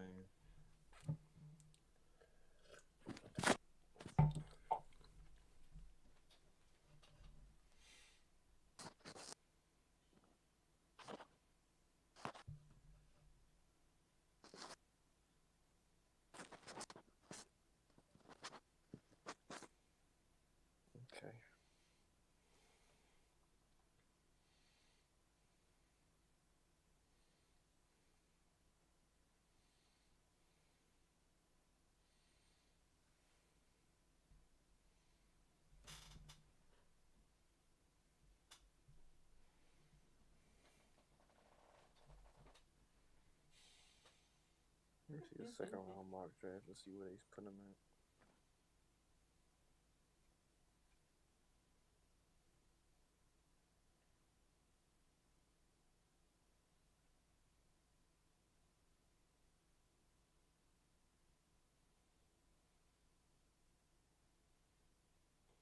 They had Dylan Moses fall into the second round. Interesting. Parsons Ford. Wow, Najee Harris to the Dolphins. Now that's a good pick. Najee Harris to the Dolphins would be fantastic.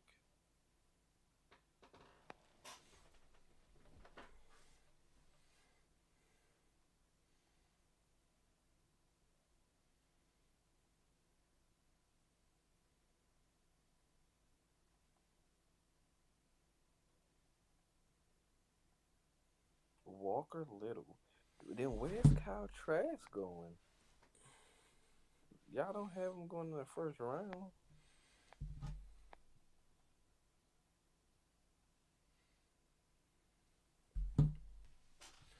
I don't know. That is very interesting. They do not have him going in the first round. Or the second. Really? Let me see. Maybe I'm missing something. What's up? Maybe I'm missing something. Oh, Sam Moore says Alex Smith got the news that Alex Smith is starting. I do not think that's correct. He said he just got the news. Ron said he won't make any calls until the morning of. So I don't know where he got that from. I don't either. I didn't get no alert. Wow, they don't have Kyle Trask or Matt Jones.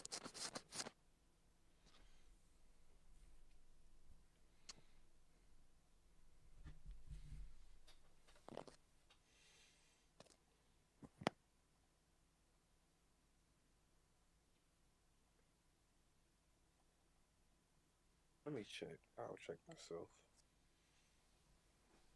JP Finley didn't say anything about it, so it's not true. If JP Finley didn't report it, then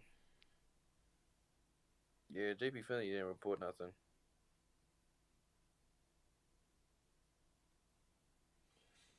Street Scores, the one of the Redskins YouTubers says Alex Smith will start. I don't know where he got that from though. Yeah, he probably just saying it out loud. Maybe he's saying thought. But did you read it? Who knows? What? Did you read it or did you hear it out of the video? I didn't even hear it out of the video. I just read the title. Maybe he's just making a prediction. I have no clue. Yeah, probably. But that was 55 minutes ago, so maybe you read something. They're saying that he's expected to start. Hey, let us send us the link. Let us know. Patrick Surtain was the Rose Bowl Defensive Player of the Game. Really? That's what they said.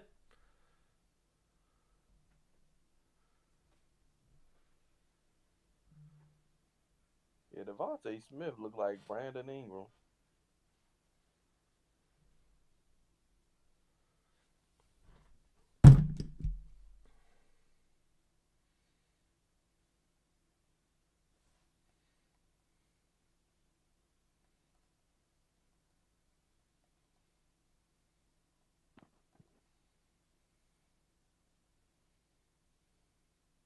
I know these are terrible.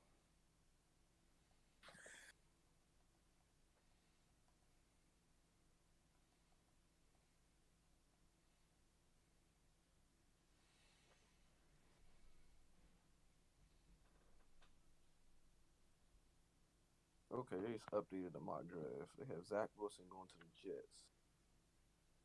Micah Parsons going to the Dolphins. Jamar Chase to the Eagles. Justin Fields to the Lions. Interesting. Trey Lance to the Panthers.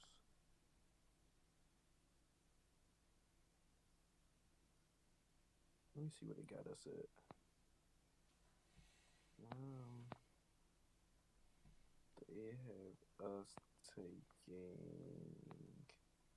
They have us taking a receiver. They must be out their mind. Let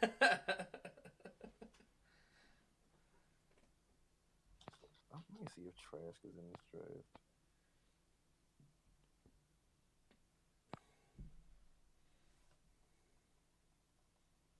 Wow, Kyle Trask and Mac. Oh, they got Mac Jones to the Steelers. I can see that. That'd be a good pick for them, I think. Yeah. But Kyle Trask is really not in the first round. That is very crazy to me. They really don't have, nobody has him going in the first round. And he's a Heisman Trophy winner? Oh, well, finalist? That's crazy. Jalen Waddle, that's what they have us picking. You crazy. Let's just say, I hope not.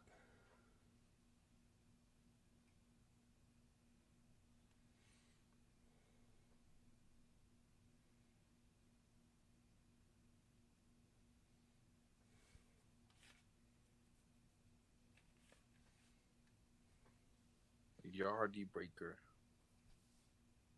Let me see who that is.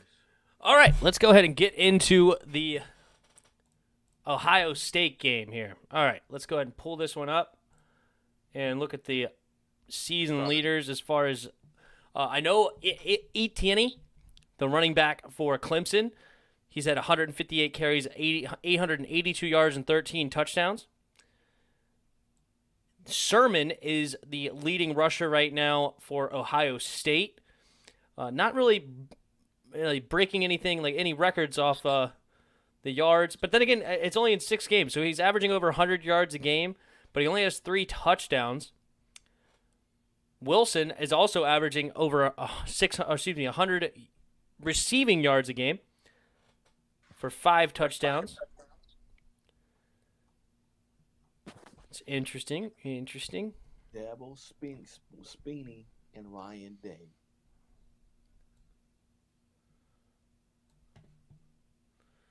Yeah, I love it. I want. I hope Dabo Sweeney wins. I'd love to see another Nick Saban, Dabo smackdown. Justin Fields. Light it up. Yeah, I would love to see some good offense today. Got to pull up the rosters for these two teams.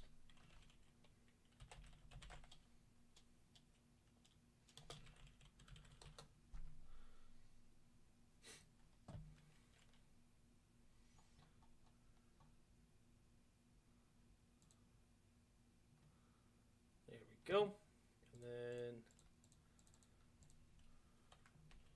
Ohio State roster.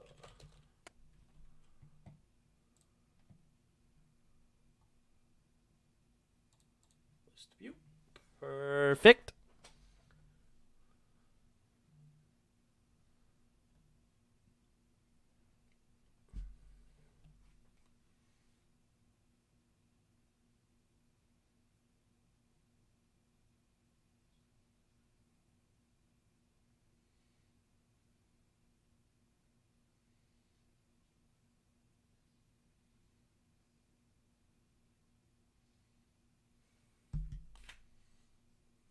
What you got? You got the Clemson Tide? Whatever they Yep, I am the Clemson Tigers. That is my prediction on this game. And I got Ohio State with the upset by 14. By the way, I shared that video for you on some of the Redskins pages. Which video? Your Redskins video talking about like your rant. Thanks. Fortunately, it doesn't seem like it got that many views, though, huh? Like, that many more views, I should say, compared to your other ones, is what I meant. Yeah, I mean, it's cool, though. I'm just going to make another one when we win. There you go. Yeah, your Killian Hayes actually has 65 views. That's nice. Yeah, I don't know why people like him so much. They arguing with him in the comments. Yeah. I like that you started singing on one of those intros. Oh man. Where's the comments? That Redskins game got my most views against the Seahawks. That had got the most. 469. Nice. Yeah, 469 views 2 weeks ago. The preview. I wish all 469 subscribed. Who are you telling? I have a video with like 1,000 views or something, or like 900 or something. I hate it when people do that. All you just hit the subscribe button. It don't hurt. Right? What does it do to you? Like, come on. Just lazy. Yeah, what's my most viewed? Most views. Oh, sort by most viewed.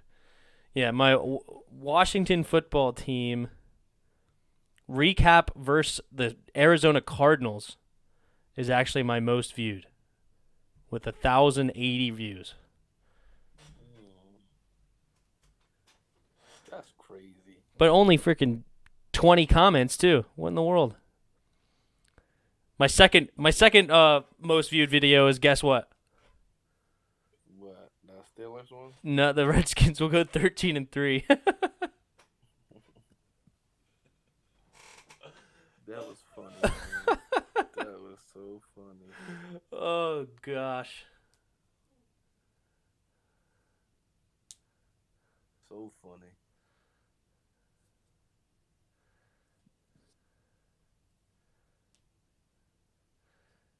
If I can just hit 1,000, man. I'm with you, dude. That's the goal. That's what we're gunning for. 1,000. I'd be satisfied with that. Man, 1,000, that's just step one, man. That's just step one. Yeah, but it's a start, though, because you can get monetized and all that other stuff. Yeah, do mobile streaming and stuff. Yeah. I think it's dumb that you can't live stream on your phone. Yep. The problem is that there's a lot of problems you can run into streaming on your phone.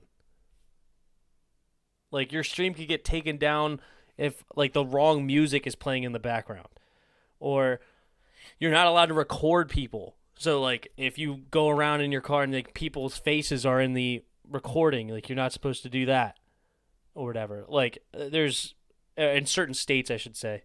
But anyway, there's a lot of stuff that could happen. So I guess they want you to get 1,000 subs so that you kind of like learn the YouTube rules and stuff like that before you can just start streaming on your phone. That's dumb. Yep. And they also probably don't want to be like Facebook Live that are like all these people that are recording, like not all these people. It's not like there's tons of them, but there's enough where it's like recording a crime that they're committing or like, or doing stupid stuff like that. Mm-hmm. And just trying to put it out there, like the nonsense.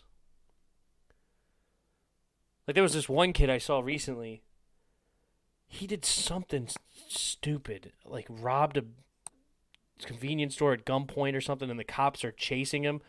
And he's recording himself, like, talking about how he's going to shoot the cops and stuff like that once they get out of the car. Like, we're going to go down in a gunfight and all this kind of stuff. I'm like, that's just so silly. That's retarded. Right. And so YouTube can cut that out where it's like only people with 1,000 subs. And you got to grind to get to 1,000 subs. You're not just going to all of a sudden get 1,000 subs. Yeah, you ain't lying.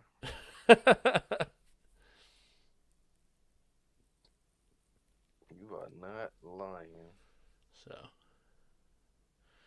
yep, we're not quite a year in yet for me. I think I'm averaging around. I haven't averaged this the whole time I've been doing it, but since the season started, I got like a couple of nice boosts. I'm averaging around a sub a day, I think. That ain't too bad. Yep. I'm averaging nothing a day. You got 43. You what started? You probably started your channel only a month ago, right? 2 months ago, maybe? Yeah, maybe 3, maybe 2, maybe 3, something like that. Right. What's up? That's pretty good. I mean, hey. What's up? I was gonna ask you if you got my text. That's cool. I like doing the it, evil so- grin. Because like after I get done, I can't stand these Little dumb animals. Chucky. I don't know how some of them got jobs. I really don't. You were a cute kid. I know. Alright, I love you. I'm sorry, I didn't know you were still alive. No, you're fine. Can you fill this up, please? Yes. Thanks, man. I love you. Love you too. Mark Kern says, oof. Masad Moore says, bro, I'm scared. Yeah, you're our 7-point favorites, but ESPN is predicting it. Nervous, he says. All I want for Christmas. But no, for all I want right now is a good game. I just want a good football game to call. You know, like the last 2 games we watched were Patriots, Bills, and then Alabama and the team they just played, Notre Dame. And both of them were snooze fests by the end of the game. I already knew that Patriots game was gonna be trash. You did. You did. You said it Oh, beforehand. yeah. But man, that Miami Raiders game, That game made me so angry. that game was so much fun. Thanks. So much fun to watch. Thanks, man. That ending. That's the kind of game I want today. Don't worry, you're gonna get it. But the thing is, you're gonna get a loss. I'm gonna get a win. Justin Fields throw for 5 touchdowns, make it solidify his spot as the #1 overall pick. Woo! That's Take the my #1 goal. pick, Justin Fields. They've actually been talking about he might fall. He might not be the second quarterback off the draft board. Yeah, they saying what's her name might go second. What, Zach Wilson? Yeah, I wanted Zach so bad. Right. I mean, we still could. We had to give up an arm and a leg to trade up. We had to give up one out of the lineman Right. to get that pick. And I ain't Travis doing that. Etienne is so good. Yeah, he's played well. I don't know how many games he's played, but he's had 882 yards and 13 touchdowns on the season. I know that he played well. Like he's a junior now, right? So I think he's been in the league, in the team for 3 years. I recognize his name, Etienne Well, I don't know what that or is. Etienne. I don't know how you say his name. Whatever it is. He trash. All right. Lol. Trevor has had a good year. Yes, he has. In 9 games, 2,753 yards, 22 touchdowns, and 4 picks. Good production, low turnovers. I like it. Trevor Lawrence to go. Trevor Lawrence, man, he's good. But for this game, trash. Clemson 9-0 in games started by Trevor Lawrence, averaging 33.5 points. Margin of victory. I thought they just said 33.5 points, period. No, they're averaging that in a margin. Let's look at the schedule here. Gosh, we were looking at Alabama. Clemson's just as good as far as offensively.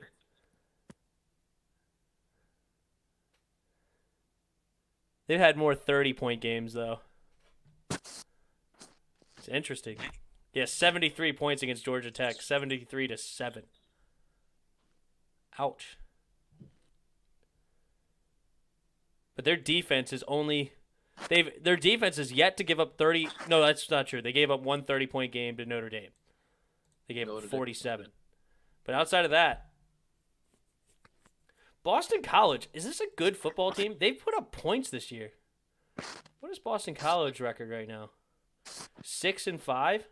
Because they put up a lot against Clemson, 28, and then a lot against Notre Dame, 31.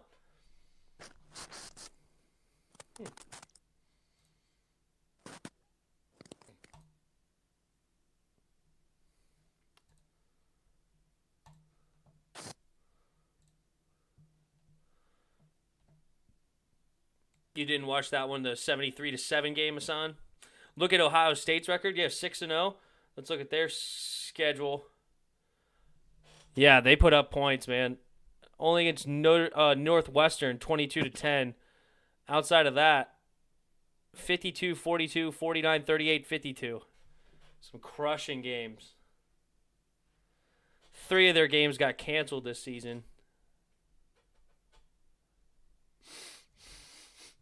Ohio State Buckeyes will take down Tim's Clemson Tigers. You're crazy. You're crazy. By 14 points. 14? Just for that, Clemson by 20. Ooh, that's bold. Clemson by 20. Trevor Lawrence had 3 touchdowns and 2 interceptions, but well over 400 yards passing and 120 yards rushing. But Justin Fields will forget how to throw a football. he would have 500 yards passing, 5 TDs, no interceptions, 100 yards rushing. Today.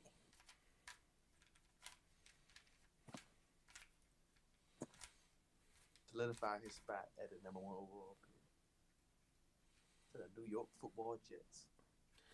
Mark Hearn says Clemson 77-7. I would turn this game off at halftime. I would say something close to that. Like, seriously. No, it's only going to be 14-7 at halftime, and then Clemson's going to just blow up. It's like...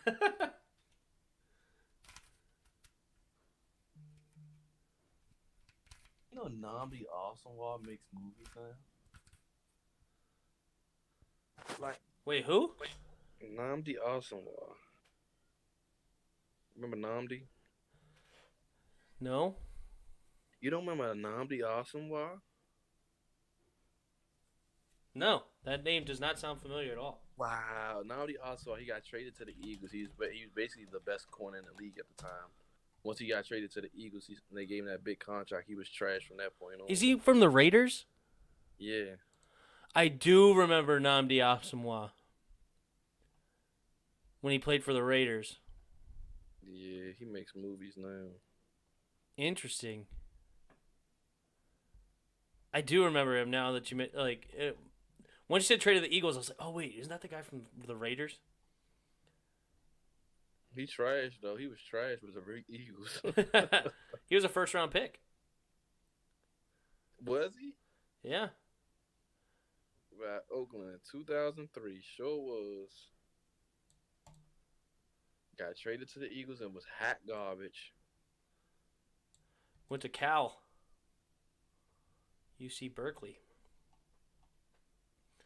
My prediction will stand. Let's go, Justin. Your prediction is going to be a bust. It's time for you to show Tim why you the GOAT. Your prediction is going to be as bad as Dwayne Haskins' pick. That's real bad. I don't think anything can get bad than that. Well, look, Dwayne might be playing for somebody great, man. And he finally signed with a new agent. Dwayne? Today he signed with a new agent. Interesting. I don't think the agent's the problem. Maybe his agent didn't want. I mean, I don't know. But I'm interested in knowing those other teams that was interested. Yeah, like how do you find that out? I don't know. It's interesting. They just said teams interested, and the only team they named was the Panthers. But I'm pretty sure. I know for a fact the Bears and the Steelers was on there. I know that for a fact. Nobody else would be on there other than those.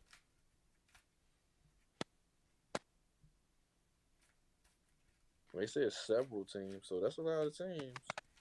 That's a lot of teams.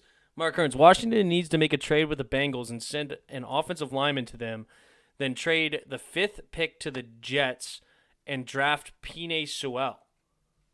That is a wild take, but I think that I don't even think. Wait, we're not gonna get the 5th pick. What do you mean? Yeah, that was nice. Wait, the Bengals are gonna take one of our offensive linemen for a 5th overall pick? Yeah, okay. Yeah, that ain't happening.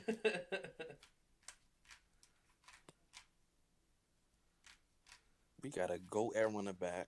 We gotta go at receiver. We just need a quarterback. #facts.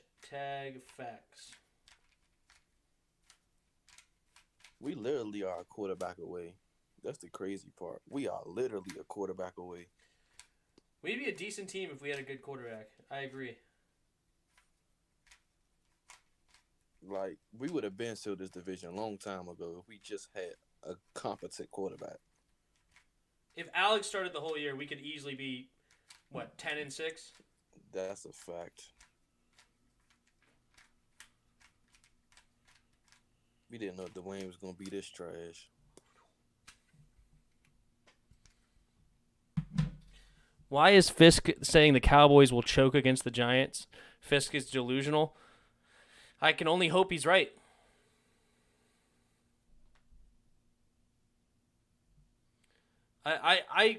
If we lose, I just do not want to see the Cowboys in the playoffs. I just don't want to see it. We're not going to lose. They have too many players out. Too many. And all of them are players that start and that are good players. Important, yeah. Like, very important. You lose this game run. If I'm Daniel Snyder, I'm looking at you sideways. I'm sorry. You can't lose to them. They don't have nobody. Right. That's Why are both of these games starting so late? This game was supposed to start at 8 o'clock, and it's already 8:08. And the last game didn't start until closer to 4:20. They said it wasn't going to start in 30 minutes. That's what they put up on the clock. 30 minutes left. But that's the question I was going to ask you. Since all those players are out, do you still rush back Alex and Terry, or do you sit them for this game still? I want Alex to play. Terry, I'm not so worried about, but I need Alex out there to get warmed up before a playoff game. That's fair. Because when he came in against the Rams, he looked lost. I mean, it was raining though. You know, he couldn't. Oh, I understand, but it's one thing if the ball was maybe slipping a little bit. He wasn't, but he looked like it was bad. He was all over the place. Like, he just didn't feel like he knew where to go. You know what I mean? He did. And then when he went in against the Giants, it was something similar. It's not like he played well against the Giants either. But he kind of came into his own later. He played against Detroit and we lost that one too, right? So it's tough. Mark Hearns, they will need an offensive lineman in order to protect their prodigal QB in Joe Burrow. So yeah, they will take anything. Well, then they need to trade up and go get that lineman. I think this is going to be a blowout. I'm not even worried about this game. This is going to be a blowout. And it's going to be raining. They have no chance.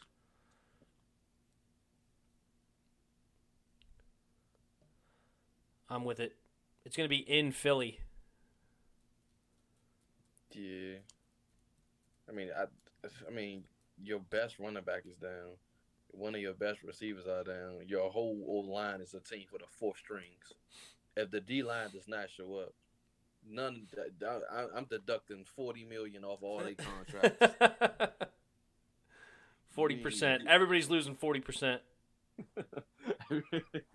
Everybody. Even you, water boy. But Uniform washer. Locker room custodian. You're all getting cut. Mark Hearns, they will need it. Oh, sorry. Eagles are resting their players. That's what I want to hear. I hope so. It seems the list right now is pretty incredible. Somebody put it in there earlier.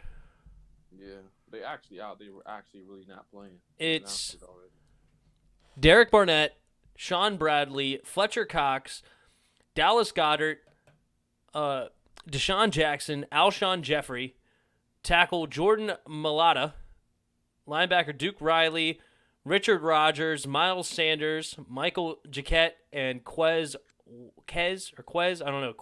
Watkins. Yep.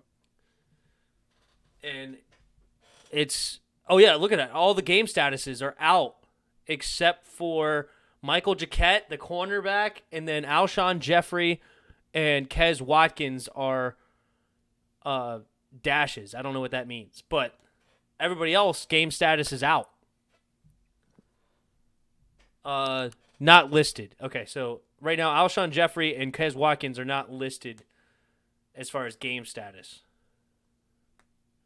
But all their players out, we're going to be able to run a ball. Expert JK, what's up? Zach Wilson to the Redskins? Probably not, because we're not going to be that high of a draft pick. Zach Wilson's going to go pretty high. I see, like, okay, so list of people that need a quarterback are Jacksonville. I don't think the Jets need a quarterback. I don't think they're going quarterback, dude. I don't think they are. Then you have... I'm thinking, should you trade a first, second, and a third for that second pick? I would do it.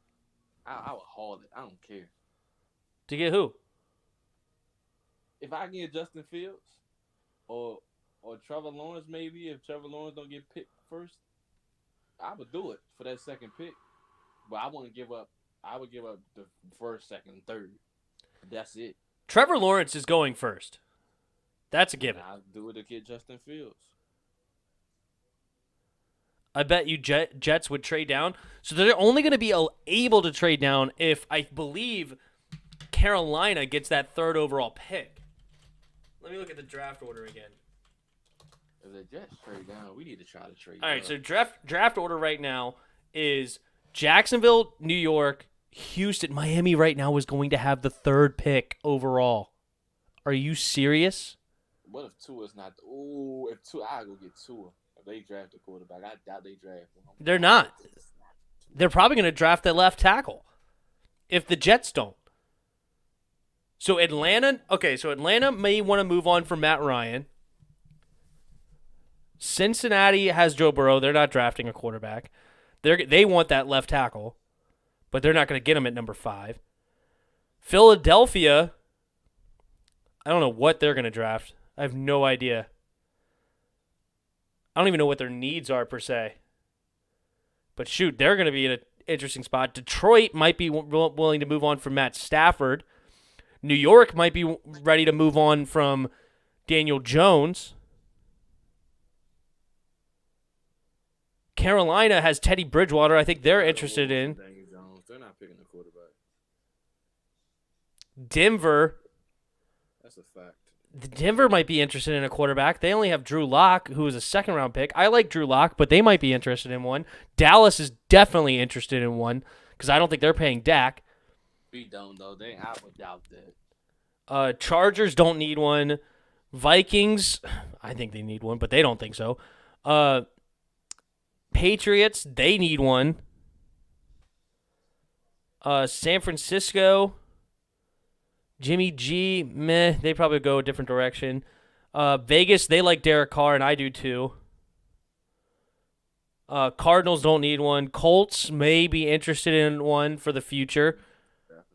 Then we're in one. We're interested. And Mitch Trubisky has looked pretty good as of late, so they might not be interested in one either. And then none of the playoff teams need one either. Jets have another first-round pick from Seattle in the Ramsey trade.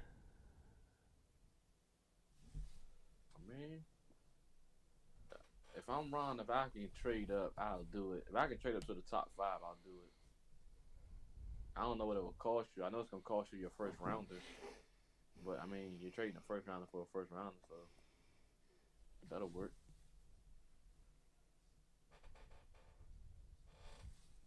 But Tim Settle and Landon Collins, if you're trading people, those would be the two that would be on the market.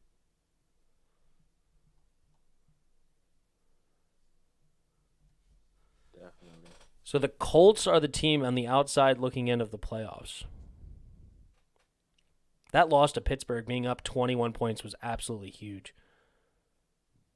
Mark Hearns, Kentucky basketball is 1-6. I hate John Calipari. That's awesome. Hassan Moore says Tunsil is garbage. Laramie Tunsil. Laramie Tunsil, the GOAT. Hashtag the GOAT. That Miami Dolphins and Texans trade never made sense just to end up with Tunsil. Yeah, it's bad. It's so bad. I bet you Jets would trade down. Yeah, so they're not going to be able to because you don't need to trade over Miami. Unless Miami is really interested in somebody and they don't want to trade down, maybe they're interested in the left tackle out of Oregon and they refuse to trade down, and then in order to get over Atlanta, who's probably interested in a quarterback, maybe if you're like, I don't even know who would trade up to go that high. Because Philly is probably going to want to keep Jalen Hurts. I don't know. Not after this Sunday. No, that's the Jamal Adams trade. What did I say? I said Ramsey. Duh. God, sorry. You're right. Jamal Adams. Thank you. Sorry. I knew who I meant. The safety. I said Ramsey. You're right. Thanks, Mark. Expert JK, I hope Browns get that linebacker from Notre Dame or Jason Awe. Awe?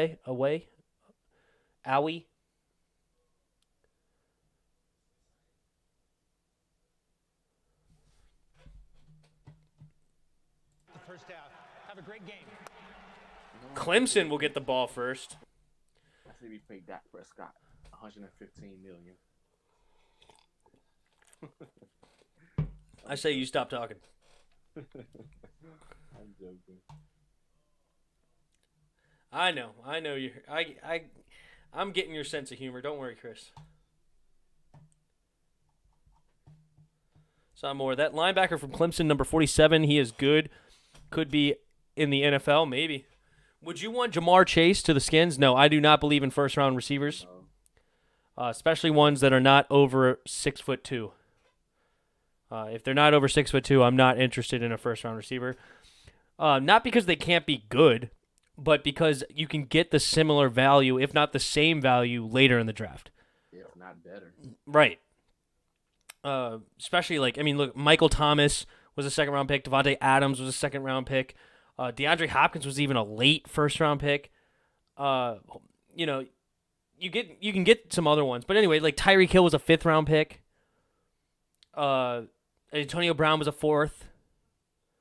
Like, there's so much talent later in the draft that I don't believe in first-round receivers. And as I said, it's not that they can't be good. I mean, look at Justin Jefferson. The first round is for quarterbacks. Wait, was Justin Jefferson a first-round pick, or did he fall to the second? No, he was first. He was a first-rounder to Minnesota? Okay. He was worth it. He's a beast. But I just feel like you can get talent later in the draft at that position where it's harder to find, like, linemen, quarterbacks, defensive linemen. Excuse me.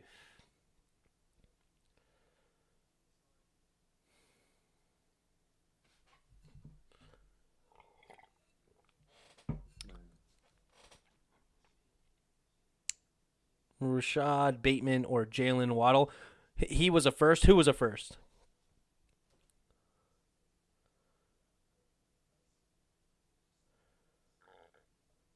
Running backs are jackpots in the second or third round. Yeah, Najee Yep. Harris, they got him going to the Dolphins. I think that's a beautiful pick. All right.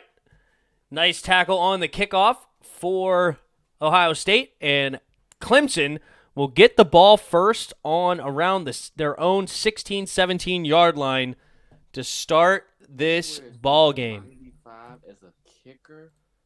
Ew. A lot of times kickers in college are linemen. He don't look like no lineman. He look like a kicker. All right, Trevor Lawrence in the shotgun. Man in motion. Jet sweep on the first play, running down the sideline, stiff arm. Gets about 8-9 yards on play number one. Number 3 for Clemson is Amari Rogers on the end around.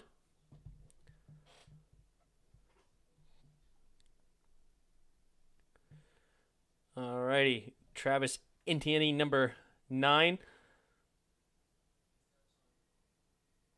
Trevor Lawrence in the shotgun. Rolling out to the right, finding a wide open Etienne on second down. First down, Clemson moves the ball early. Ohio State defense definitely has their handful today with this offense. They can beat you in a lot of different ways, starting with number 16. All right, in the shotgun. 4-man rush coming from Ohio State. Quick throw out to the flat. Etienne running down the sideline. Big play, 25 yards downfield, tackled around the 35, somewhere between 35 and 40-yard line. And Clemson continues on their opening drive. Here we go again. 37-yard line. Pitch out to number 23 of Clemson. There's a nice hit there at the end of the run, out of bounds for about a 5-yard gain. That was running back Lynn J. Dixon. Junior running back, 5'10", 195. He got that touch to the ball. Not only touch, and he got a zip. Right. All right, we got a man in motion. Fake the hands off, throws it while hit, falls harmlessly on the ground. Trevor Lawrence, they were trying to trick play. They tried the fake sweep, but Werner, the defensive player for linebacker for Ohio State, was not fooled whatsoever in on the QB hit. So we're looking at 3rd and 5 for Clemson here. Pete Werner in on the play. All right, man in motion. 3 receivers to Trevor's right. Ohio State looks like they're going to bring pressure here on 3rd and 5. They do. Big blitz coming. Trevor Lawrence has to throw it off balance up in the air and caught by the Clemson receiver. That's why he's number 17, Powell. That's why he's the GOAT. Cornell Powell saving the day. A little bit of a push off, but they don't call it, and it's only a 1 foot in bounds for college. He did not get the second foot down, but that's enough for the catch. Nice catch there. Now they're inside the 5-yard line, and it's just that easy. All right, 1st and goal. Handing it off to Etienne for up the middle for about a 3-yard gain on 1st down. 2nd and 2 from the 2. Expert JK says, Trevor Lawrence to Jaguars, big things coming. I feel bad for Minshew. Yeah, it's gonna be interesting where Minshew ends up. I think he could actually still be a starter in this league, which is wild, but I don't know where. All right, 2nd and goal for Clemson after the nice 3rd and 5 catch by Powell. Nope, he fakes the handoff. Trevor Lawrence trying to run around to the outside, and he beats him to the edge. Touchdown, Clemson. Trevor Lawrence runs it in himself. And just like that, it's 6-0 Clemson, pinning an extra point. Nice play there. He beat the linebacker. The linebacker played it perfectly. Just Trevor Lawrence was able to outrun him to the sideline. I mean, that's a quarterback just absolutely dusting number 5 for Ohio State, Mr. Baron Browning. That's why he's the number 2 overall pick. That's why he's the number 1 overall pick. Mark Hearns, the only reason that the Texans made that trade is because Bill O'Brien is a hack, plain and simple, 100%. He's terrible. Bill O'Brien becomes the Jaguars GM. Oh, no. If he has a job in the NFL, that's just a disgrace. All right, kick is up. Oh, man, that was a wild kick, but it still went in. Yeah, he beat a linebacker to the edge. Just Trevor Lawrence, that's legit. I would trade the leg to move up to get that dude. Yeah, Jaguars aren't moving. They're getting him. There's no doubt. But 4 don't for worry, we got 5, the goat 72 coming. yards. We got the GOAT coming. Oh, here's the GOAT. Hassan Moore, wild kick. Yeah, that thing went like crazy left. He's lucky that was from the 2-yard line because that was a bad kick. That is what T-Law do. Trevor Lawrence, baby. Mark Hearns, who's worse, Bill O'Brien or Adam Gase? Plead the fifth. Plead the fifth. Don't make me answer. Oh, man, who's worse, Bill O'Brien? Got to be Bill, right? It has to be Bill. Yeah. Even though Adam Gase is hot garbage. But at least he got 2 first-round picks You got to think. for Jamal Adams, though, right? Like, he at least made a couple of trades that it's like, all right, he got rid of, like, a couple of nutcases out of the field, right? Like, Adam Gase is terrible. Hot garbage. But Bill O'Brien, there's not even a single redeeming quality other than drafting Deshaun Watson, I guess, right? I mean, it's just bad. Hassan Moore says Gase for sure. I don't think so. I think it's Bill O'Brien. I think it is. DeAndre Hopkins away for a bag of chips. You know what I'm saying? Like, I don't know. He was nobody knew that he was on a trade block. That's the crazy part. But the Cardinals did.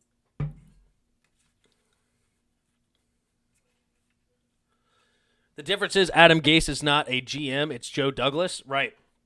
I'd have definitely gave you Darius. That's true. So I guess he was making the good trade. So Adam Gase might be worse, dude. I don't know.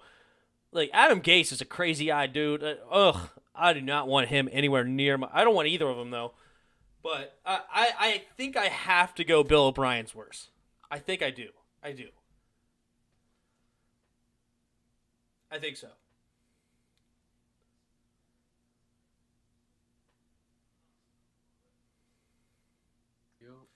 But there's not a redeeming quality about either of them. Both are terrible. Just bad.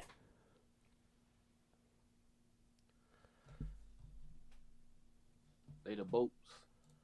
I'm going to go ahead and switch my title. Where is it? Baddest of all time. The boats. All right. I'm going to make my title now Ohio State Clemson. They sure know how to tank. They sure know how to tank. They the greatest coaches at doing that, man. Can't nobody tank like them.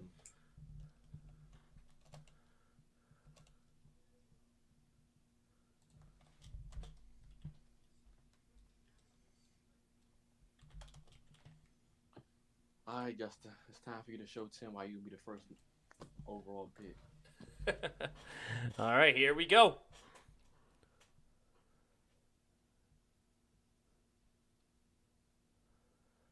And the kick is off, and we have a touchback. Nice big leg there for the Clemson kicker. Expert JK, I like how Adam Gase traded Landry to Browns just to teach him a lesson. Oh, yeah, because Landry used to be on the Dolphins. That's right. And so did Gase. Gase used to be the coach of the Dolphins. Both trade and cut good players, right? Who knows who is worst? It's really, that's why I said immediately plead the fifth. I don't know. They're both terrible. I like talk about is Nolan Turner. I don't know. I saw him on the thing too. I can't remember who they said. But Mark Kern says, but did Adam Gase make the dumbest play call in the divisional round against Kansas City though? I don't know. Both are bad. I'm done. Done talking about both of them. Nolan Turner. All right. First down is a no-yard gain for Ohio State. All right. No, sorry. 1-yard gain they're calling it. All right, here we go. 2nd and 9 for Ohio State. Justin Fields taking the field. In the shotgun. Handing it off. Up the middle. Nice carry by number 8 for Ohio State. Trey Sermon on the carry. That's true, Hassan. Adam Gase will never be in playoff contention. I agree. I won't be surprised if we went after him. Adam Gase? No, Nolan Turner. Oh, okay. They said he got like 166 tackles. Something like that. Jeez, that is a lot of tackles. That's a crazy amount. That's insane. He's making all the play calls at the line right now. Who called timeout? Was it Clemson? On 3rd and Nope, Ohio State calls the timeout. Man, Nolan Turner was hot on the field right there. He was upset. Who's better, Hugh Jackson or Adam Gase? I guess technically Adam Gase, because he at least won 2 games this year. You know, freaking Hugh Jackson won 1 game. Oh, well, yeah, 166 tackles total throughout his career. That ain't too bad. He has 51 tackles on the season, though. That's pretty good. 3 interceptions.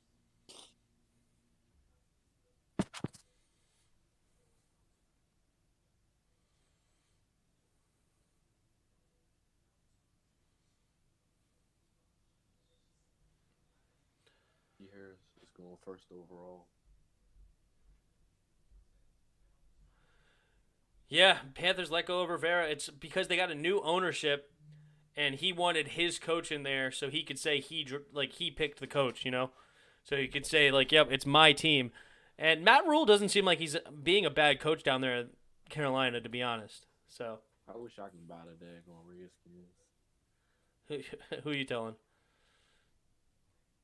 That would be a goal in life. If I can buy them on my bucket list. I definitely love that. If I hit it big, I'm gonna start a GoFundMe. Have people donate to my buy the Washington football team list. I wonder how much they worth. $3 billion. And Dan won't sell a team for $3 billion. Is he out of his mind? No, he's a childhood fan too. If I owned the team, I wouldn't sell it for $20 billion. Yeah. I didn't know he was a childhood fan. Yep. But oh yeah, he was a big fan. He don't know how to run the team. I'll run it perfectly. Expert JK says Eagles draft another QB in the 2nd round of the 2021 NFL draft. That's interesting. I say they should trade Carson Wentz and Jalen Hurts and load up on picks. That's just me. Some more. I'm glad they let go of Rivera because we needed a coach, and Rivera is that help to our team, and Gruden is gone, and Jaguar Nation stinking it up. He's an interesting offensive coordinator, though, Jay Gruden is. He's going to be interesting all he wants. But he's not a leader of men to be a head coach. It's just not happening. Where Ron Rivera is. We just need to get I hope Scott Turner could be he needs to grow as an offensive coordinator for sure. All right, 3rd and 2. Justin Fields in the shotgun, looking to run the ball, designed run play, and he does not get it. And he actually lost the football. Where'd the football go here? But 4th down, Ohio State.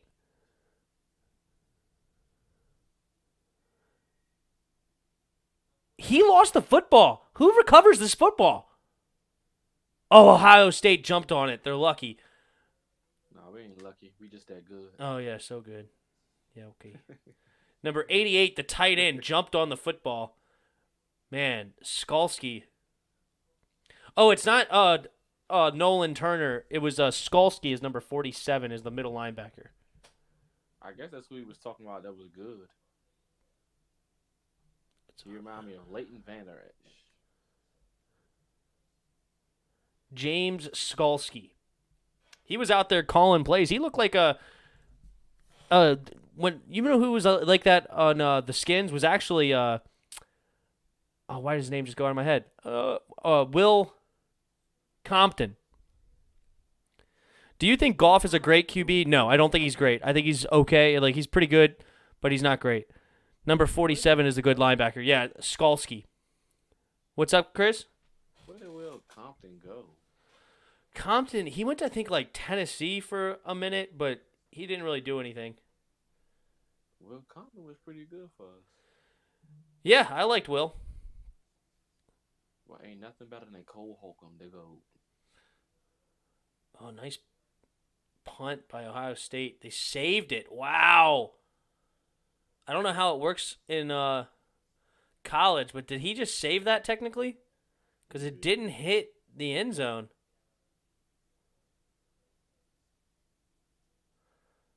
Looks like he saved it. Moore says Titans. He's still there. He says, I remember he went to the Titans. I didn't know he was still there. All right, Trevor Lawrence gets the ball on his own 20. Hands it off to Etienne for up the middle for no gain. He should have kept it. It was a read option, but he did hand it off, and it ended up only being like about a 1-yard gain on first down.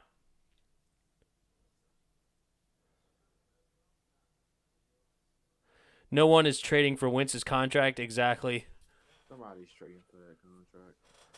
Yeah, he's going to have to take less money if he wants out. I heard he did one out. All right, quick throw. Nope, incomplete pass. Bad throw by Trevor Lawrence. He just completely overthrew Powell on that one. Powell looks like a huge receiver. How tall is Powell? Number 17. He's only 6 foot? Interesting. Like, for some reason to me, like, he just looks tall out there.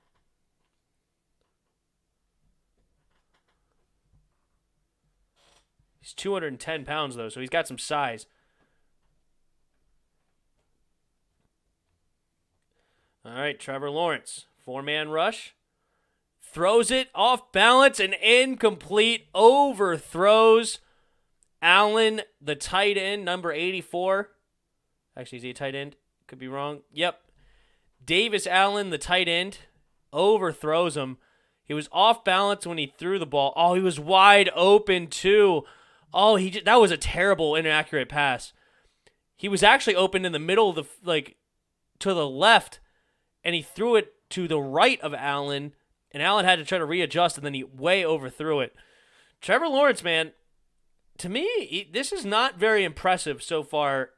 He is impressive with his legs, but right now, I don't like what I'm really seeing. You know, even like the big throw to Powell, that was really just an amazing catch by Powell. Not so much what was Trevor Lawrence doing. And then right there, back-to-back, Lawrence threw 2 very errant throws. That's what I'm talking about. Tim is down as a guy, Trevor. I'm looking good. I'm looking good.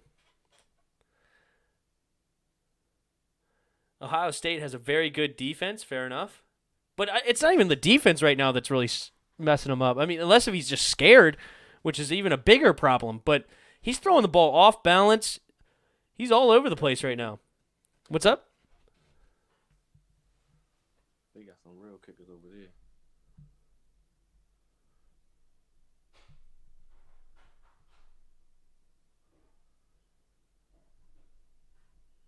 Penalty on. Oh, blocking the back.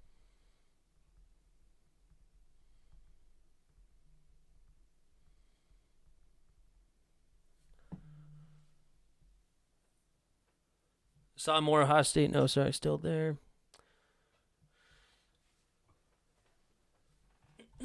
All these commercial breaks.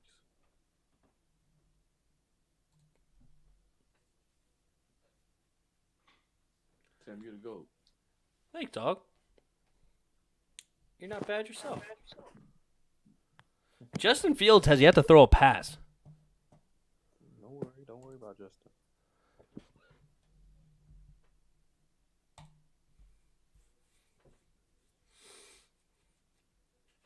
See if he throws one on this drive. I would assume so.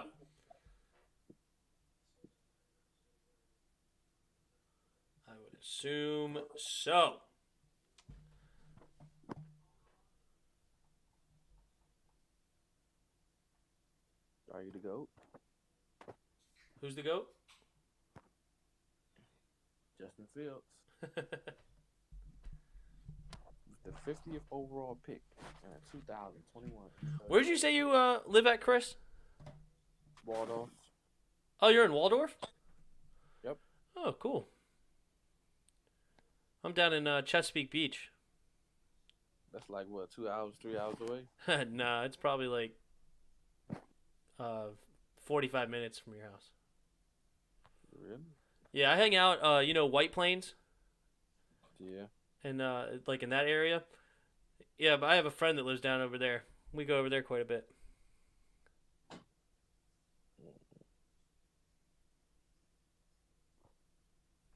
Dude, that's why you the GOAT, Tim.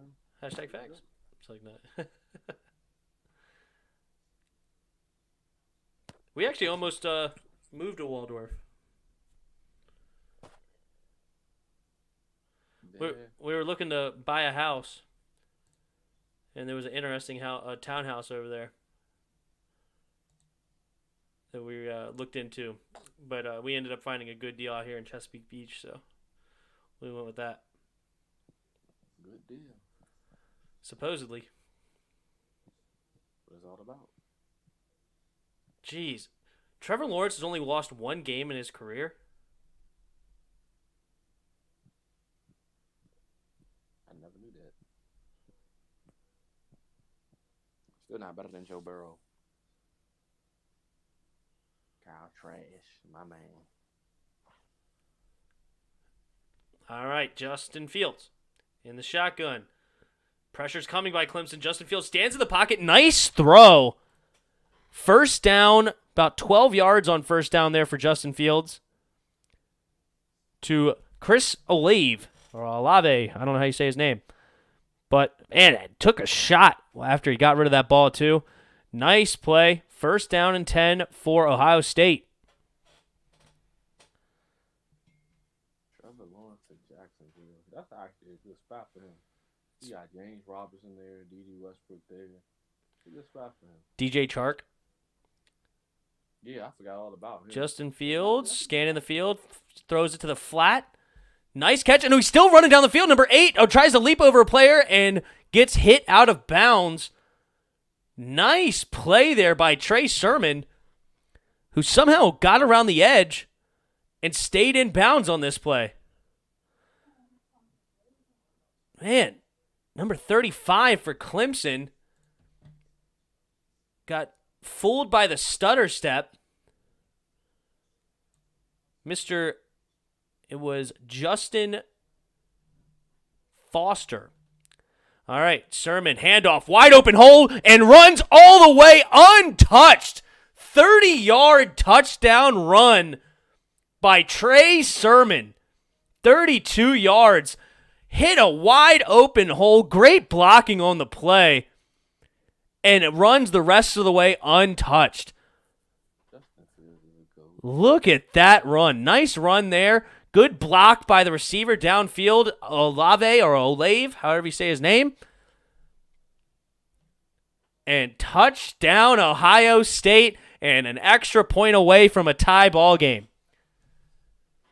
A scoring drive of 3 plays, 77 yards, and just like that, the game is all tied up. Led by my man, Justin Fields. Yeah, Justin Field threw the ball for a total of, I think, 7 yards on that play, on that drive. I don't get it. We on the board. I'm looking good. Yeah, that was all Trey Sermon, that drive. 2 nice plays, 34 and then 32 back-to-back plays. Not too shabby. Blake Howbale on the play. On the kick, rather. They seriously need to fix these daggone jersey numbers. Yeah, they should make some rules on there. There ain't no way. 95 for a kicker. Come on, man.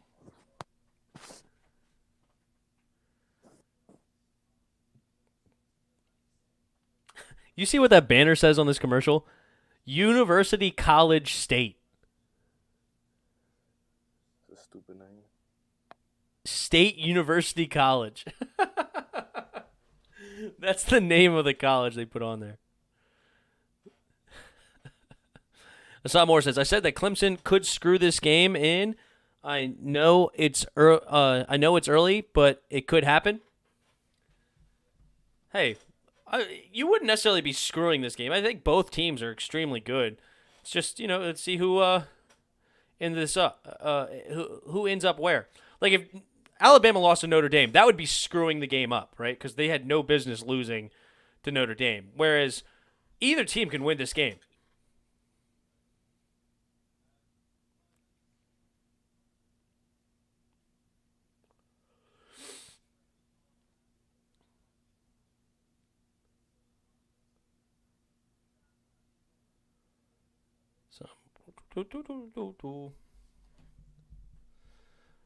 All right.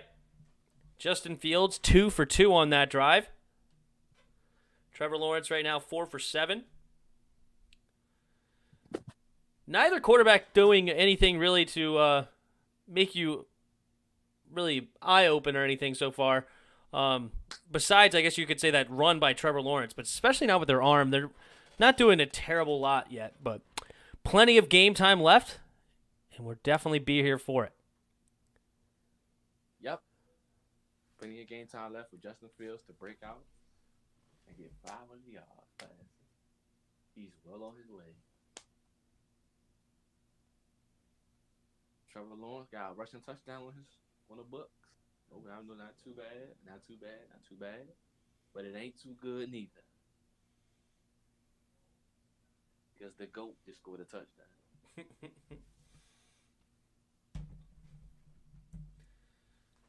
Wait, Trey Sermon?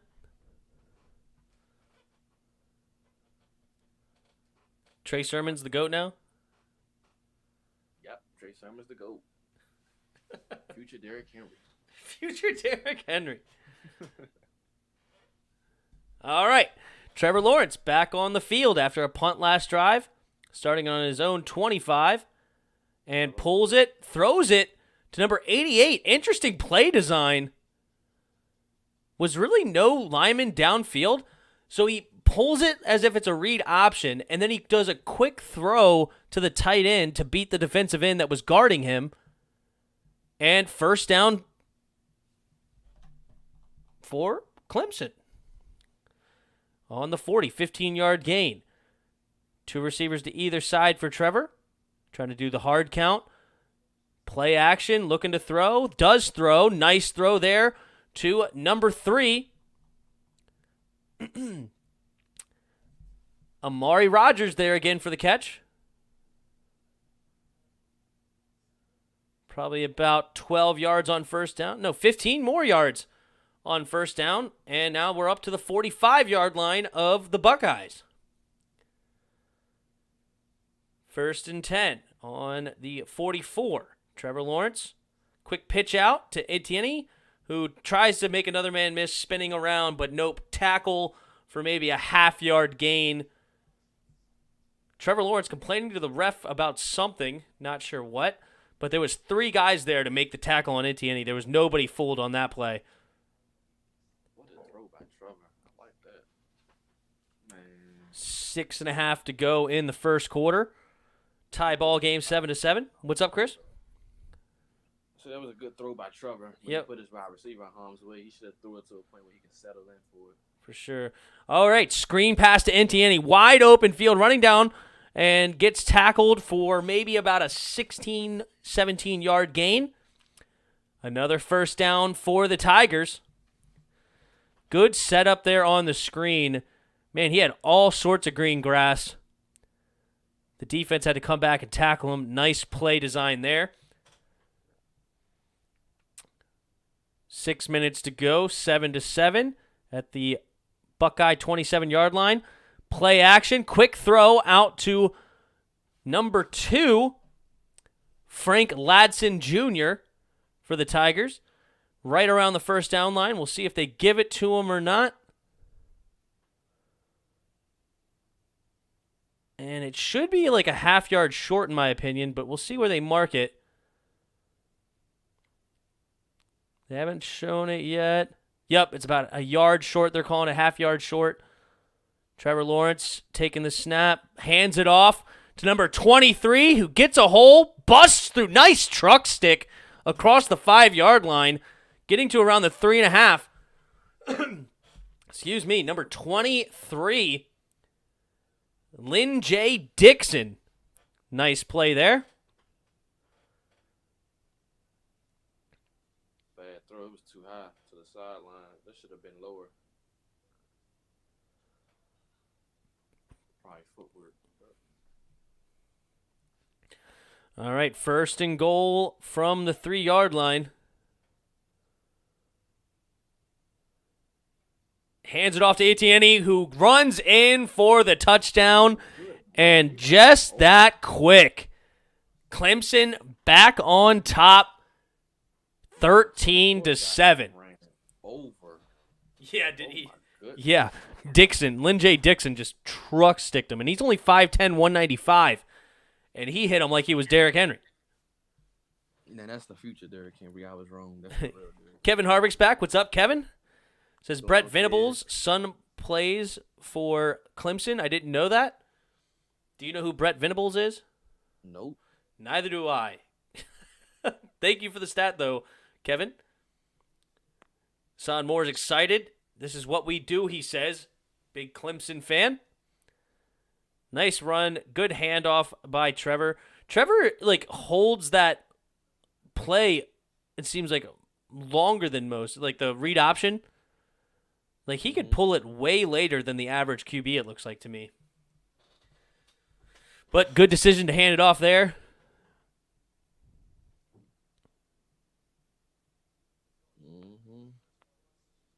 Who is this? Oh, this is Etienne. He does not continue on this play. Oh, my goodness. Travis Etienne is a monster. Watch that play from high school. Brett Venables is the defensive coordinator for Clemson. Ah, gotcha.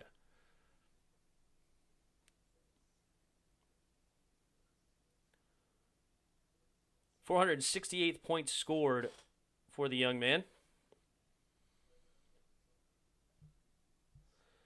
All right, number 29 to kick it away for Clemson. And we'll have another touchback.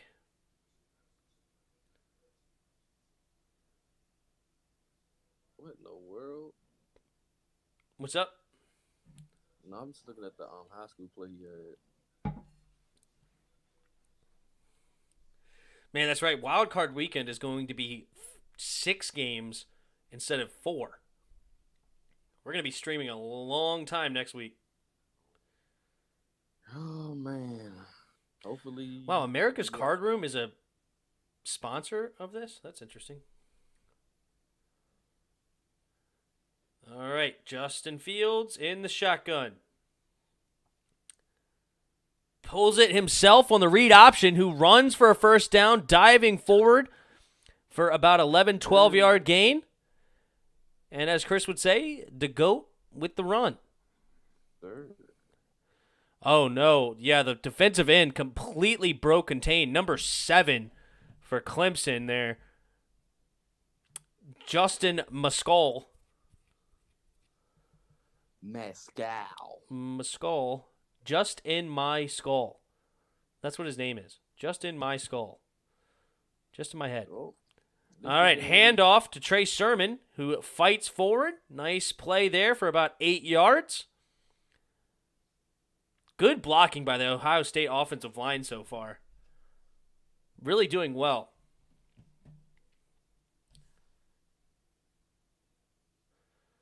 Man, neither quarterback really needing to do much so far. The run games, we already have 60 yards for Ohio State and 31 for Clemson.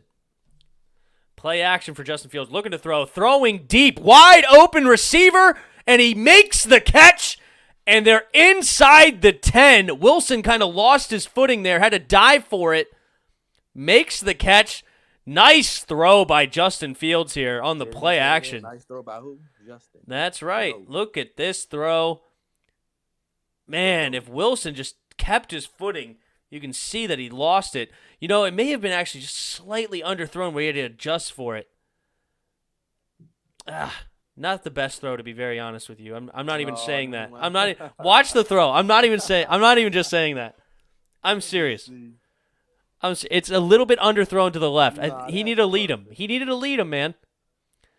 Good defense there by Clemson to tackle for loss. Number 98 in on the stop. Miles Murphy. That was a great throw. Be honest. That was a good throw. It was a good throw, but it wasn't a great throw. That was a good throw, then. You see what I'm saying? He should have led him a little bit more towards the end zone.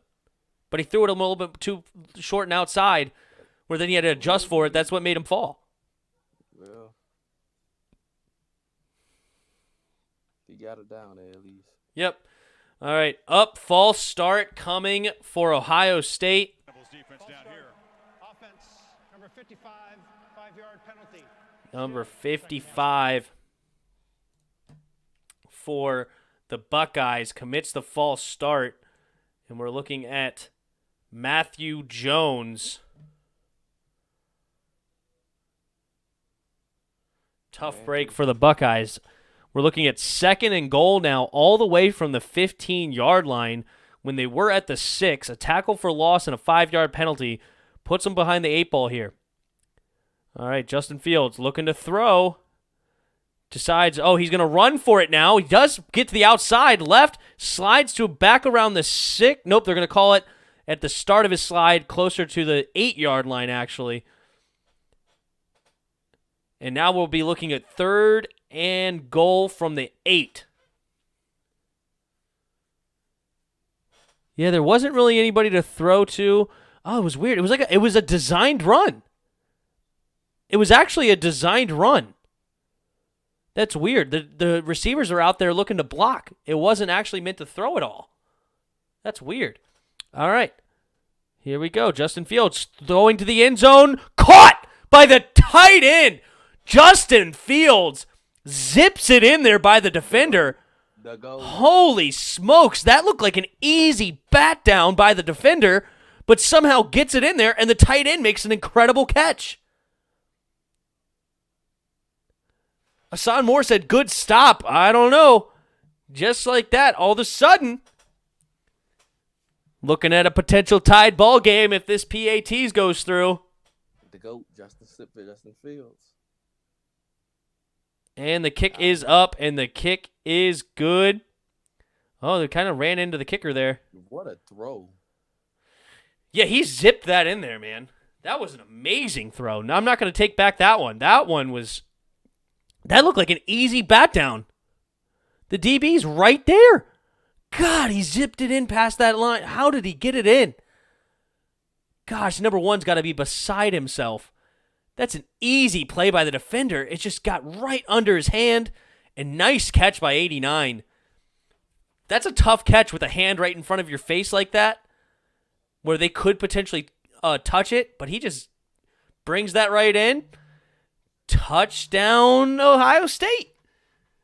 And we got a ball game, ladies and gentlemen. Justin Fields, 4 for 4, 100 yards and a touchdown. Trevor Lawrence, 8 for 11, 128 yards and a rushing touchdown. The two quarterbacks having themselves a day. The potential 1st and 2nd overall pick of the 2021 NFL Draft. We're going to have a penalty on the kickoff. Clemson will get this ball starting at their own 40 because they kicked it out of bounds. Right between the numbers. That was a great throw. That was a great throw. That's one. 4 more touchdowns. Justin, you got those 4 more.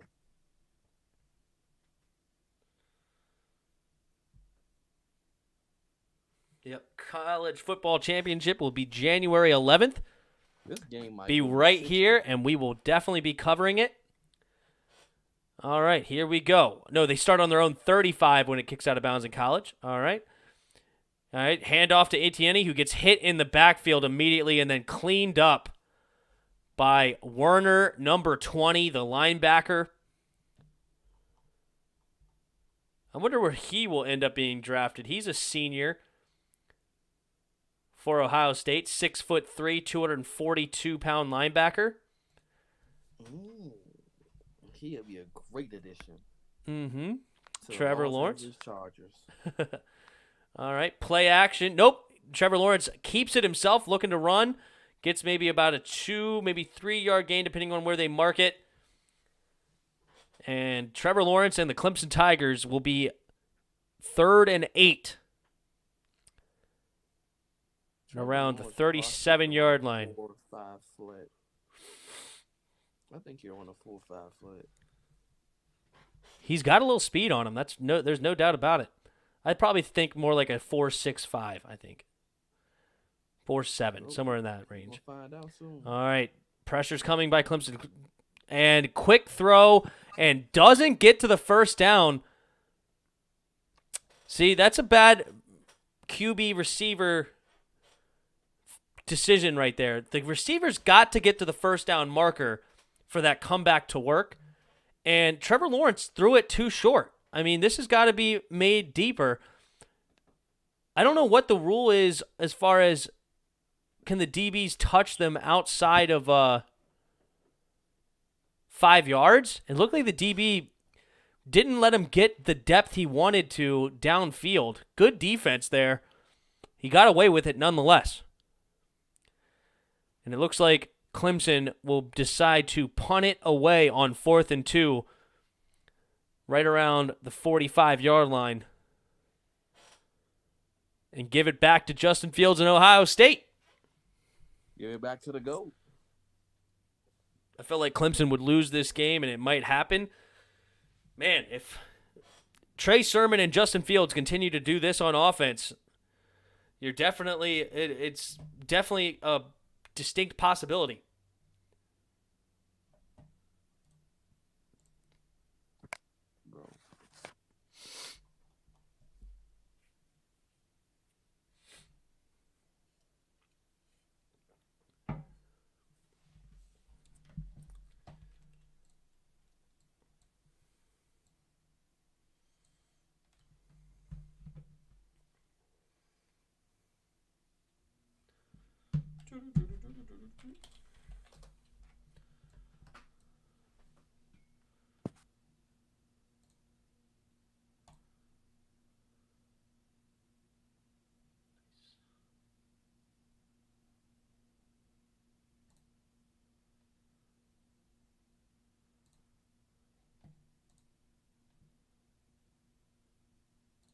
Justin Fields lead his team back onto the field to take a 21-14 lead over the Clemson Tigers. To show Tim once again why he's the GOAT.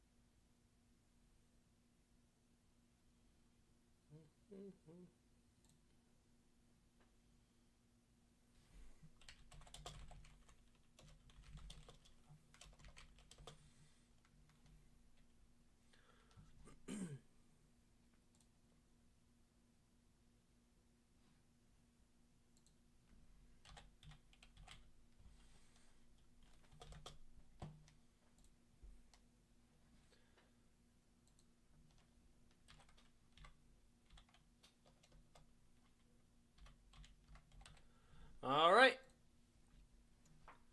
Here comes the punting unit to start off the second quarter.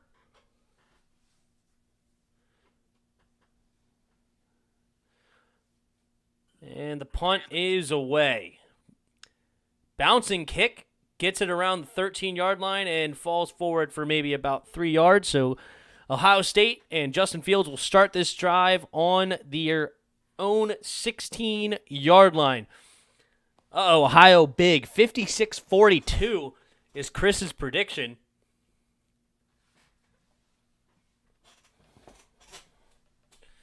All of a sudden, I have to use the restroom.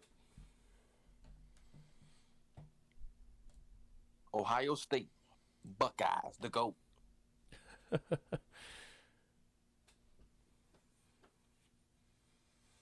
I gotta go to the restroom. Keep it up. Call the game, Chris, for a second. Alrighty. Now, I don't know if you guys are ahead of me, but y'all probably ahead of me. Y'all probably a little bit ahead of me. So you will have to bear with me as I call the game.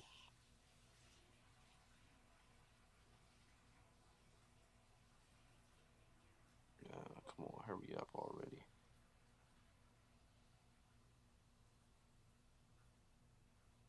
Ohio still onto the field. Justin Fields is onto the field.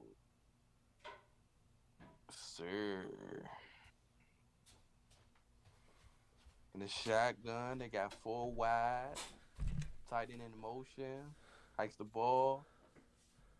Quick screen. Throw out the number 2 for like a 12 to 13 yard gain. Nice. And they're moving the football on Clemson's sorry defense. There you go. All right, it was a 5-yard out route on the next play, so we're looking at 2nd and 5 for Justin Fields to go. And Ohio State offense. Moving the ball against the sorry defense. That's right. All right. He hands it off to Trey Sermon on 2nd and 5, and he makes a nice run up the middle for about 16 yards or so, maybe 5. All right. Nice play there for Ohio State. And they're right around midfield.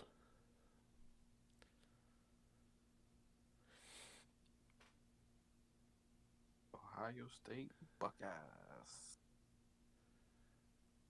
All right. Justin Fields takes a snap. Only a 3-man rush. Looking to throw deep. Has a man, and he overthrows him.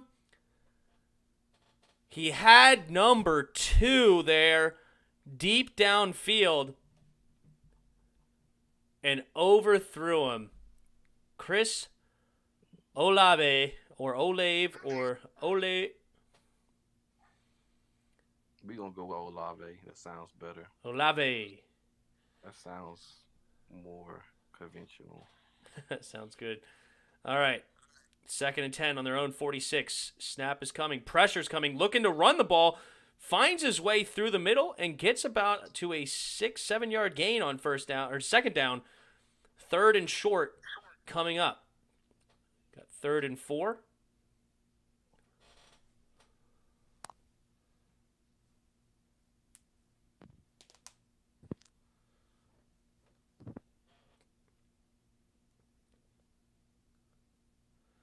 Okay, Clemson coach saying drive the car and punch him in the mouth. That's the play call, whatever that means. That got to be the stupidest play call I've ever heard in my life. Drive the car and punch him in the mouth. You see him on the sideline making the motions? No, I didn't see him yet. Oh, Justin Fields, 1st down. Nice throw over the middle. Drive the car and punch him in the mouth was a great play. Smith Njurga. Looks like what in the world was that? He was number 11. His name is Jackson Smith Njigba. What? That's a stupid name. Jackson Smith Njigba. It's probably a silent N, so maybe Jigba? I don't know. All right, play action, rolling out for Justin Fields to the right, looking to run the ball, blocked by the tight end, and he's going up the sideline. Man, nice run, tackled at around the, 24-yard line? Nice run by Justin Fields. Maybe it's the 19? He might be the next Juju Smith-Schuster. Yeah, it's around the 19-yard line. That's what it is. Next Juju Smith-Schuster is what, Justin Fields? No. Oh, yeah.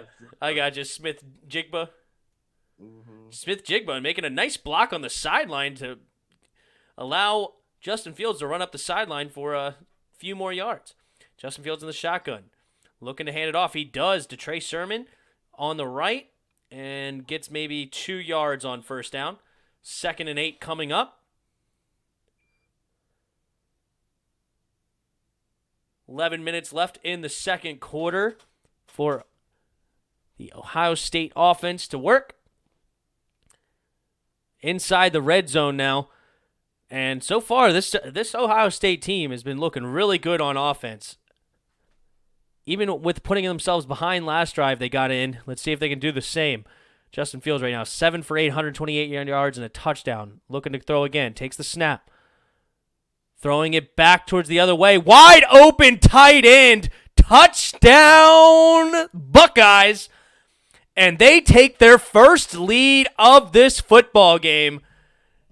Jeremy Ruckert, The tight end catches a 17-yard play. Beautiful play design. They roll Justin Fields out to the left. He's looking left, and then he comes back to the right for a wide open tight end. Nice throw, hitting him in stride. And just like that, Justin Fields is on pace for doing exactly what I said he would do. that's true. So far, so good. Hassan Moore says, we about to lose. We suck. We done. All right, Christopher. Just kidding. You about to take this W. Quit being Chris Trash Takes over there, Hassan Moore, okay? We're looking for Jair's Sports Take.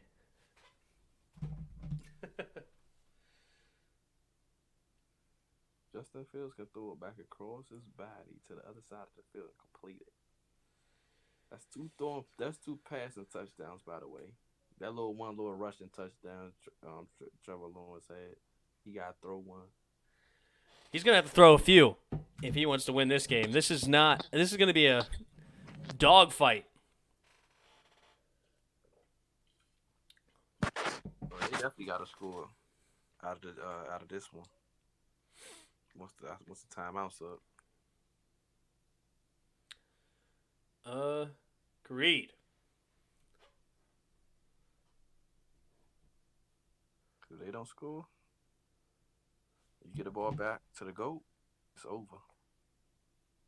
You cannot get the ball back to the GOAT. Absolutely not. Yeah, and Ohio State will get the ball back outside of halftime.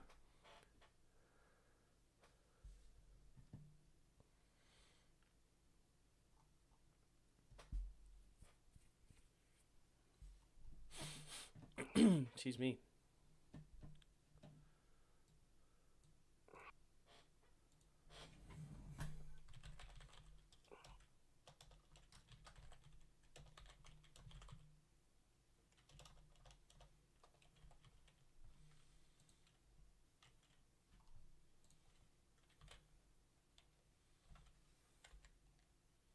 The GOAT. The GOAT.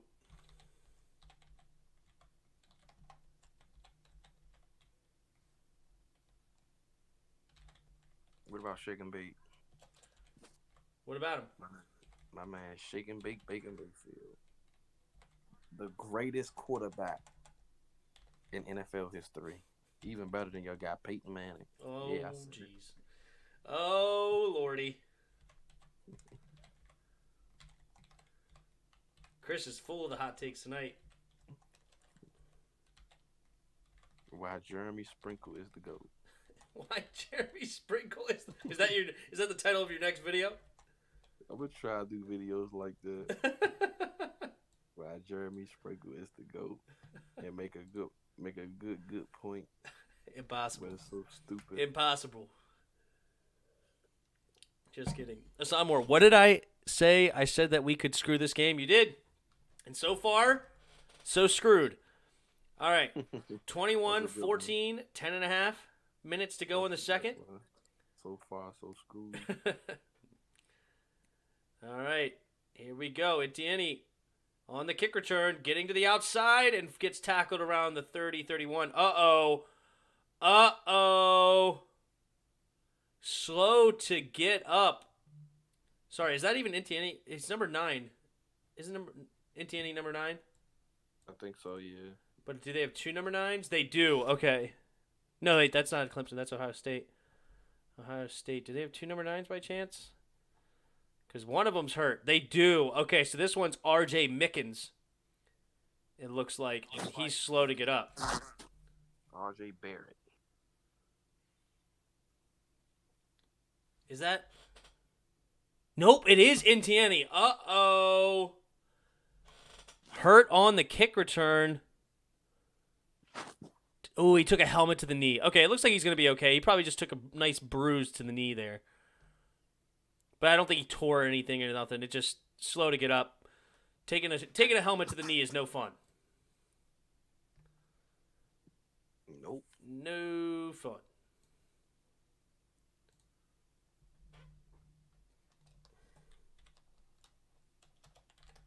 Justin Simmons is trash.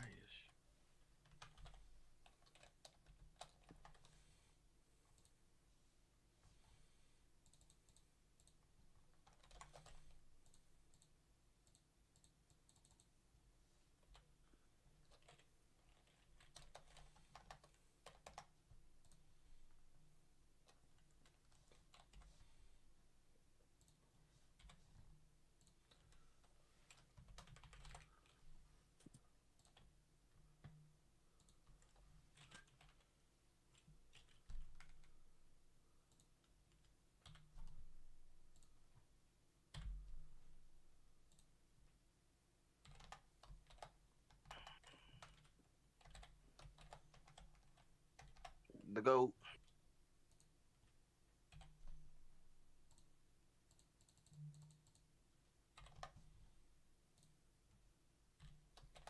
Oh, they actually finally won a game. Would you look at that? As soon as I make the video, they won win one game. Don't worry, y'all still gonna be trash this year. Detroit. Killian Hayes, 23 minutes, 0 points, 1 rebound, 6 assists. That's just awful. I already said my thoughts on him. Suck.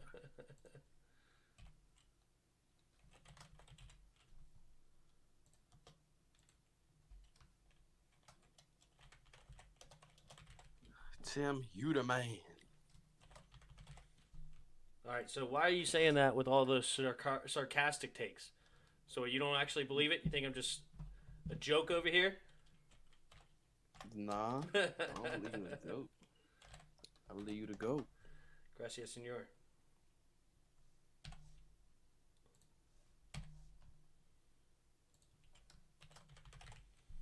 Let's see what your boy Trevor got. It's going to get interesting, that's for sure. He's got to do something.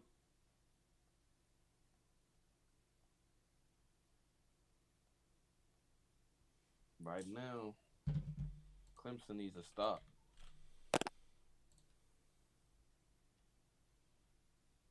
They need to dial up some pressure. Here we go. 10.5 minutes to go for Trevor the GOAT Lawrence. 3 receivers to his right. Looking for the hard count. Nobody's jumping. Taking the snap. 4-man rush. Look to throwing deep and incomplete. Both the receiver and the corner, neither of them found or could locate the ball, it appeared. And it was thrown a little bit too far to the inside, but they didn't even try to make a play on the ball. Trevor Lawrence struggling a bit today with accuracy. It didn't really seem like he's all there. It's not terrible, but it's not great either. Trevor Lawrence, quick screen throw to number 3. Nice catch and run for maybe about a 6-yard gain. I thought that was a good throw. To the deep pass? Yeah, that looked like a pretty good throw. He gave him a chance. I don't know. Amari Rodgers on that catch. But it's... Let me see. They about to show the defender was on the out. He needed to be high and outside because that could have been picked off if the defender turned around. Yeah, that was a bad ball. He should have put it to the All right, 3rd and 4. Quick throw to Etienne and hit as he threw or as the ball got there. 4th and 4 for Clemson, and we're probably looking at another punt. Down 7, giving Justin Fields and that offense another chance to score. And Clemson, they're in a tough spot here. One of their better players, Etienne, is getting beat up today. He took a helmet to the knee, and then it looked like a helmet to his back. So it's not a good start. Not a great punt either, but got them back to around their own 25. And Ohio State will look to extend their lead. And they're not dead yet. You said it this time, not me. Hopefully I didn't jinx them. I said it while they had the league. I didn't say what they did. So maybe it might work. Maybe it might work.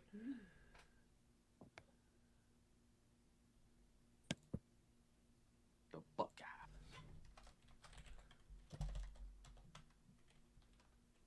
That was a pretty good punt.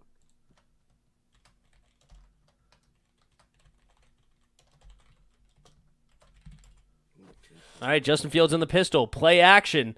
Throws it short to his tight end, number 89. What was his name? Zerder, I think? Something like that. Let's take a look here. Number 89 for Ohio State was... Oh, wait. Luke Farrell. That's not what they said his name earlier was. Oh, number 88 caught it earlier. That's why. Jeremy Ruckert. That's who I was thinking of. Okay. Luke Farrell, the tight end, catches that one. Skalski in on the tackle number 171. All right, play action again for Fields. Looking left, throws it to Olav, who catches it. Olave, first down, Ohio State. And they're looking to extend this lead. They're looking to extend this lead right here. They're looking good. Justin Fields. Number 47, standing flat-footed. Don't know what he's doing. Why do they keep showing Sean Wade on the sideline? Is he in trouble or something? James Colts. All right, quick throw outside to number 6. Justin Fields with another completion. Jamison Williams on the catch. 2nd and 4 coming up for Ohio State.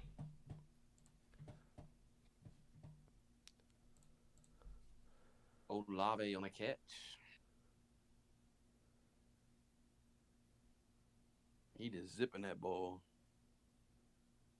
And they hand it off to Trey Sermon this time, who has a hole up the middle, butts out to the second level, breaks a tackle, going down, stiff arms another dude, still can't be tackled, and finally dragged out of bounds.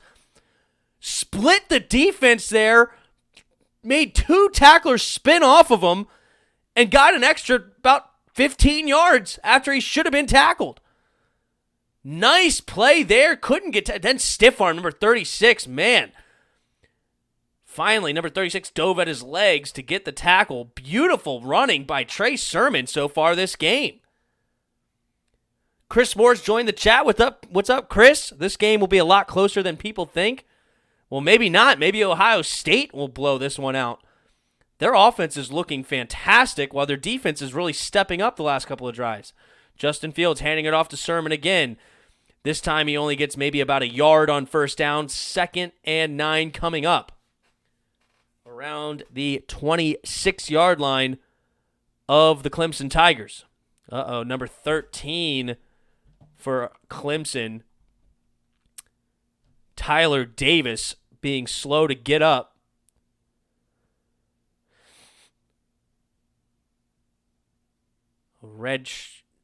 He's a sophomore. Assam Moore says, my TV off. I let my brother watch it.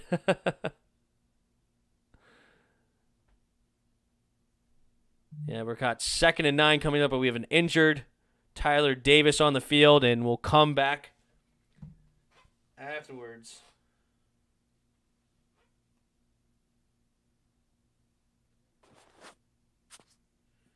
Fields is playing well so far. There's no doubt about it. Justin the Goat Fields, 11 for 12, 163 yards, and 2 touchdowns. You better know it. Say his name again. Justin. That's right. Fields. And Trevor, the not-so-goat Lawrence, 10 for 15, 140 yards right now. No touchdowns. And he's been a lot more inaccurate tonight. It ain't been pretty. I'm not gonna lie to you. It's not been pretty for Justin Fields. You mean Trevor Lawrence? You're absolutely right. I said the wrong name. Trevor Lawrence, it's not looking pretty for. It's looking great for Justin Fields. Justin the Goat Fields. Boy Justin.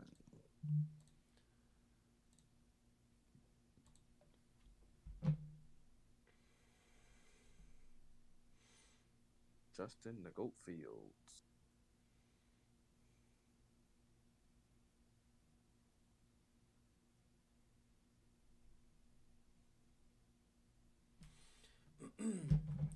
Samor says, we're 4-0 against the same team, just different quarterback, and we're losing. Well, this whole team is different, mostly. I mean, you haven't played them 4 times in the last year, but yeah, it's... Ryan Day is finally having his day, it looks like, against Dabo Sweeney. But it's still early. Anything could happen.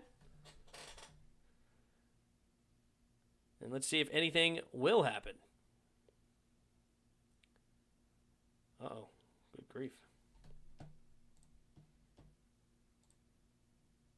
They score here? Ohio State by 50. Don't at me. Don't at me. Don't at me.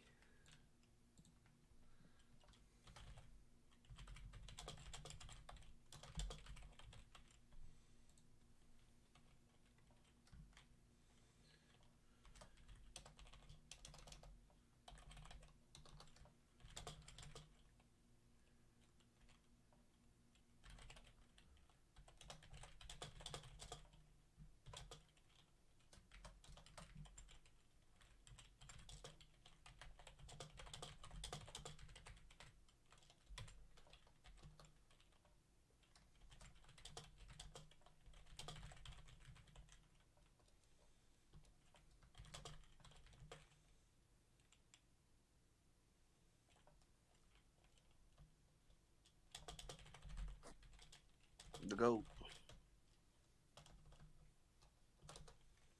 All right.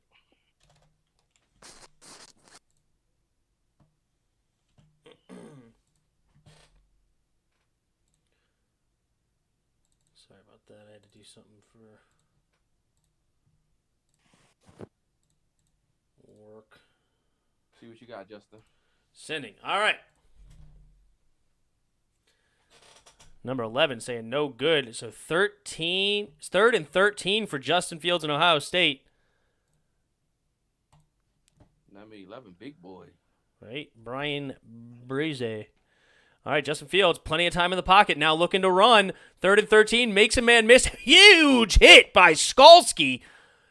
Setting up 4th and 2, and Justin Fields is going to be slow to get up. That was a fantastic textbook hit. Nothing dirty about it. Just a huge hit on Justin Fields that could completely change this ball game. Oh, man. Put his shoulders... Oh, never mind. It was kind of helmet. Put his head down right into his back. Ooh, maybe it was a little bit dirty.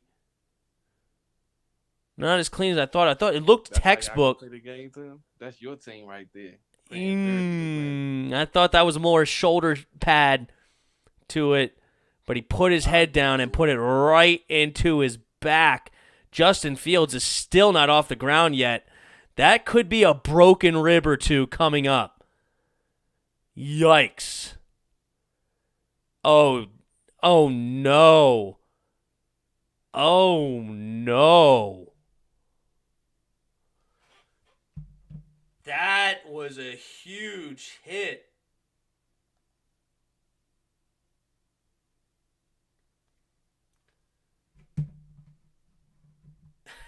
Well, Chris, you finally say it. We are trash. We're not dead yet.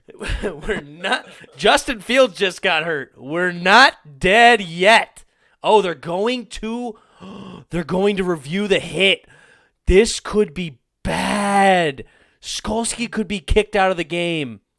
I mean, it was a clean hit, though. He lowered his head to create contact. I mean, but it wasn't helmet to helmet. It wasn't helmet to helmet, but can you get... Like, he technically lowered his head to make the play. Isn't that illegal? I don't think so. I mean, you got to go low. I mean, he went low. If he would have went any high, that's a clean tackle. I mean, to me, I agree. I 100% agree with you as far as that's a clean tackle. What else is he supposed to do? What are you supposed to do with that? I mean, he did put his helmet in his ribs, but I don't know. But then again, Justin Fields was moving from left to right. He wanted to hit him with his shoulder pad, but when he put his head down, Fields moved into his head. This is a tough one. But I guess that's the point, is that you can't lower your helmet and make the tackle. Let's see what they call. The ref has made the decision. All right, here we go. After further review, number 47 was confirmed for targeting. The penalty will be half the distance to the goal and an automatic first down. Number 47 is disqualified. Wow, number 47 is disqualified. Really? For that hit. For targeting on the quarterback. He's a runner at that point, though. And Skalski. Ouch, ouch, ouch. You cannot lower your helmet. I disagree. In the NFL, that's clean.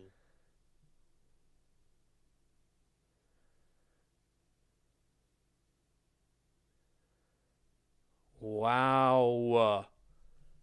I disagree. That was clean. That's no better. He couldn't do no better than that.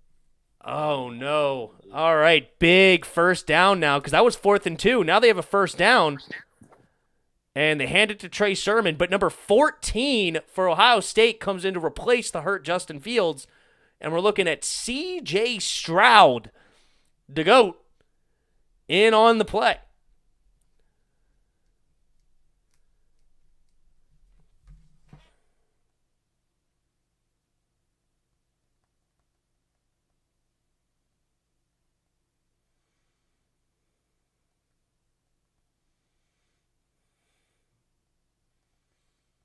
All right. Up, number 1 looking to throw, and he does throw and caught Olave. Who's number 1? Number 1. Oh, Justin Fields came back in for a play to throw a touchdown? No. Are you serious? The GOAT with broken ribs comes in, takes the play action, and throws the ball for a touchdown. Told you. That's 3 touchdowns. I'm just 2 away. I'm almost there. Holy smokes. The GOAT. The GOAT. Justin Fields is hurt, though, right now. Holy woo! Nice route here, out and up and out. Nice throw and catch. Justin Fields, immediately after he threw that, he's feeling it in his ribs. Yeah, he's hurt. Oh, he's hurt bad. He's limping off the field now. Yeah, he's done. He's done. No, he ain't.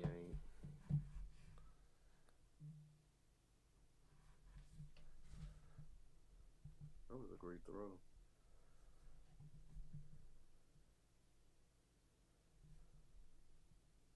What a throw. Holy smokes.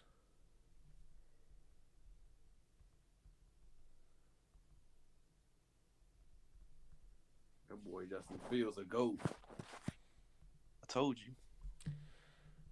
Well, let's see if his 14-point lead that he gave his team will be enough to hold off the Tigers.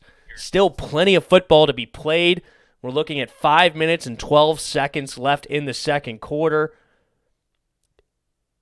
They're not dead yet.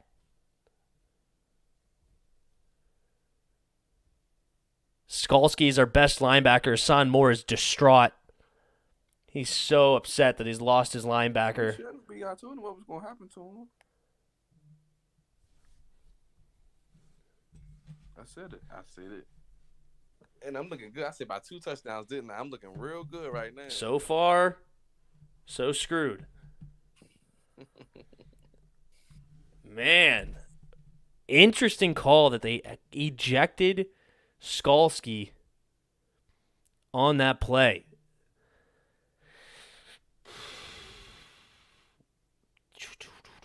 Not dead yet. Anything can happen. But if the problem is if you're Clemson, you're looking at Ohio State getting the ball at half.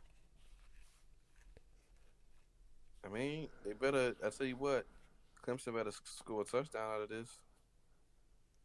They better not go 3 and out. They go 3 and out, it's over. Yeah, Trevor Lawrence is not looking good so far. He's got to show up to his potential number 1 pick overall. It's not good. And Etienne is also not running extremely well. 5 carries right now for 9 yards. He does have the touchdown, but it's been slow going for him. And honestly, the touchdown was his long. I think that was a 3-yard play. So he's really looking at 4 carries for 6 yards on the game so far. Mm-hmm. He does have 3 catches out of the backfield for 53 yards. So he's doing a little better through the air. But, man, Trevor Lawrence, other than that rushing touchdown, has really not impressed me. I'm not going to lie to you. Not his best performance. Man, I can't believe they ejected him for that.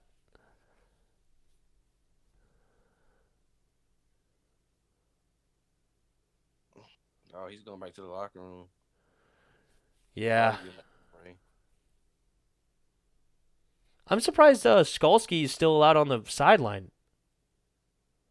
I thought when you're ejected, you have to leave the side of the field. Clemson, what are you doing? Why did you catch that ball? Etienne is out of his mind. The kickoff would have gone out of bounds and set them up at the 35. Instead, he caught it, and now they're only going to get the ball at the 25.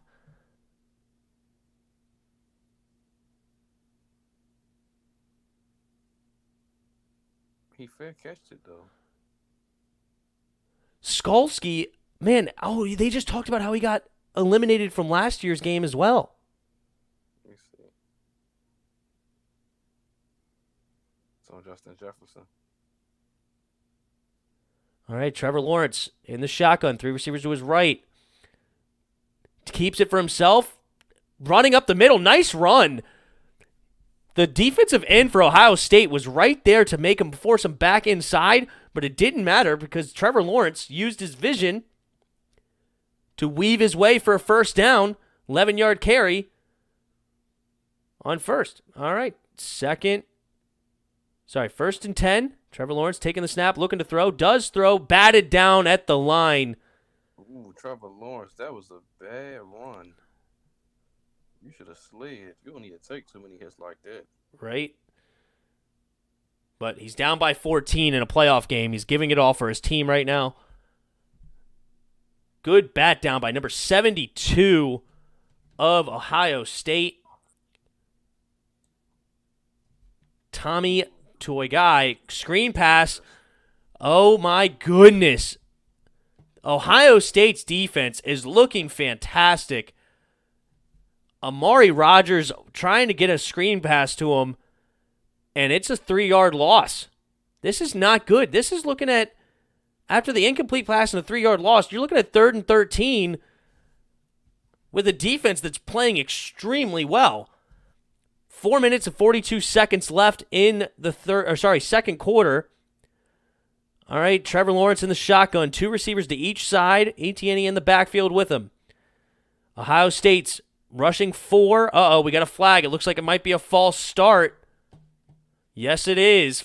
False start on Clemson. And Number 79, 5-yard penalty. number 79, Carmen, doing the false start. Now we're looking at 3rd and 18, down by 14. Trevor Lawrence, what do you have here? Madison Roach is back. What's up, Madison? Ohio State going all the way this year. It's going to be a great game, them versus Alabama. That would be an awesome one. Not going to lie. They've looked fantastic tonight, but the problem is Justin Field is hurt. Not giving up yet. Anything can happen. They're not dead yet. All right, quick throw. Nice throw to number 17, trying to make some guys miss. Powell caught it. We're looking at 4th and 3, down 14 with 4 minutes to go around midfield. I'm going for it, 4th and 3 here. I'm going for it. I'm punting it. That's what you want them to do. You scared. No, I'm punting You nervous. No, I'm punting it for the simple fact that if Justin Fields not out there, I give my defense a chance. Justin Fields warming up. He might try to come out. No, he's every time he throws the ball, he's in pain. All right, they do bring out the punting unit. Yeah, they listen to me. That's right. Here comes the punt. They do. And it bounces into the end zone. Touchback. They'll start on their own 20-yard line. Man, oh man, oh man. Justin Fields putting his helmet back on, coming on the field. My man, Justin Fields, showing some grit, showing some heart. Refusing to go. They're probably going to try to heat him up. Yeah, you got to put some pressure on him right now. I can't believe Ryan Day wants to send him back out there with a 14-point lead. With his man, it's every time he throws the ball, he is struggling. You could see him wincing, just absolutely beat up right now. Man, oh man, I think I'm bringing in the backup, putting him down because you want him fresh for Alabama. All of a sudden, if he breaks a few more ribs, he could miss the next game. He broke any ribs. You just saying that. Every time he throws, he's grabbing for his what do you call it? His right side. And that helmet, that's a hard hit he took. I bet he has 2 broken ribs.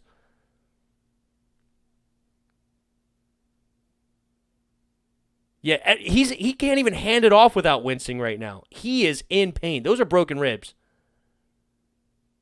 Oh, God, he looks like an old man out there right now. Holy smoke. He looks like me if I was handing him out. Maybe he's trying to fake for the team. Sermon on an 8-yard run on first down. Second down now, and they hand it off to him again. Make a guy's mitts, go to the outside, going to the right. Make a nice weave-in run there. 10 yards on 2nd and 2, first down and 10. And Justin Fields seems like he's actually just being a decoy out there, and they're just running the football. Trey Sermon looking at his coach saying, let me eat, let me eat. 13 carries, 107 yards, and a touchdown. And he handed off to him again. But this time falls forward for maybe a 4-yard gain on first down. 2nd and 6 coming up. 2 minutes and 15 seconds left in the second quarter. Again, Ohio State will get the ball back after half. If they get points here, they can look to go up 28 before Clemson is allowed to have the ball back. At the half, bro. That's ridiculous. What'd you say? He has 107 rushing yards at the half. Oh, I know. He's been great. Great. Uh-oh, another injury for Ohio State. Looks like one of their offensive linemen.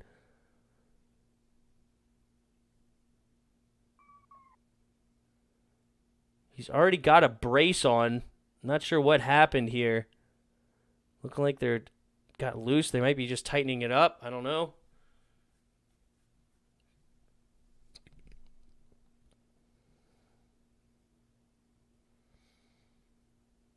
Keith Byars, Ezekiel Elliott. They're going through some of the great games out of Ohio State running backs. Eddie George, 314 yards in 1995 against Illinois. And Trey Sermon, 331 yards earlier this year against Northwestern. Tonight, he's already at 14 carries, 111 yards. Son Moore says, we're done. We're not coming back. I mean, this is tough day right now for Clemson.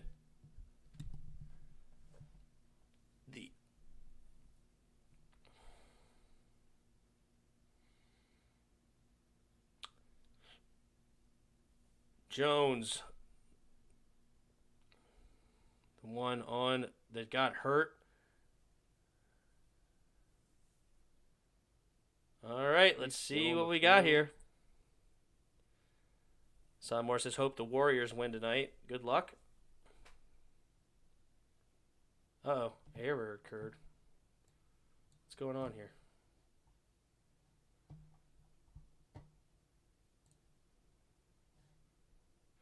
Gotta refresh my thing here. Hold on.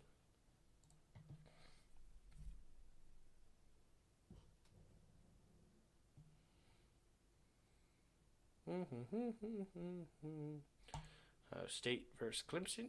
Got the game back up. All right.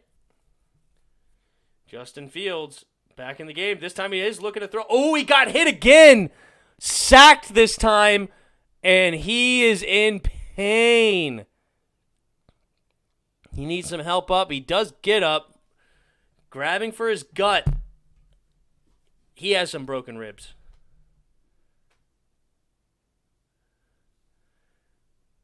Clean hit that time by number 10. I mean, Justin Fields, I don't feel bad for you. If you want to come back in the game with a hurt, you're going to get hit. 3rd and 9. Fields continues to play, man. Gotta love it. You got to love the heart and grit. I just don't like the decision by Ryan Day. He was down. I throw a flag on that play. You're crybaby. You He crybaby. was down. Come on now. You crybaby. That is just ridiculous. He didn't slide. He didn't slide. First down. His knee hit the ground before the guy even touched him. Okay, what's your point? What you got? You don't gotta. That's roughing the passer. I'm throwing a penalty on that. You're not even a passer at that point. No. I'm throwing a flag. All right. Handoff to Trey Sermon. Running up the right side. And on 3rd and 9, they're able to run for the first down. Ouch, ouch, ouch. Yeah. Unbelievable here. 3rd and 9, they hand it to Trey Sermon. Clemson's defense is distraught right now. He spins off a tackler. He should have got tackled for a 2-3 yard short of the first down, but he spins forward. Yeah, he deserves to hype himself up after that one. Justin Fields looking to throw, does throw it short. Trey Sermon breaks another tackle. What should have been a 3-yard gain turns into a 6-7 yard gain. Trey Sermon having himself a day. Good grief right now. Trey. Here we go. Takes the snap. 5-man rush coming. Throws it short again to Sermon. Sermon gets the first down. I mean, this is embarrassing. Come on. You have a guy that can't throw the ball, and you're letting him do this. Unbelievable. Abby Normal, Washington should waited for Fields. Tank for Justin. Tank for Justin. Henry's on the ground now. How's it going, Uncle Chuck? How you doing tonight? Hassan Moore says, our defense is awful. This is not their best performance. Let's just say that. Not awful. They're just trash.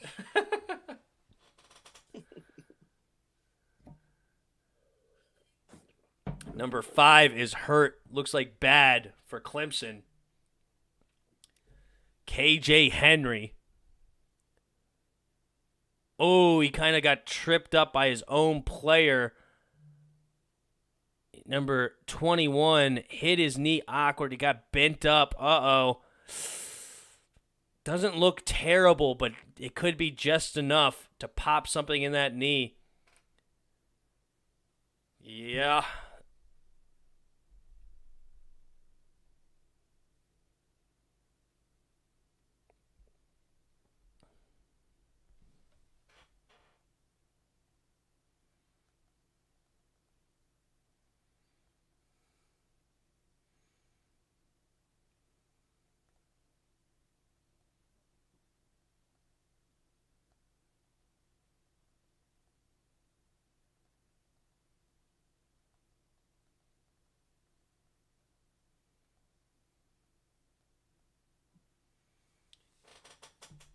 Nick says Fields needs to pull himself looking like RG3. And I just completely disagree with that. 100%. Justin Fields should not need to pull himself. Ryan Day should be the one to pull him now. I mean, Ryan Day is a disgrace to me right now. Why is Justin Fields in this game? Because you need to win it. Yeah, you're up by 14. Your dude can't throw.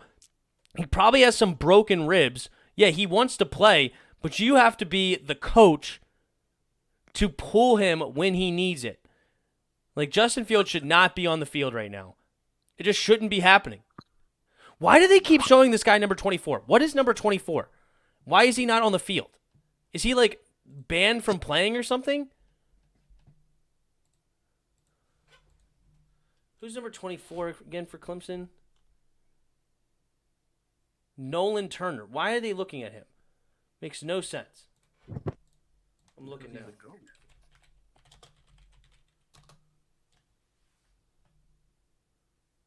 Ah, he's suspended. Well, that hurts.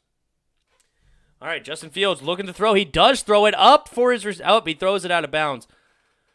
Throws it deep, and it looked like a good spiral and everything. But still, I bet he's hurting after that throw. I don't know. You're up by 14. They can't stop your run game. Is your backup that bad you don't trust him to just hold a 14-point lead? Probably. They might got a 27 seconds left in first half. They might have Haskins. Well, Haskins was a good college quarterback. Justin Fields looking to throw. Wide open, number 88, downfield, makes a man miss, and runs out of bounds. Holy smokes. Justin Fields with broken ribs right now.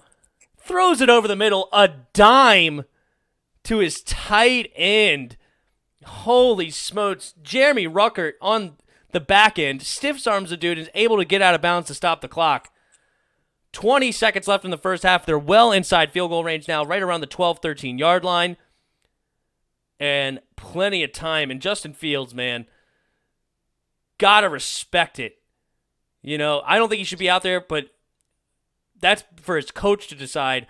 I love that he wants to play and the competitive spirit. Why would they run the ball there? They have 2 timeouts, I guess. But that was a weird decision to run the ball. You lost 2 yards on that one.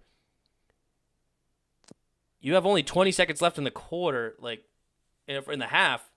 You'd want to throw. That'd be normal. New York Jets should get involved. Right? Yeah, they're like, hey, why are you killing my player now? Come on. Pull him. Get him out. Don't let him do this. Come on. Nissan Moore says, disgusting performance. What is happening? Dude, Justin Fields is the real deal. That's what's happening.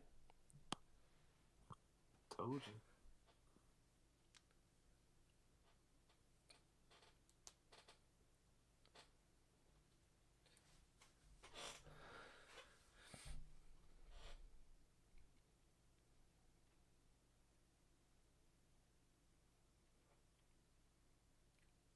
Trevor Lawrence.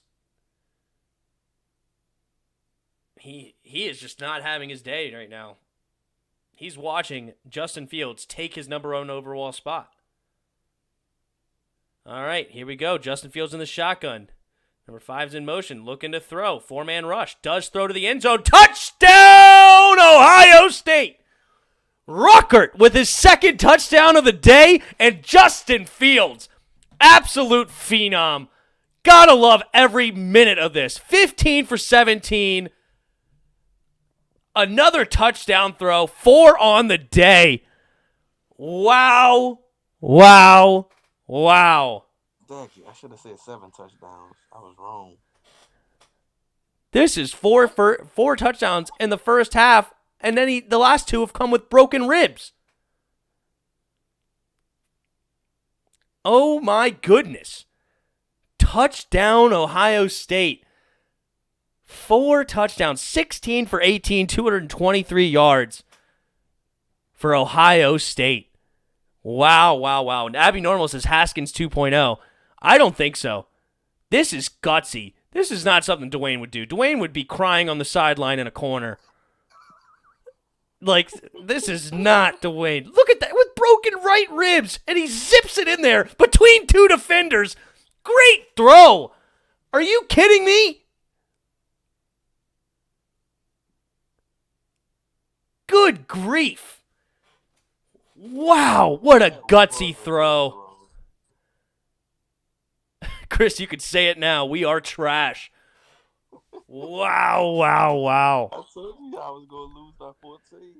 Dude, you called it. And they get the ball at half. They could extend this lead to 28. Etienne not having a great day today. He needs to show up too. Trevor Lawrence and the 2 best players on Clemson right now are really failing their team. Here's the kick. They're going to have a chance to return this. Nope, he fair catches it. All right, let's see what they do. They probably will just kneel it and go into halftime down 14. Man, oh man, oh man. Justin Fields. What a gutsy performance he had in this first half. Wow. Justin the Goat Fields. Dude, I am so impressed right now. I'm loving this. This is a kind of performance that gets you drafted number 1 overall. College football playoffs, everything's on the line. You're going against Clemson, 10-1. Great year for them. And you're just crushing them. 35-14 at half, and you're going to get the ball back. Leaves from the vine. What's up? Fields is my senpai. Senpai? What is, or you mean sensei? Field is my, what is SENPAI? What in the world is that? I have no idea. What I do know is my prediction holds. Senpai is an upperclassman who mentors an underclassman or kohai. Or how do you pronounce this? 16 for 18, 223, and 4 TD. He's well on his way to be doing what I say he would do. So far, so screwed. And 7 carries for 50 yards by Justin Fields also. I'm looking good. I'm looking good. Yep. Well, we know who to go on the first overall now. My boy, is he Justin Fields. Playing? Tis but a scratch. Hello, Simp Tim. I feel like this is Ryan. These are all Ryan, aren't they? What's up, Ryan? How do you say this word? Let me go to It's. I'm at the YouTube. How do you say senpai?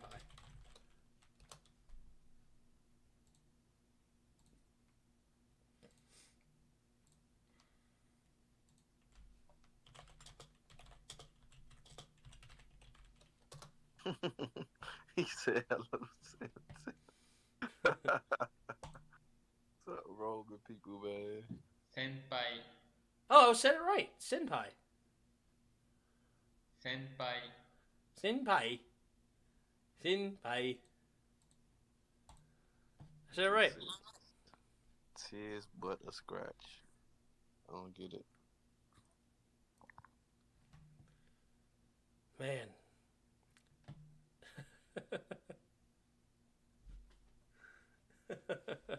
Dude, Trey Sermon, dude, he's been a baller too. 7 carries, 121 yards, and a touchdown for him. Justin Fields, I could not be more impressed by a dude right now, I feel. This has been incredible. You know, I don't like that Ryan Day's keeping him in the ball game because I think that he should sit because of the Tisbett scratch. You don't know what a senpai is. No, I didn't, and now I do. I looked up the definition. Apparently, you're upper class. He's an upperclassman that helps mentor you, I guess. Anyway, but Justin Fields, 16 for 18, 223 yards and 4 touchdowns. Wow. They have scored 35 points, 28 unanswered. The last 5 drives have turned into a touchdown. This has been fantastic. And freaking Skalski came in and laid a brutal hit on Justin Fields and looked like he was going to knock him out of the game. But he missed a play, then he came back in through a touchdown, and he limped off the field then. You think he's done? Then he comes back in for another drive and then leads him and throws another touchdown, which was a dot between 2 defenders to his tight end. Beautiful throw. Hit his tight end in stride. It's been awesome. Abnormal. Jets might get their pick in Lawrence. Jaguars gets Fields. Wouldn't that be wild? I don't know. Like, this is... It could be just like the Tua situation, right? Like Tua, tank for Tua for Miami. Everybody said they're going to go 0-16 to try to go get Tua, and then they ended up winning a lot of games, and they got the 5th pick, and you're like, oh, they missed out on Tua. Well, then here comes Joe Burrow. Tua gets hurt. Then all of a sudden, Joe Burrow goes number 1, and at number 5, Miami gets Tua anyway. So everybody's saying, oh, Jets missed out on Trevor. They shouldn't have won a game. They win 2 in a row, and here they come, and all of a sudden, Justin Fields could go number 1. Absolutely insane stuff going on right now. And, man, for Clemson right now, if you're Clemson, you're just distraught. 12 for 18, 152 yards for Lawrence. A few throws been just absolutely insane. Their defense, they just going 3 and out. That's all it is. Yeah, and then freaking Etienne, 6 carries, 14 yards, and a touchdown. Looking brutal over there for Etienne. They just don't have the offense right now to keep up with Ohio State's, which is crazy to say when you have the potential number 1 overall pick, but they're just not performing. Mm-hmm. Ruckert is an interesting tight end. He's an interesting tight end prospect, dude. 6'5", 253 yards. Excuse me. 6'5", 253 pounds, excuse me. Junior. Dude, this guy might go to the draft, and we could get this guy. 5th round pick, Jeremy Ruckert. I mean, we'll see. That's exactly right. We'll see. But hey, Clemson, you're down 21. Ohio State gets the ball back. Oh, wow, they do? Yeah. Oh, This could turn into a 28-14 ball game. If they score a touchdown, I'll take out Justin. Because this game is out of reach at that point. All I really got to do is just hand the ball off to Trey Sermon and just waste the clock. And just get them, limit their possessions. That's all I would do. I mean, you up 4 touchdowns. I mean, they're going to need 4 possessions. So limit him to 2. If I'm Jaguars, I think I take Justin Fields number 1. This is so gutsy. On that scene, told you. This is so gutsy. I feel like you were just talking shit, though, Chris. No, I was dead serious. But, man, Justin Fields, wow. Oh, man. I mean, it's hard to judge everything off one game. They're going to because he outplayed them. And he threw 4 touchdowns. But this is a kind of game that just freaking screams at you, dude. And you just got to love that he gets hurt and he comes back in. I mean, just the guts that it takes. Oh, I love it. Love it, love it, love it. The running back position, James Robinson paired with Justin Fields. I mean, James Robinson and Justin Fields, Jaguars 2021. That's a good lineup. D.D. Westbrook comes back. Like you said, DJ Clark Jr. They probably find another tight end. And all of a sudden, like you like to say. Mm-hmm. I don't know who in their division, but I think they go up to like a 6-win team. I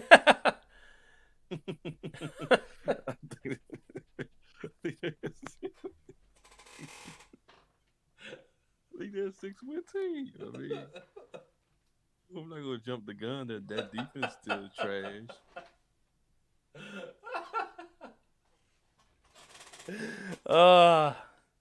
You're right. I mean, it's true. It's just hilarious how you said that. They could jump up to, like a 6-win team. Oh, man. Which is 5 more wins than they have this year. So. But then again, they still got a lot of cap space. They still got some draft picks. They have a ton of cap space. $77 million next year. They might can move up to a 9-17. That's wild. Hassan Moore, the Warriors play at 10:30. Wow, a bad first half. Yeah, that was a bad first half if you're Clemson. I don't remember who won the toss. I don't know if Clemson decided to have it or if Ohio State deferred. But either way, this is why you defer. Because if you're Ohio State and you deferred, you get to extend your lead here now at half. And if you're Clemson and if you were able to defer and give it back, you could be down 21, but at least you're getting the ball back to try to nick into this lead. But right now, Ohio State could double up on them. They could get the first down or touchdown right before half, which they did, and then they could get a touchdown right out. And then Trevor Lawrence doesn't get the ball until when you were down by 14. Now he doesn't get the ball down until you're down by 28, and that's terrible. I'll milk the clock. Milk the clock if you're Ohio State? Yep. I'll milk it. Yeah, I mean, you got the running back to do it for sure right now, and the O-line has been looking fantastic for Ohio State. I will almost force them to try to pass the ball. I'm really confused on why Nolan Turner is suspended, but he's suited up. So does he come in this half? That's a good question. Riley Reed, Clemson wins. All they need to do is score and not let Ohio score easy. Thank you, John Madden. I appreciate it. Has that name? Yeah. John Madden, yeah. The team with the most points, they usually win.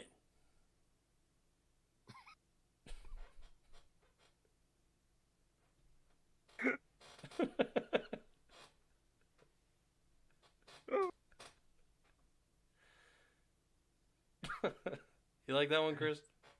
Yeah. Madison Roach, Ohio State will beat Alabama, hopefully. Hey, I don't think Alabama's defense is going to be this soft, though. Clemson doesn't want the ball. Bunch of... Oh. I think I know what you meant to say, I don't know.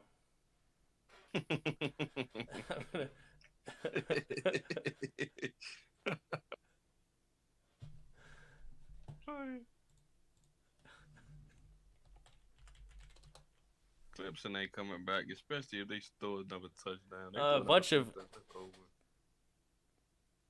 Puden, P-U-D-D-E-N, a person who is not very bright. Cool. Son Moore says Clemson could come back, maybe. Wishful thinking. Wishful thinking. Gotta love it.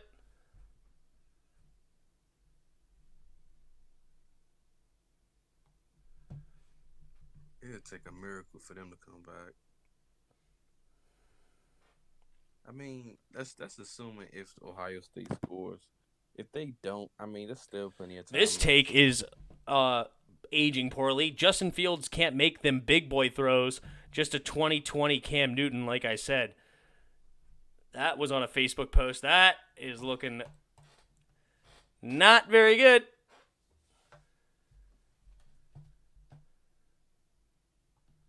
Not very good. Just hating. That's all he do. My man threw 4 touchdowns. 2 of them with broken ribs. All I know is he's going to go for 6.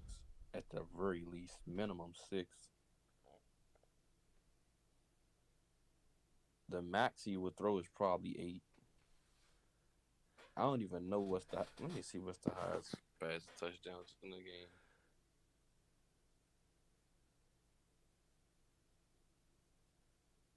You're so weird, Ryan. Oh, my goodness. Colt Brennan threw 58 touchdowns? Yeah. In the season?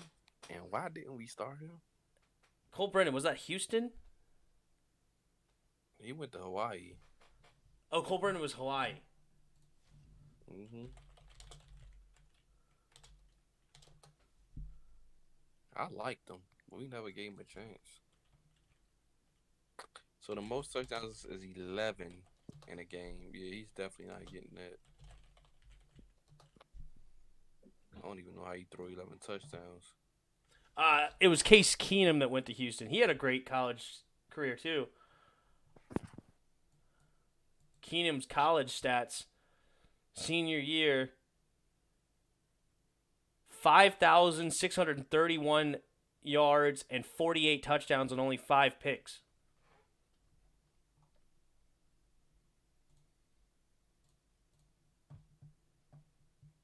Hassan Moore says the rib breaker. Yeah, we're not reading all that, Ryan. You can start laughing. Hassan Moore, number 47, the rib breaker. Yeah, I mean, that's what he did. Unfortunately, they got him kicked out of the game. Unfortunately.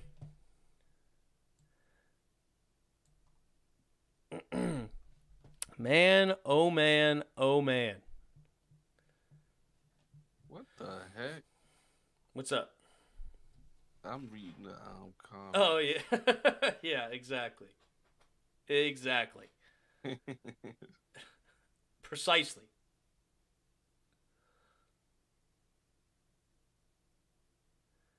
Nacho fries.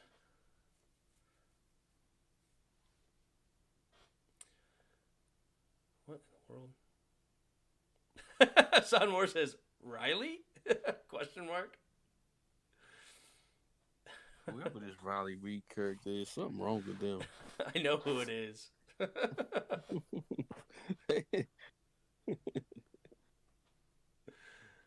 Somewhere. I read what he said, but okay. I read what he said, but okay. He's having some fun. He's laughing hard as he wrote that, though. He was enjoying every minute. Actually, I don't think he wrote it. I think he copied and pasted it from somewhere. But, yeah, Devontae Smith definitely needs to put on weight. He is so slim. Yeah, 175 pounds at 6'1". Ain't cutting it. I mean, Robbie Anderson's slim as well. How much does Robbie Anderson weigh? I'm not sure. Let me see. Robbie Anderson looks smaller than he is. Robbie Anderson is 6'3", 190. Really? Oh, maybe because he's taller than him. Maybe that's why. Exactly, yeah. Height makes a big difference. Yeah, so he's taller than him. But they basically the same size. Like, they both very skinny. But I don't know. In this league, you going to have to put on something. At least he 190. At least he got something to, you know. Lean on you. He ain't got much to lean on. You 6'1". What you say, 170? 175, I think. Yeah, that ain't gonna cut it. You get hit a couple times. That's it for you. He gonna have to get. He's gonna have to be like Deshaun Jackson, and Deshaun Jackson avoids hits all day. He did, but you see it now later on in his career that totaled up. But yeah, Deshaun Jackson had no qualms about running out of bounds or anything like that. Like, he would just dive down or not. He would refuse to take a hit, which is not a bad strategy. But it just sucks when you're an NFL team rooting for him. You're like, get extra yards. Chinese spy. The GOAT. You want to know who the GOAT is? Hello, Chinese spy. What's up? Who's the GOAT? Oh, you already know who it is. Justin. Trevor the GOAT Lawrence? Justin. Trevor out here not doing what he's supposed to do. Jeremy the GOAT Rucker? Chinese spy. What's going on?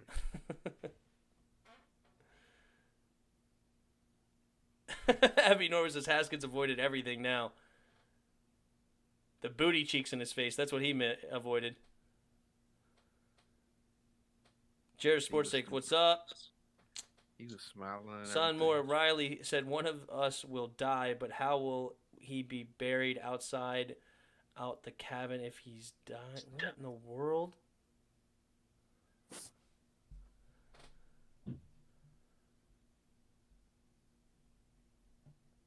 I'm feeling very American today. I know who that one is too. Ay, ay, ay. Ay, ay, ay. I'm glad you're having fun, Ryan. I'm glad you're having fun. Chinese spy. I'm feeling very American today.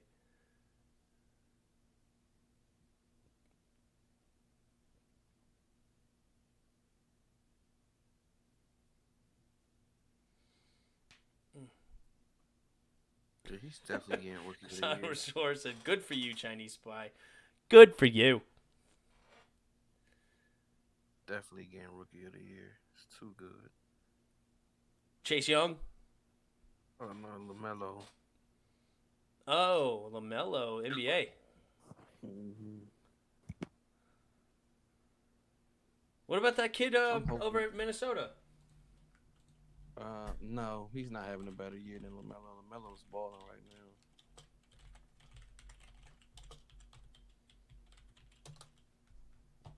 What's his name? Anthony Edwards? Yep.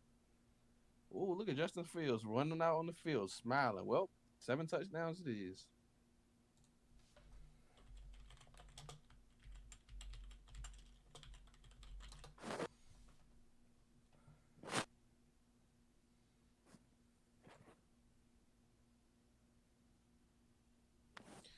Cameron Curl, defensive rookie of the year. Anthony Edwards, man. He's averaging 15, 2 and 2 on 25 minutes a game. It's not bad. It's not bad, but Melo gonna get it. Nickname Ant-Man. Melo averaging 10, 5 and 3. Nothing but cap. Chin, no cap. That's Sean. Cap. Sean. Samor, not Patrick Queen or Jeremy Chin? What? I guess he's saying not over Patrick Queen or Jeremy Chin. I would take him over both, but that's... Oh, who'd you say I missed? I was talking about Cameron Curl. Oh, okay. I love Cameron Curl, too. Samor, the 2 rookies on our team that are rated and are sure to be defensive rookie of the year. Yeah, I love Chase Young. Mark Kearns, Ohio State is sus. Yeah, and yeah, we're witnessing, in Among Us, we're witnessing Ohio State murder Clemson. We should probably kick them off the ship next round. Very sus. Safe here since we're on 7, but keep sus on him. All right, here comes the game. Thank God. Kirk Herbstreit and Chris Fowler are the ones on the call on there, but we're better. Mr. Tim and Chris. Hashtag Jerish Sports Takes. Tim, you should play Among Us with your following. Some more. Clemson named a new guy among our failures? Maybe. Or new game among our failures. Gotcha. Nothing but cap, no cap. All right. Clemson is going to kick it away. Is he calling this game at home? Who? The guy. He looks like he's at home. Like, seriously. I never seen that before. That's crazy. Are they in a Saints stadium? I don't know. Are they in New Orleans? I think so. It looks like it. It was a dome? Yeah. And it just looks like it. If you look closely, it looks exactly like the Saints stadium. It very well may be that. I have no idea. All right, there goes Justin Fields. He's back, broken ribs and all. There's that Noah Turner guy now. He's actually on the field in the second half after the suspension. And run up the middle, Trey Sermon, 9 yards. They can't stop him. Can't stop him. No cap.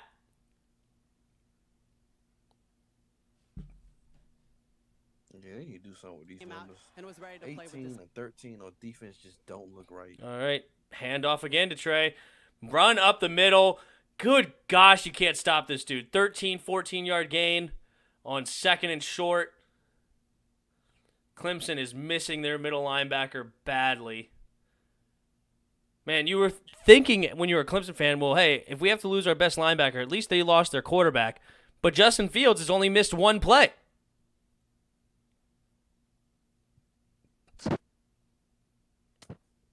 Makes it an even worse call to kick him out of the game. I don't like that he gets kicked for that.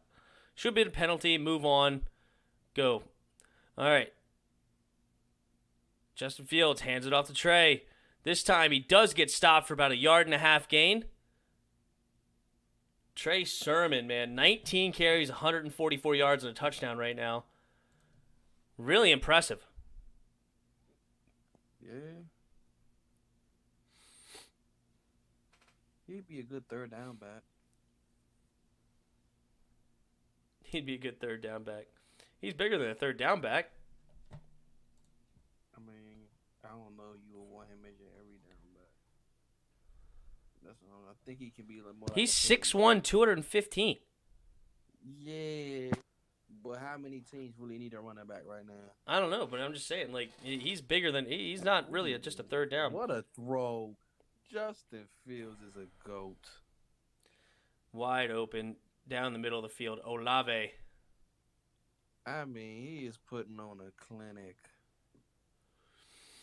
Look at this little look. Perfectly. Like, why are y'all? Notre Dame was an imposter. 3 imposters remaining.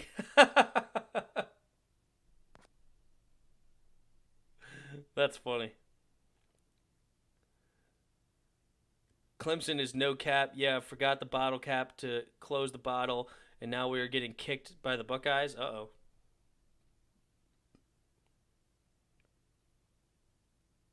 Dang, 31 hurt too?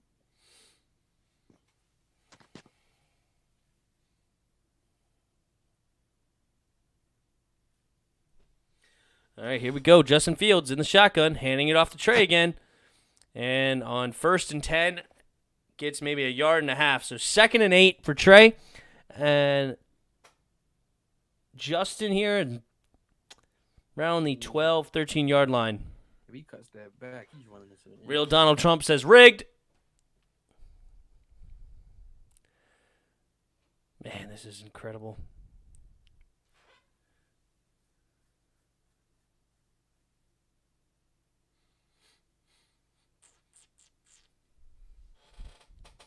All right. Justin Fields in the pistol. Hands it off to Trey. Goes to the left. bounces off a tackler, gets tackled for about a half-yard gain, and 3rd and 8-ish coming up. All right. Come on, man. Get the ball in the end zone. Yeah, it's the Mercedes-Benz Stadium. 3rd and 9. So they in New Orleans. Yeah.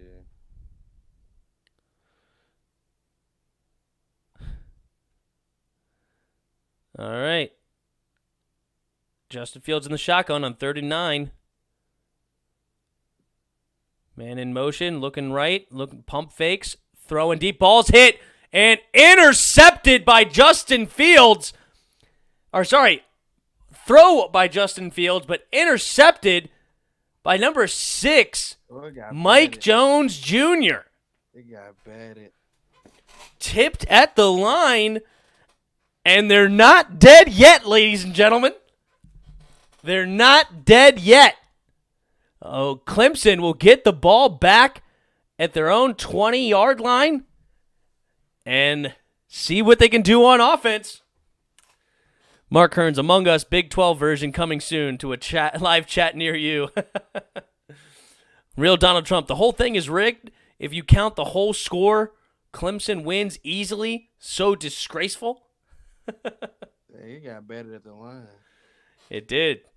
Hassan Moore, let's go. We're not dead yet. That's right, Hassan. Clemson is not dead yet. Trevor Lawrence throws an interception. Yo, is that commercial Taylor Swift? It is. For a half second, I thought that was just someone that looked like her.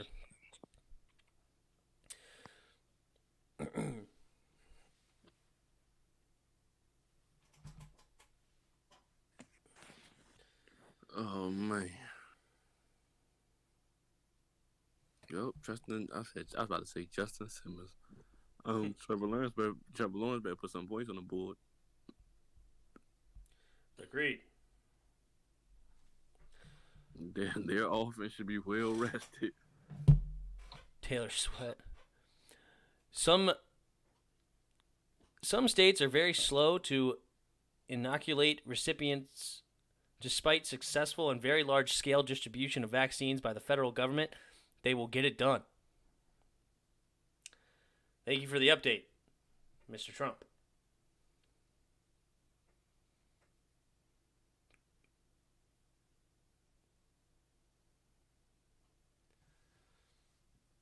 He has 22 carries for $148. Yeah. Balling. All right. Keep him entertained here for a second, Chris. I'll be right back.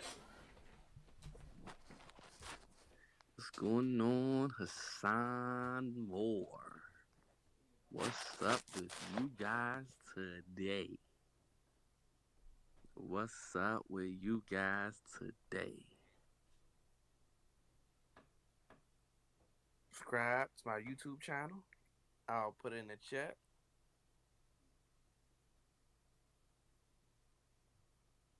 Subscribe, please. We got the real Donald Trump. Trump is trash. Mark Kearns is in the building. We have the Chinese spy in the building. What's going on? What's going on? The GOAT. If you're a Redskins fan, please check out my recent video that I posted. I think you guys will enjoy it. I went on a rant.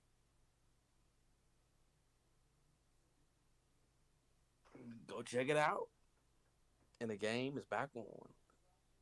It's time for Trevor Lawrence to show that he can be a GOAT and not be trash.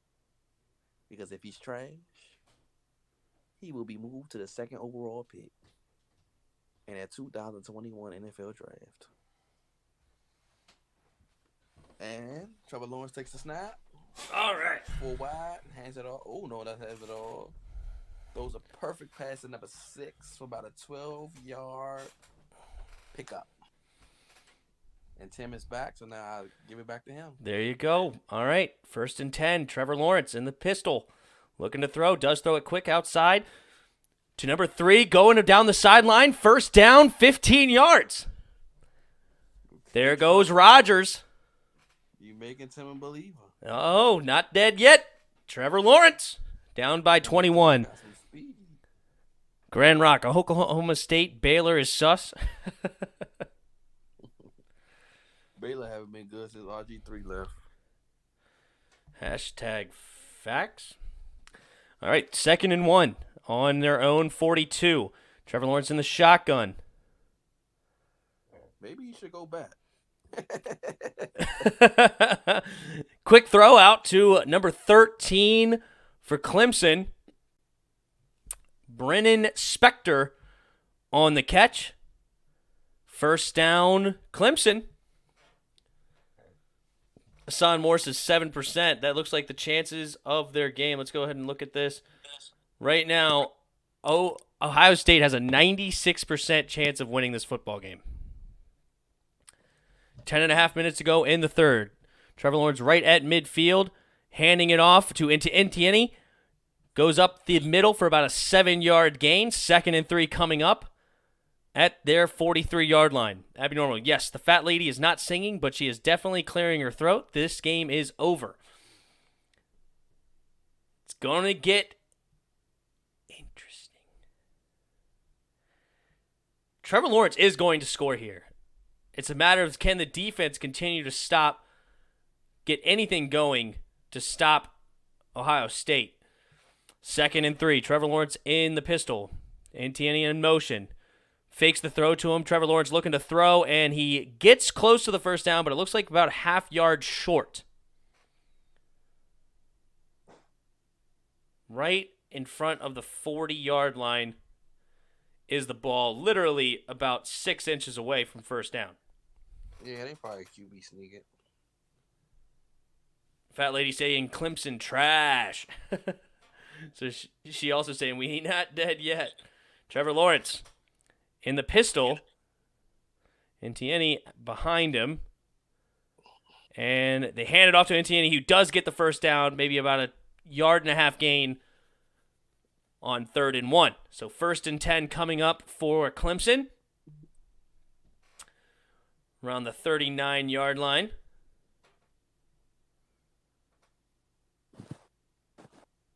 Kansas, you're quick to accuse people of Oklahoma State. Why is that?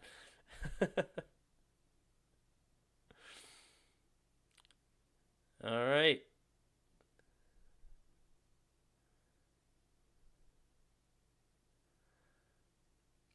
Trevor Lawrence in the shotgun.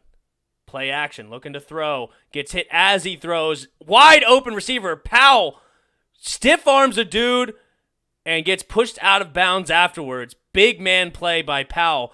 Powell looks huge, even though he's only, 6 foot, I said? 6'1"?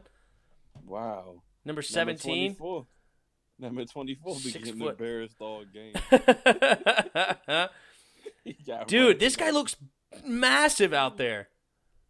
Oh, my gosh. You just threw him off him. That's so disrespectful. Man, do we have a second coming of A.J. Brown over here? He looks like A.J. Brown. All right, Trevor Lawrence, play action, looking to throw. Good defense by number 7 of Ohio State. 7 Banks deflected that ball down, and 2nd and goal coming up from around the 9-yard line for Clemson. Good defense. Number 6 looking for a potential pass interference, but to me, that's just good defense by Banks. All right, 2nd and goal from the 10. Trevor Lawrence in shotgun, throwing it over. Touchdown, Clemson! Colin Powell catches it about 5 yards out, spins around to the outside, and reaches for the touchdown. Boom, there you go. Turning into a 15-point game, pending an extra point. And just like that, they're not dead yet. Hassan Moore pumped. Let's go. Touchdown, Clemson. They need to bench 24. He is trash. Oh, my gosh. He sucks. We make it a comeback, says Hassan. I want a good game. Good grief. Sorry, corner in the league. I'm trying to think. That's exactly who he looked like. The sorry corner. Who's a good corner to talk about? Josh Norman. Josh Norman. Perfect. Perfect call. Leaves from the Vine. Do you think Trevor Lawrence will be sponsored by L'Oreal or Head and Shoulders? Almost certainly. I see a commercial with him and Troy Polamalu coming up soon. Coming to a TV near you. Oklahoma, Grand Rock, Oklahoma. I am too talented to be an imposter. That is so funny, man. He's coming up with a whole Big 12 Among Us game. Every play. Like, that's embarrassing. He got ran over. Competition and drive down cost massively. Wow. One lawsuit last And week. they got scored Big over. hit. He is so bad. It's called price transparency. Oh, my goodness. Where are you copying and pasting this from, Ryan? Like, what in the world?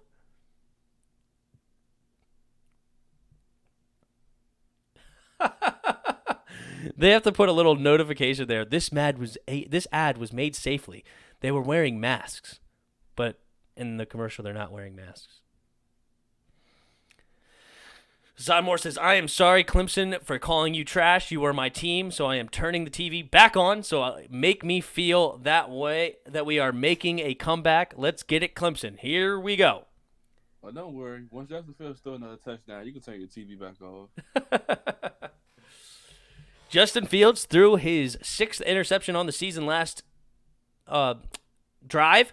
It was tipped at the line, and Clemson's going to need some more of that if they want to win this game. Surely.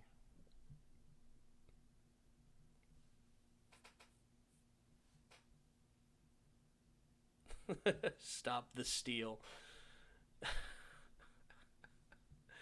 All right, here we go. Down 14, Clemson is 35-21 with just under 8 minutes to go in the third quarter. Defense needs to get a huge stop if they want to get back into this ball game. Justin Fields and Trey Sermon can ice this game, basically, with the touchdown here, making it almost impossible for the comeback. So we're awaiting to see who will face Alabama. Alabama just destroyed Notre Dame earlier tonight. And right now, Ohio State's got a 14-point lead. They could be knocking on the door. Let's go back to the percentage chance of winning this football game. It is now a 92% chance they win this football game. So Clemson looking to climb up this hill. All right, the kick is away, and we got another ball. Oh, the ball did not hit the end zone. They thought it was going to be a touchback, and the ball bounces, and they actually get the ball at their own 8-yard line now. As Grand Rock just said, he's talking about something else, but nonetheless. All right, the ball bounces to the 8-yard line. Sermon lands on it. All right, 35-21. Justin Fields takes the field from his own 8 and going to try to ice this football game. Justin Fields in the shotgun. Ruckert in motion to the outside of the left, way outside. He's looking that direction, steps up into the pocket, pressures all around him, making some moves in the pocket, decides to throw it, throws it away over. Trey Sermon is in the area. Ref's talking to him. Yeah, the pressure from Clemson just couldn't get there. Ohio State's offensive line has looked great, but that was good feel by Justin Fields as well. To feel where the pressure's coming from, make slight movements, kept his eyes downfield. Unfortunately, the receiver could not get open for him, but 2nd and 10 coming up for Ohio State. Leaves from the Vine. Did Trump run out of platforms to use and is now using YouTube chat to get his message across? That's what it appears. Georgia contact House Speaker David Ralston and Senate Majority Leader Mike Dugan. They must hear the evidence. Correct false statement. Demand a vote on decertification. There are some Trumpers out there that think that he could potentially still win this election. Which does not seem reasonable. We now have far more votes than needed to flip Georgia in the presidential race. Massive voter fraud took place. Thank you to Georgia legislator for today's revealing meeting. All right, Justin Fields in the shotgun. 2 receivers to his left. Handing it off to Trey Sermon, who gets hit in the backfield, breaks a tackle, and fights back and doesn't quite get back to the line of scrimmage. Good defense by Clemson. 3rd down and 11. Coming up at their own 7. Trey Sermon luckily did not lose more on that play. Actually, he got close to the 9, so around the 8. So 3rd and 10 coming up probably. Oh, man, he should have kept it. Yep, 3rd and 10. Justin Fields in the shotgun. 3 receivers to his left. 4-man rush. Justin Fields. Feeling some pressure, steps on the pocket, throws it over to Trey Sermon. He has room to run. Can he get to the first down? Yes, he does. Nobody over there in the flat. And Trey Sermon seems to think he was not tackled on this play, and he's running down the sideline. And he's going to go into the end zone. He wasn't. I don't think he was. And touchdown, Ohio State. We got to take another look at this, ladies and gentlemen. I thought he was tackled, but this could be way different. Hold up. It looked like his knee hit the ground. They are saying touchdown, Ohio State. Let's take another look at this play. Here comes the replay. Number 17 jumps on his back, and his elbow's down. He's down. I don't know what everybody was looking at. Looked way down to me, and it clearly was way down. His shoulder hit the ground, and I think even his knee hit the ground. I don't know. Trey Sermon tried to sell it, but that one's coming back. Elbow hit, shoulder hit, and honestly, his knee may have hit on the other side, too. Sermon came back in the game? No, that's number 17. No.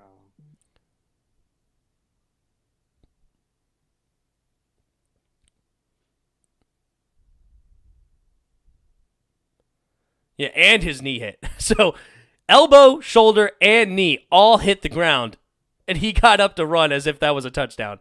That's coming back.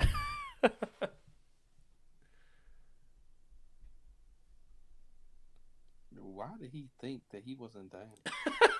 Right? He's so stupid. He's wasting energy. Like you knew you were down, like you kept running. Maybe he was watching too much YouTube. That's what it is. He made a nice play, though, to get the first down. So that was huge. Yeah. But, yeah, I mean, it's just... Trey Sermon tried to get one over on the refs, and that one's not going to work out. Not even close. Yeah, the rule would was... have ran that in. If that would have counted, I wonder how long a play would that be. Or that wouldn't be rushing. That would be a passing touchdown. Yeah, that would have been a rush. That would have been a passing touchdown. I'm about to say rushing. He probably had well over 3 almost. It would have been a long rush. That would have been a 92 yards. He would be at 240 yards rushing. Dang. He's still having himself a day. Oh, it's been fantastic for Mr. Sermon. Taking these people to church. All right, here we go. 1st and 10 at the 23-yard line. Justin Fields showing why he the GOAT. Justin Fields handing it off to not Sermon. Sermon's out on this play. Number 28 on the handoff. Williams for Ohio State. Gets about 3 yards on the play or so. Mayan Williams, the runner. Man, 5'8", 227 pounds. Talk about a bowling ball. My TV is off. Sorry, Clemson. We need to stop the nosebleed. 2nd and 4. On their own 29. Handoff to Williams again, who makes a nice cut. Goes to the left and then bounces all the way to the right. Breaking tackles. Man, I just talked about a bowling ball. He was knocking down the pins. Woof! What a run. Look at this guy. He's stocky. God He's got a dang, bigger he gut ran than me. over. Making He ran nice over cuts. somebody. Dude. Who did he Big just hit run number over? 24 on Clemson. Got rocked.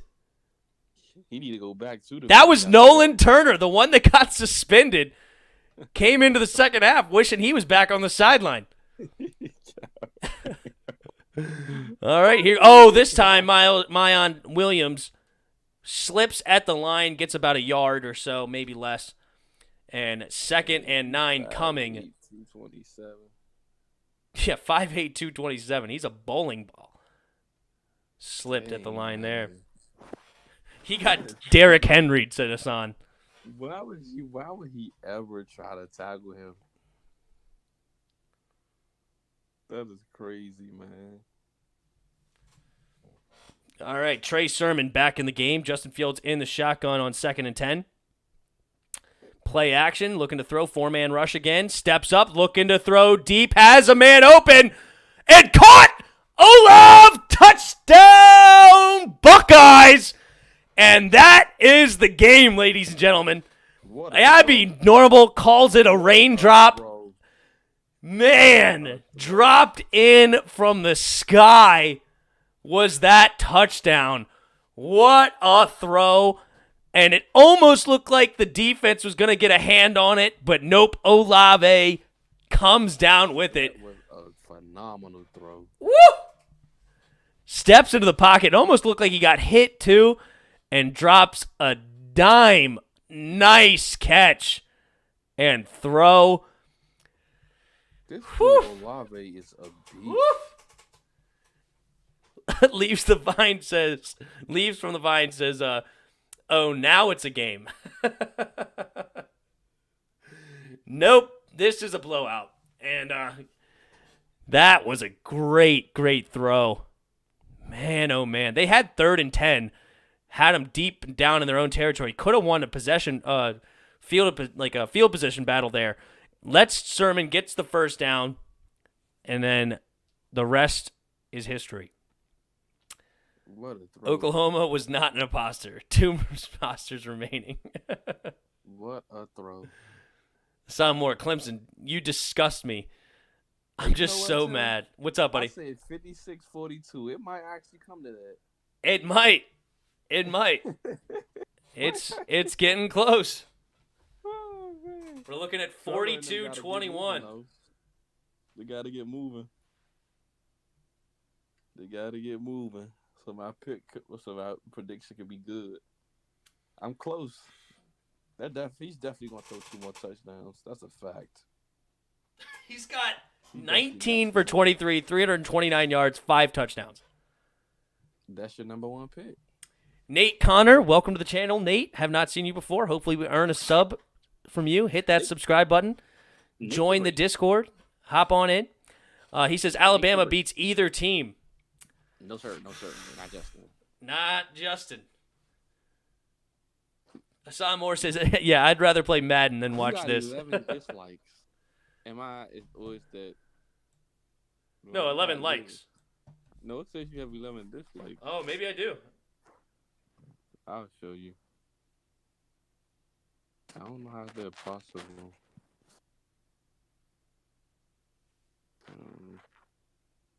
Okay. Yep, I do have 11 dislikes. 11 likes and 11 dislikes. People coming in hot. That's fine. That is ridiculous. I don't know what they so mad about.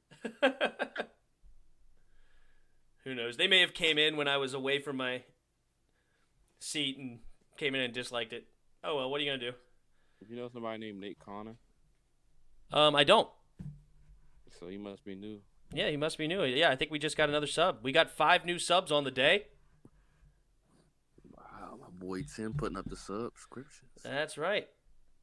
Son, well, the Warriors are on, so bye, Clemson. Let me know if you're going to come back here. That's just sad, man.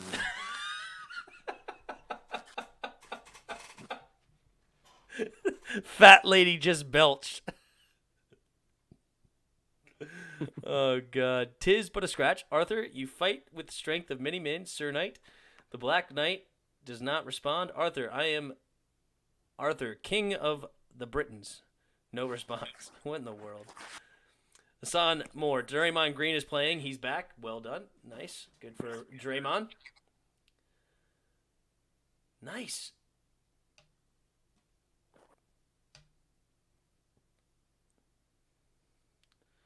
Justin Fields, dude. What a throw. Almost got batted down.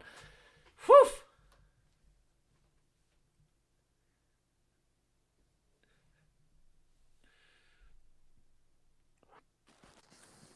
Tis but a scratches. Oh, my goodness. You got all sorts of names, don't you, Ryan? That was hilarious, man. I'm not going to lie. What's that? You blame, but that's the 24 safety's fault. He should have been deeper. Got caught looking in the backfield. Who said that? Shannon. This dude Olave look like he can be a player. Olave, man. I won't mind go ahead and drafting him and getting rid of Antonio Gandy Golden. 11 likes. Yeah, you sent me the picture. 11 dislikes. It happens. That is by far the most dislikes I've ever had on a video, though. By far. But that's cool. That's crazy. It's all right. We're getting into a new field, college football. I don't know nearly as much about college football as I do regular, so people are probably like, he don't know nothing. He sucks. Nope. At the end of the day, Tim's still the GOAT. That's right. Hashtag facts. Edison, we are about memes here, not football. Shaking my head.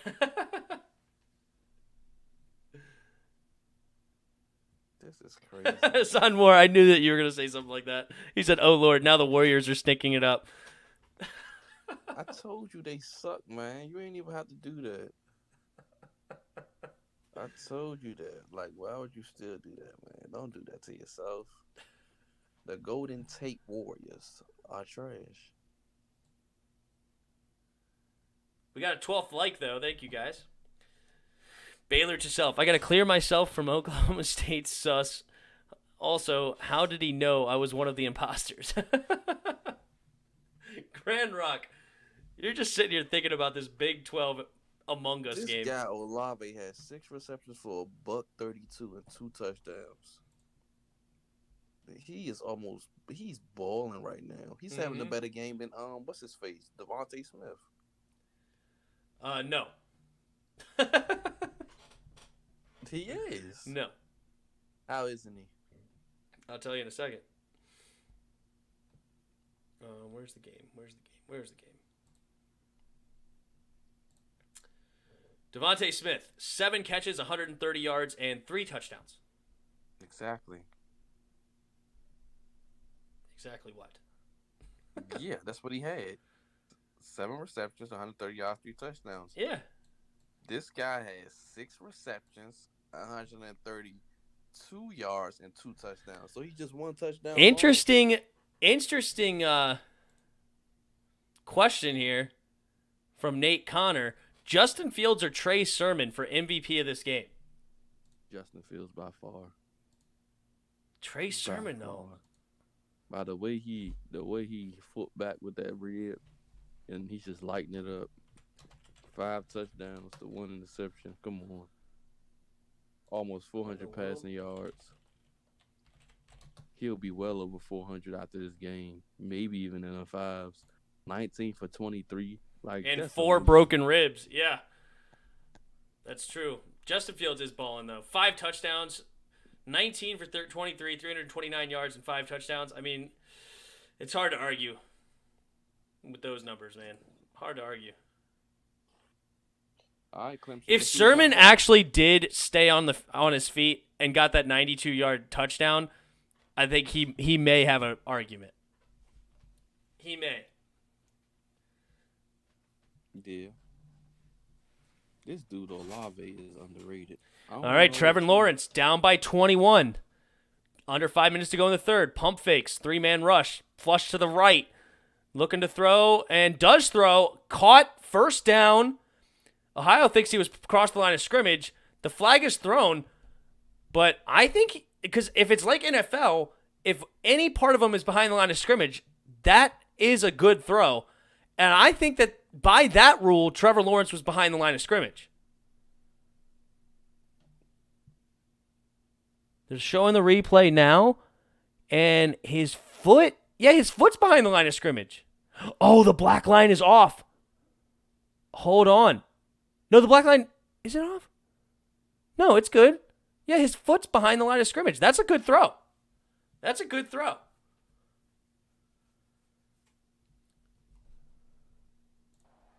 Let's go to the ref. I think that was a good throw. Yeah, that was a good throw. Any part of the body is behind the line, it's a legal pass. Right. Your whole body has to be across the line. Right. But his plant foot was behind the line. Yeah, I know. That's why I said, like, both your feet have to be across the line. How does broken ribs work in fantasy points? Tisper scratch Black Knight. Still talking about Black Knights. Anthony Johnson's here. What's up, Anthony? Jets are looking at their future QB and Justin Fields. No, I think Jags might be looking at their future QB. Pittsburgh Steelers. Mason Rudolph hasn't heard from Cleveland Browns. Myles Garrett open to chat. Hassan Moore, what kind of start is this? Come on, Warriors. Oh, gosh, you're welcome to watching the Warriors game. Good luck with that. All right, Trevor Lawrence in the shotgun. 3 receivers to his left. He's looking right now, looking left. Steps into the pocket, throws. Nice throw and catch. Number 84 for Clemson. Catches it around Ohio State's, Ohio State's 40-yard line. Davis Allen, the tight end, comes up with a nice catch. And Clemson's trying to answer here, but the offense is not really the problem. It's really the defense. They just haven't been able to stop Ohio State since their first drive, really. All right, Trevor Lawrence fakes the pitch, looking to run it himself, and loses about 2-3 yards. Ball hits the ground. Is that a fumble? Uh-oh. Uh-oh. This might be the ball game, ladies and gentlemen. This might be the ball game. And they say Ohio State has it. Trevor Lawrence, turnover, and it's over. They rule it a fumble on the play. Let's take a look at the replay. I don't think it could be overturned. I think that's a good call. But we'll take a look for sure. All right, and he gets hit. The ball's loose. The ball's definitely loose. I think that's a good call. Good call. Fumble by Trevor Lawrence, Ohio State recovery, and this game's over. Yeah, the fat lady is absolutely belting it out now. Yeah. I mean, good grief. Number 11 is slow.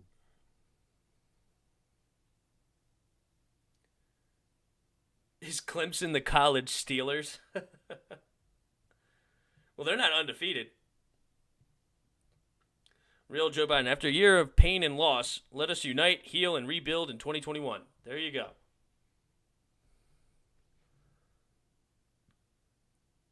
Let me see. Number 72. Toe guy, whatever. Comes up with the strip. And then, who was that number? Missed his number. Another guy came in and made the final hit. Number 11 for Ohio State. Came in and did one last nice hit. Tyreek Smith, the 6'4", 267-pound junior, comes in and makes the nice play. Anthony Johnson says, Wizards finally won a game today. Nice. Abby Normal says, Fat Lady is singing Sweet Home Alabama.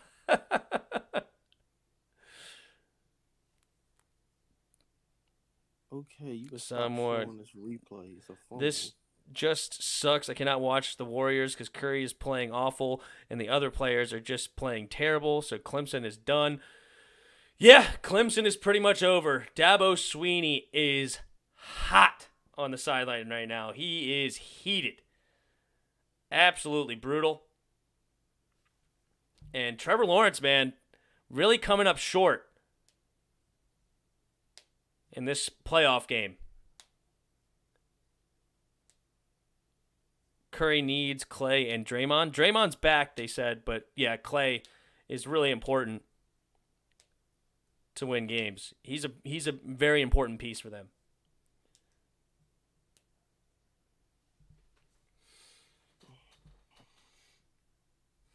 Bro, how long does it take for a review? Yeah, this is getting a little wild here.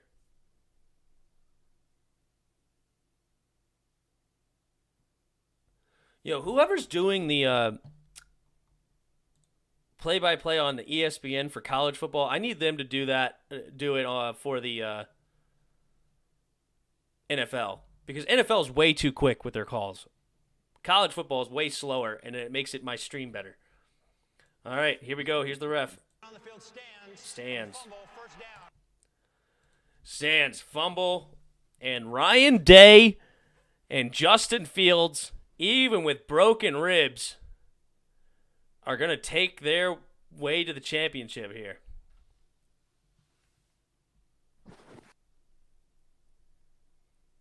Trevor Lawrence smiling on the sideline.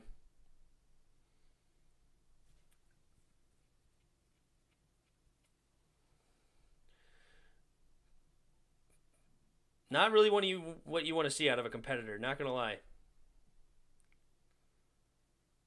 Justin Fields, quick throw, first down. This game's over. 3 minutes, 48 seconds left in the third quarter. And I am not going to get my wish. I wanted a close game, but that does not look like it's going to happen.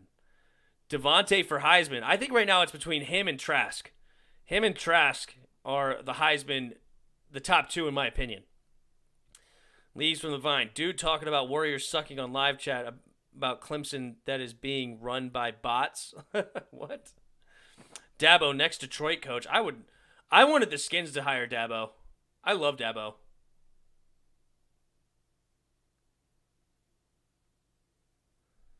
But yeah, that would be a great pickup for Detroit. But man, Dabo makes a coin as Clemson head coach. I don't know if he's going to get moved. Say what? I said wherever Justin Fields go, I think Olave's going with him. Oh, you think it could be like a Dwayne Terry connection? Yeah, definitely.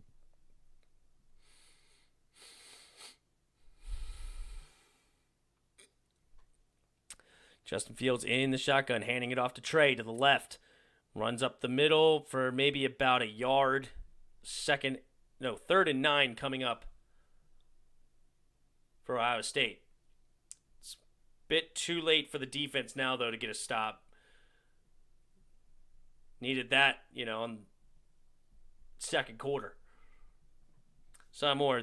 This was a winnable game. We just stuck our foot in the corn pudding and let it sit for 6 days, and then we laughed ourselves on the field playing the worst game of our lives, and now we are sick, just terrible.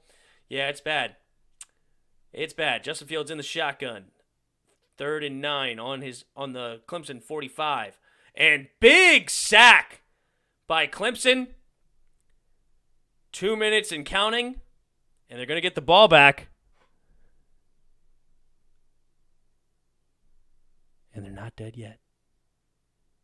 Nah, they dead. It's over.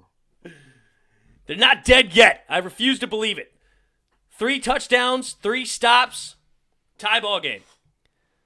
Leaves from the vine. No, Tim, stop. Dabo would be a terrible NFL coach. Stop it with that first take level analysis. You're better than this. Dude, I love Dabo. I wanted him as the Skins coach before we hired Ron. Not going to lie. You know what? Maybe he could have got us Justin Fields. Trevor Lawrence. Mark Hearn says they're not out of this game at all, Chris. Huh? Simon, we have more broken coverages than our points.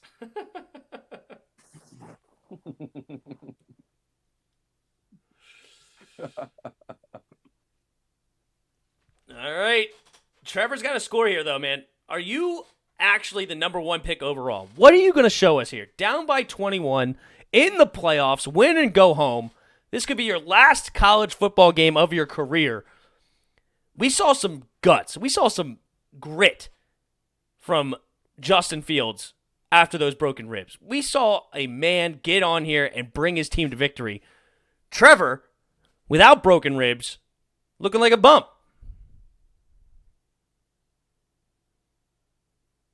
Comparatively. All right, Trevor Lawrence in the shotgun. And they hand it off down by 21. Come on, Etienne up the middle for maybe 8-9 yards, but you got to put some points on the board fast, guys. Abby Normal says he has got great hair. At least he's got that going for him. Nate Connor, Trevor is still going to the Jets, especially after this loss. He can't escape them, right? Could you imagine? Trevor Lawrence is all upset because he was going to get drafted number 1, and now he might get drafted number 2 by them. Trevor Lawrence, man, they're running the ball down by 21 with 30 seconds left in the first quarter. What are you doing, Dabo? Never mind, he sucks. I mean, this is ridiculous. Why are you running the ball down by 21? You got to throw it. Trevor Lawrence, are you a quarterback or not? You're out here running like you're Lamar Jackson. You're not. You're a fine runner of the football, but you're not Lamar. You're not going to run back into this game. You got to throw the ball. All right, he's in the shotgun. And they're running the ball again. Pitches it out, and he gets stopped on 3rd and 1. They're going to have to go for it well inside their own territory. Hillard, number 47 of Ohio State, in on the tackle.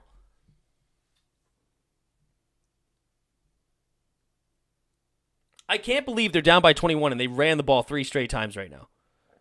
I mean, that's mind-boggling to me.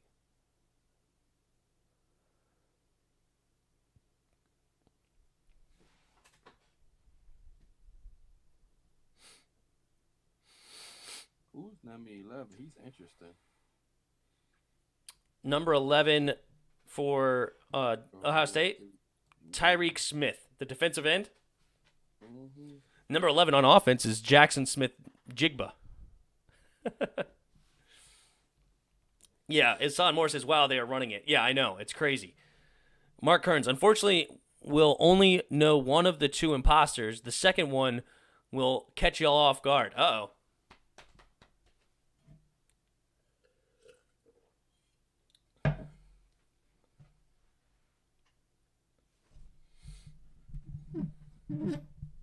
Nate Connor, what do you think the Bama versus Ohio State score is going to be? I think it's going to be high scoring. I got to see like a 45-42 game.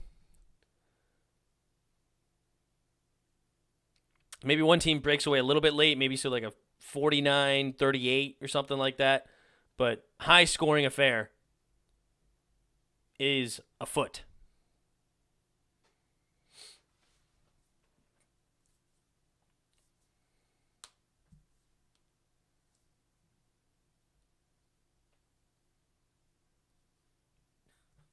In the world?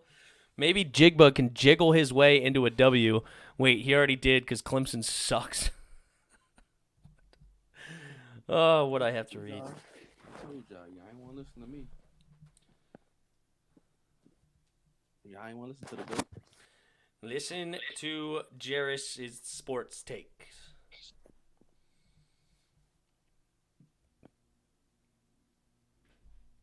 He's the GOAT. Got the GOAT in the chat. In the voice chat. WV has been found by TCU. So Oklahoma State and WVU were the 2 imposters? They've been found?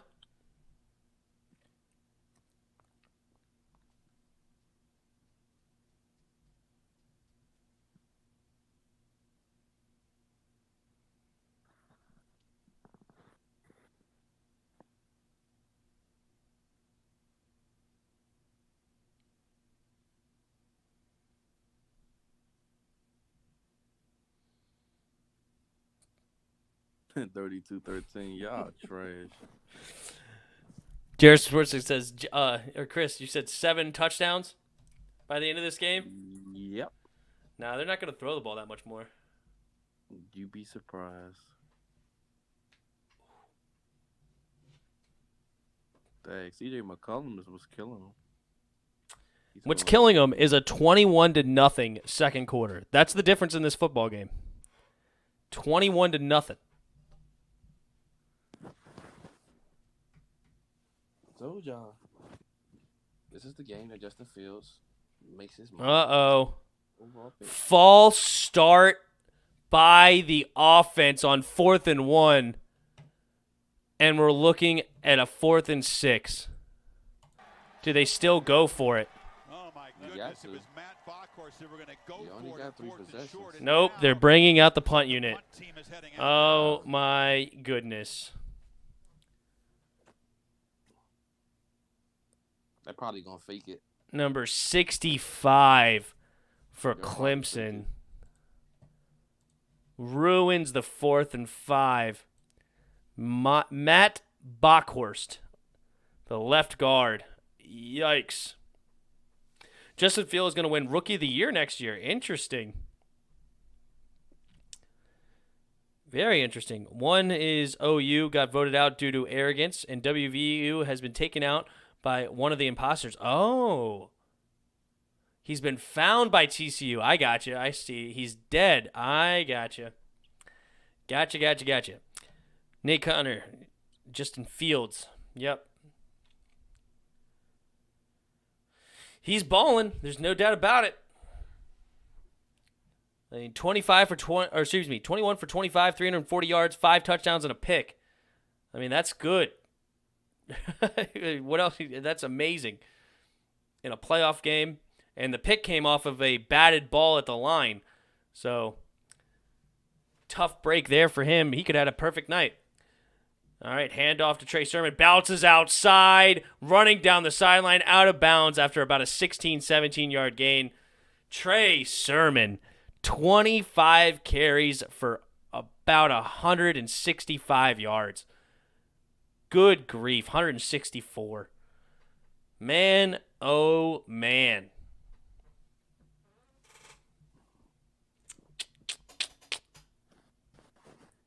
He's having himself a ball game, though, man. He's making an argument. He has to get at least one more touchdown to have a chance to win MVP of this game, but I still don't think, even then, you take it away from Justin Fields. Nope. 3 receivers to Justin Fields' right. Play action. They're looking to throw on first down, throwing it deep, and he has a man open. Touchdown, Justin Fields! And there's touchdown number 6. MVP in the bag. Oh. What a throw. What a throw. Oh, my goodness. I like this comment. Alabama is an overrated team. If you take away their talent, they're an above-average team. James. What's up, James? Welcome back. Do you think Trevor will be a bust? Whew.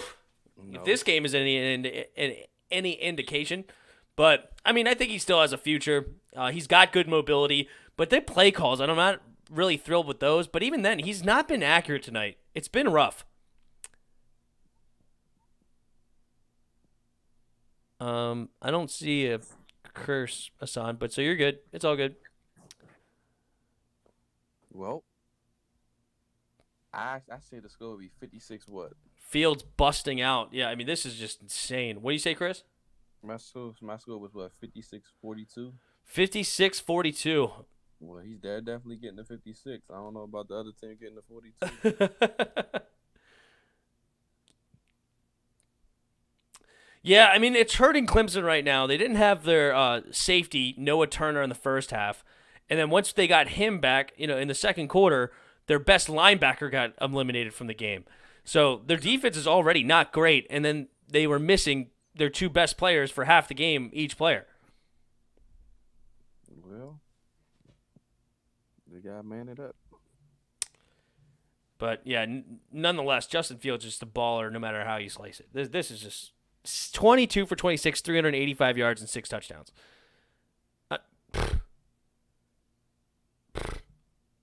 mean, he has over a third of his touchdowns in the entire season in this game. He has a chance to have as many touchdowns as Trevor Lawrence at the end of this game on the season.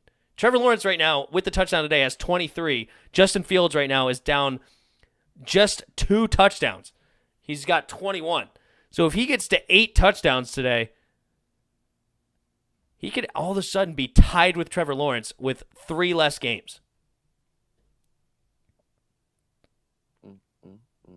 The GOAT.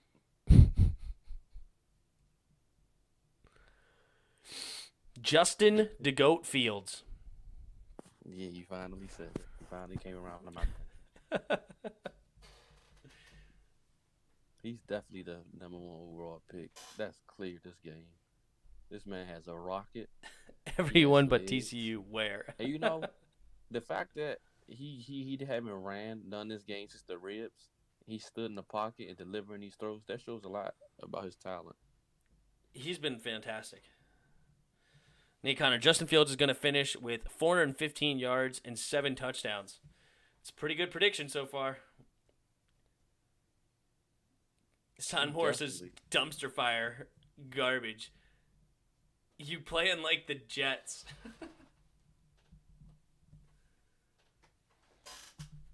Say Trevor Lawrence.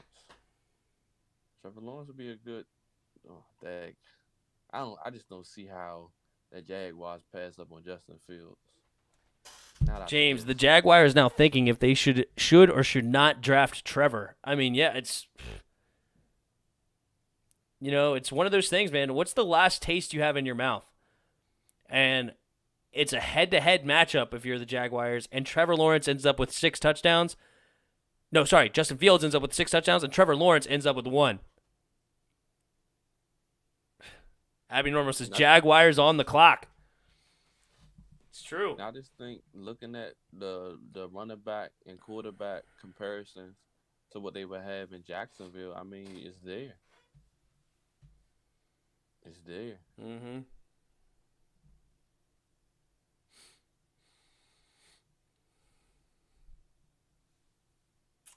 But yep, Jacksonville will end up with the first pick no matter what happens in the last week of the season. They have the tiebreaker with strength of schedule over the Jets.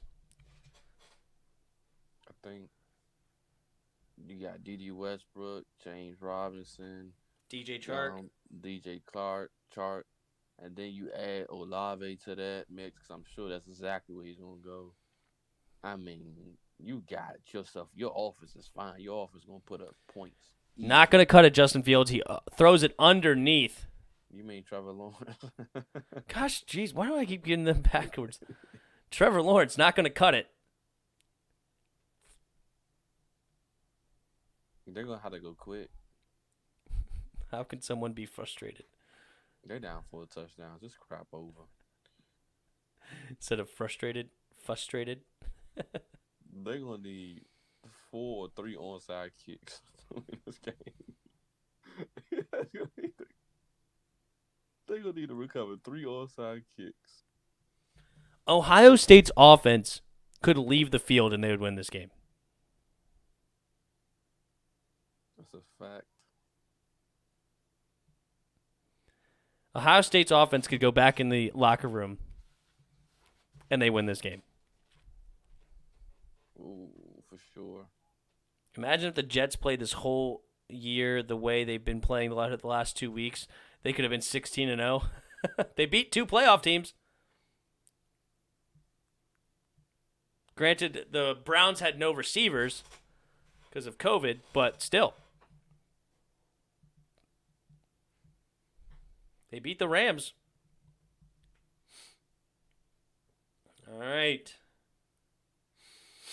Trevor Lawrence, 2nd and 1. Looking to throw.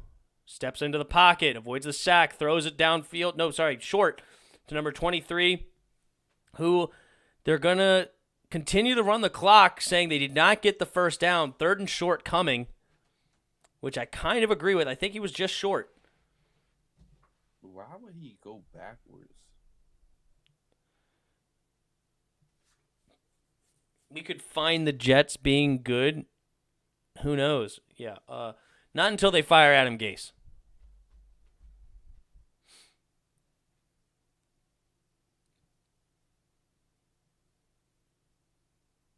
Trevor Lawrence in the shotgun, 3rd and 1. Don't run the ball here. Please don't run the ball. And they're running it. Trevor Lawrence barely got it. Barely got it here. 12 and a half minutes to go in the fourth quarter. 1st down and 10 for the Tigers. And around the 45-yard line of the Buckeyes. Step 1, fire Adam Gase. Step 2, fix the defense.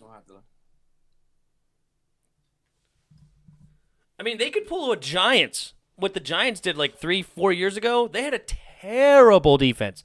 Terrible defense. And then they spent $200 million on their defense. And all of a sudden, now they're a pretty solid defense. So they could do the same thing there in New York. Jets will find a way to mess it up. Agreed. James, if it gets me so mad when coaches call a run on 3rd down, it's obvious the other team is going to run it. I mean, like, a run play on 3rd down is not necessarily bad on its face, but it's just you're down by 28 points with 12 minutes to go. You can't really afford to run the ball anymore. You got to throw it. Trevor Lawrence overthrows. Yikes. Some more. Step 3, make sure you keep your good players. Yeah, I mean, I think they should keep Sam Darnold. I don't think Sam Darnold, the door should be closed on him yet. They just got to get rid of the offensive guru named Adam Gase.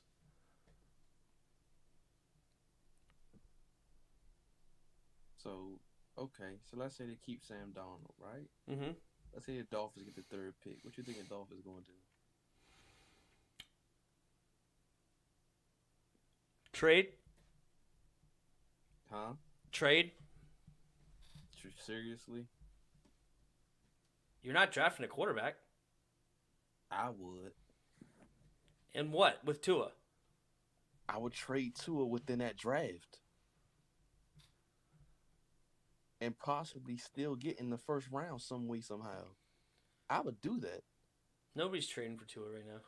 I can get some team would trade for Tua. Because you got to think, Zach Wilson going to be off the board.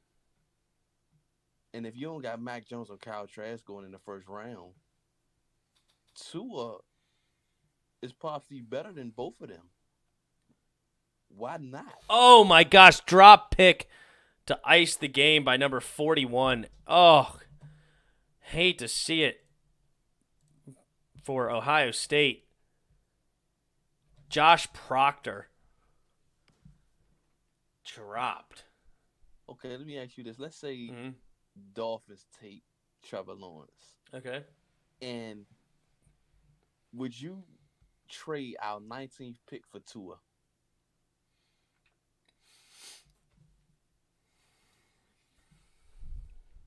Would I trade my 19th pick for Tua?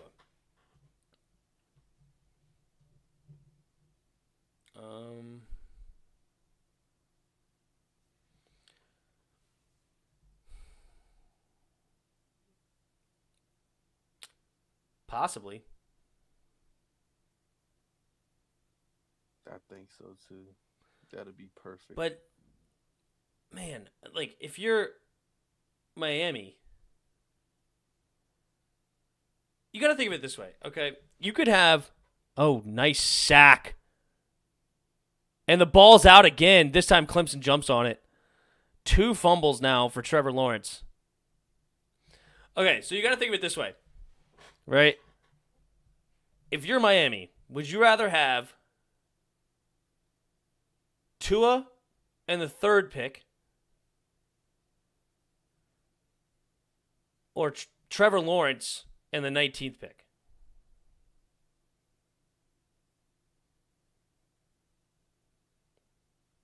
I mean,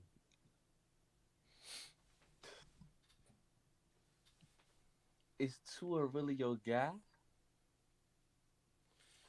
If you're going to keep doing this to him, I mean, it's only 1 year. They're in a playoff contention. Yeah. And right now, you really can't afford for him to be going through his growing pains because you're trying to actually make a playoff run. Like, why not play some Ryan Fitzpatrick this season? Even with that 19th pick, whatever you're trying to get, you're still in the first round.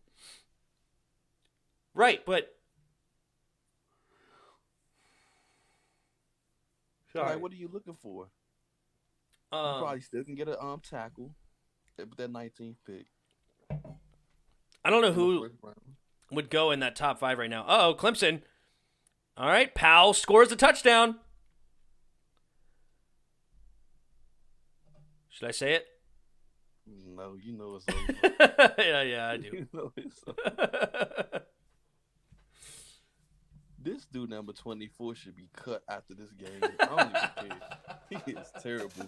Devontae Smith is going to have a field day with him. I like this dude, Powell. I want him from the Skins. This could be our 3rd-round pick. No. Where's Powell going in the draft? I have no idea. I will have to look that up. If we can get him as a 3rd-round pick, I'm looking at him.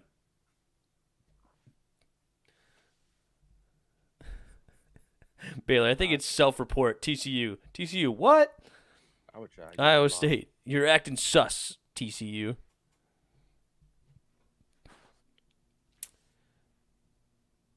Nate Connor, Tua, and draft a offensive lineman.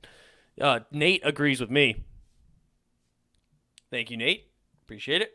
I don't know. Son finally scored. Yep. All right. The reason why I say that because, like, I think we can get more out of Tua than the Dolphins can. We got more weapons than they do. Because Ron is good at developing players. Brian Flores really is not even developing Tua at all. You keep taking him out over and over again. You're going to do the same thing next year? I mean, like, come on. Like, you're going to have to start him and leave him in the game eventually. Right, and they do that next season.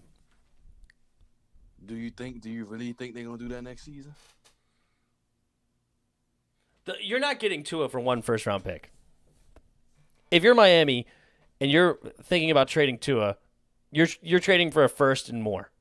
First and plus. I think you're just trading for a first-round pick. Because you're using your own first-rounder on Trevor, and you can get right back in the first round by trading Tua in the first-round pick. Because you're not going to keep both of them. No, you're not going to keep them, both of them. But you're also, like, Tua's worth more right now than... Okay, I would give up Antonio Gandy Golden and a first-round pick for Tua. I would do that. Well, yeah. I don't know, man. I don't know.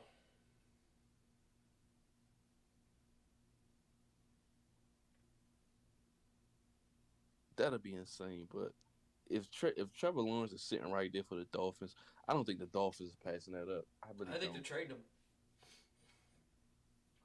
They're trading the pick. I doubt it. And they're going to add even more pieces to help the young man Tua. I don't think Tua's their guy. I really don't. But if you're the Skins, are you trading 2 first-round picks and 2 seconds to move up from 19 to 3 to get Trevor? No. Why would I trade all that? Why would I trade basically most of my draft capital for it? I don't care if it is Trevor Lawrence. I'm not trading all my draft capital for him. When I can stand pat and still get a guy that I want and still get the picks, use those picks on some other host that I need to fill on my team. Would you do that for Justin Fields? Now, Justin Fields, that's a totally different conversation because I'm looking at it's not even that. It's that I'm looking at the duo between him and Antonio Gibson with that read option and the ability for them to run and create and make that offense more dynamic. Not saying Trevor Lawrence can't run, but looking at Justin Fields right now, the dude has a gun. He has a rifle. Trevor Lawrence can throw too, but Justin Fields is more accurate. They're both accurate, but Justin Fields is just the complete package that you want as a quarterback. They both still need to learn. But I thought you were about to say they're both the complete package, but yeah. But it's like okay, apple pie. One apple pie might got a little bit more apples to it than the other, if that makes sense. Or a little bit more. It's just a little bit more sweeter than the other. If that makes sense. I feel you. Nate Connor, will Trey Sermon get drafted in the first round? No. That's my prediction is no. Anthony Johnson, I don't think Tua is all that. He's all right. And I'm iffy on Ohio State quarterbacks, but I'm hoping Justin breaks that curse. Agreed. On the latter part, Tua's legit. I don't think Ron would trade. I don't think Ron would trade up all that draft capital. I don't. To get Justin Fields. I mean, I would trade my first, my second, and 1/3, and probably Tim Settle and something like that to see if I can move up to get him. But that's the only thing. I'm only giving them 3 picks, but the rest of them I need because all those picks I'm realize the trade from what 10 to 2 was 3 first-round picks in 2 seconds. Yeah, I'm not doing. I mean, we ain't got that many. We got 1 first rounder.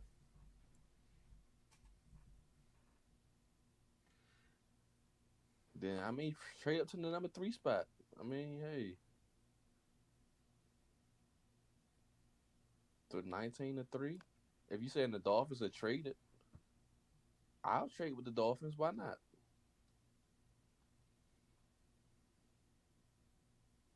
I'll trade the Dolphins in my first, my second, and my third for that 3rd pick. I definitely would do that. Take Zach Wilson and go on right. I ain't got to pick to the 3rd round, but at least I got my quarterback.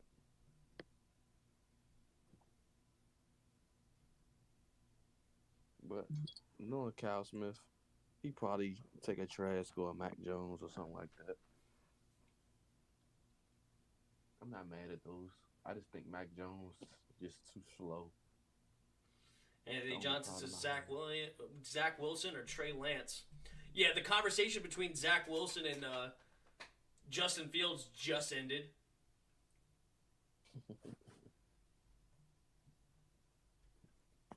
And they even have Zach Wilson going number 2 overall over Trevor. So I mean, if Trevor slips, I mean, 100% with you, James. Please win the division because I don't want to hear Cowboys fans brag about the playoffs at 7-9. Ugh, please don't let them. Or we can probably tell the Dolphins to draft Trevor and be like, we'll draft the player today. I don't know. We can do something. You like, y'all draft Trevor and just give him to us. And we'll give y'all X, Y, and Z. Anthony Johnson, I know Mac Jones is slower than Haskins. No. Yeah, he is. Impossible. Man. Mac Jones is slow. That's why I don't want him.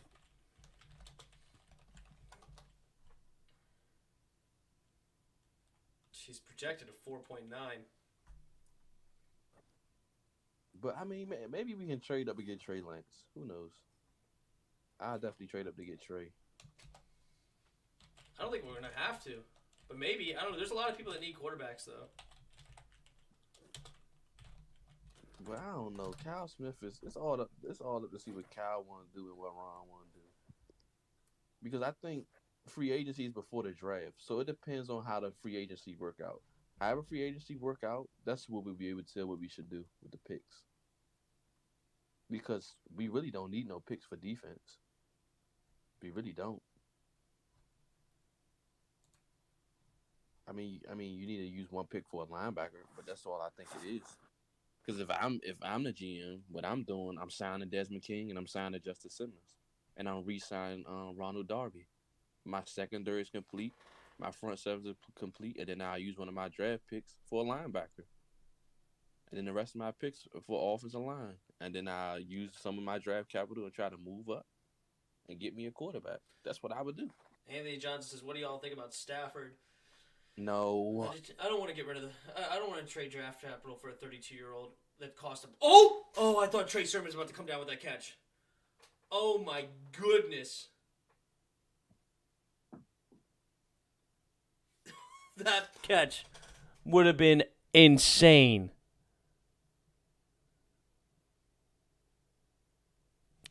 Whew, almost. What about drafting Moses from Bama like in the second? We were watching earlier. That's what I'm saying. I'm not sure if he's going to be the difference maker linebacker we want. That's what I'm saying. They follow what I said in this sign Justin Simmons and Desmond King. Boy, oh boy. I'd trade my draft capital and move up.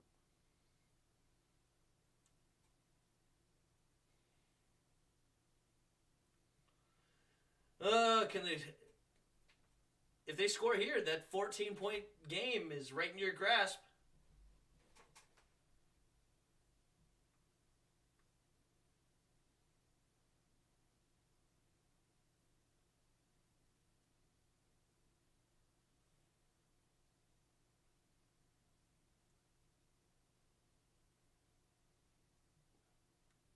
I'd be a great GM.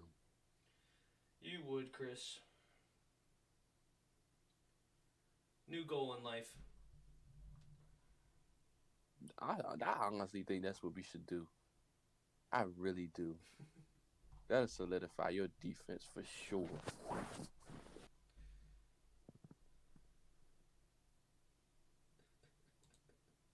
And even once I signed Justin Simmons and Desmond King, I still got a whole bunch of money left over to play with. I can possibly find. Nate Connor asked Najee to Washington. No. Not in the first. Najee Harris? Mm-hmm. No, heck no. For what? He's probably won't get no playing time.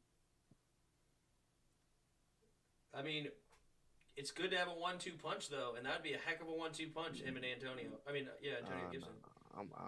JD's been. Do you all think the Eagles are going to draft Smith or Chase, or will Howie just mess everything up for them?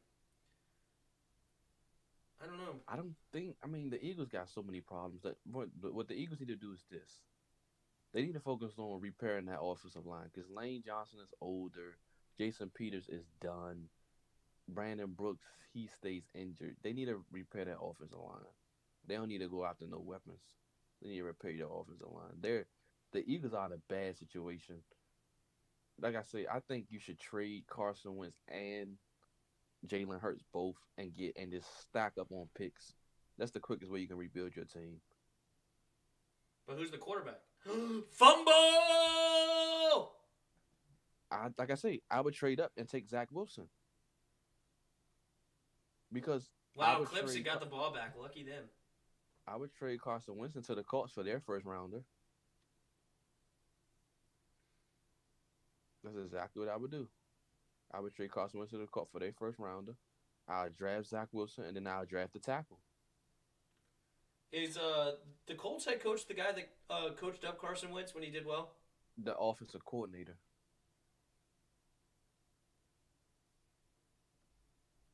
He's the one that coached Carson Wentz. That's why I say, I mean, and then Jalen Hurts, I can get a second or third. I probably get two picks for him. Why not? Nice catch there. Throwing catch there. Third down. I look at Trey Fletcher Cox. I would make the Eagles a great team. Yeah, maybe they could trade Carson Wentz to the Colts. That's interesting. They're not trading Jalen though. I would, because if you don't, I would. If I would do it, because otherwise, you're definitely gonna be on the bottom of the division for the next 2-3 years. Because you screwed. Jalen Hurts is a great leader, though. I don't care what he is. I need to rebuild my team. Trade Carson. What am I going? I trade Carson, and then what? And you got picks, and you have your top 10 pick right now because you're going to lose to us. So you're going to have like a top 10 pick. And start drafting.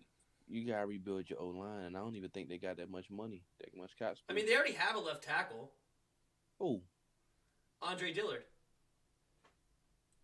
is he playing? No, he got hurt at the start of the season.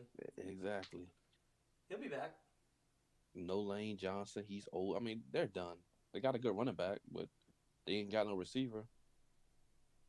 This is the talent level Lawrence is going to face in the NFL. Not impressed. I agree, Abby. I agree, Uncle Chuck. That's a great point. Like, this is not good. I mean, Trevor Lawrence has 3 fumbles today. This is bad look. He don't got no weapons.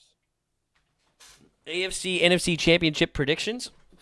I say my Super Bowl is going to be Chiefs versus Bucks. And I think it's going to be Bucks versus Green Bay. And it's going to be Chiefs versus the Bills. I think they're hot, and I think the Bills are going to get there, but the Chiefs are going to be too much. And Chiefs take back-to-back Super Bowls for the first time since the Patriots did it back in the early 2000s. That's my prediction. What you got? What's your prediction then, Chris? AFC, I got the Baltimore Ravens. I'm going to be at home on the couch watching the game. Okay, now what you got? And the Kansas City Chiefs. I have the Washington Redskins and the New Orleans Saints. And that is my championship games. Okay, and then who wins from there? I think we beat the Saints. And I'm going to go with the upset. I think the Ravens beat the Chiefs. And then battle of the Beltway for the Super Bowl, huh? Yep. And who wins? Should I even ask? We do. I think it'll be a low-scoring game. I think we take the game 23-20. Dustin Hopkins wins it in a nail-biter.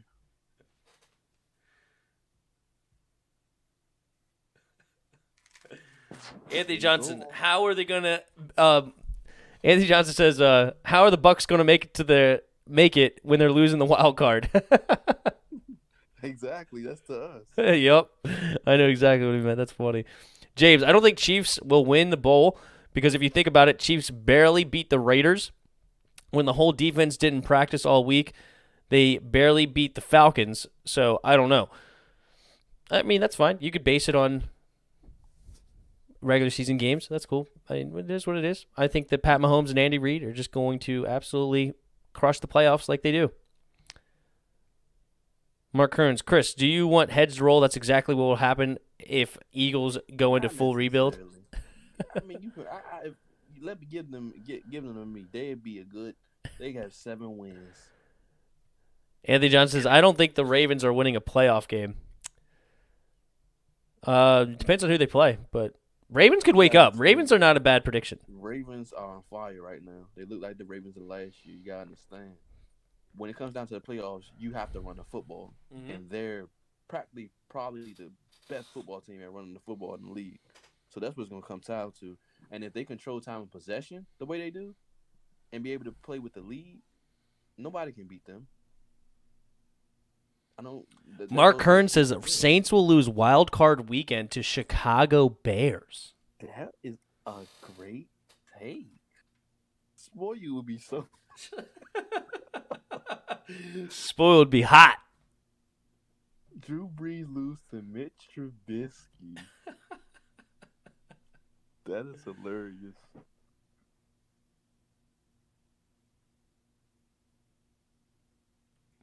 James, the Bears are nobody team, sorry. They have a legit defense. They really do. And they could wake up. And Mitch Trubisky's looked great as of late. They got to get into the playoffs first.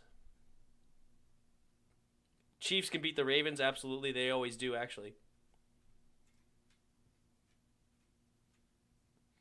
How far do you think Seattle is going to make it into the playoffs?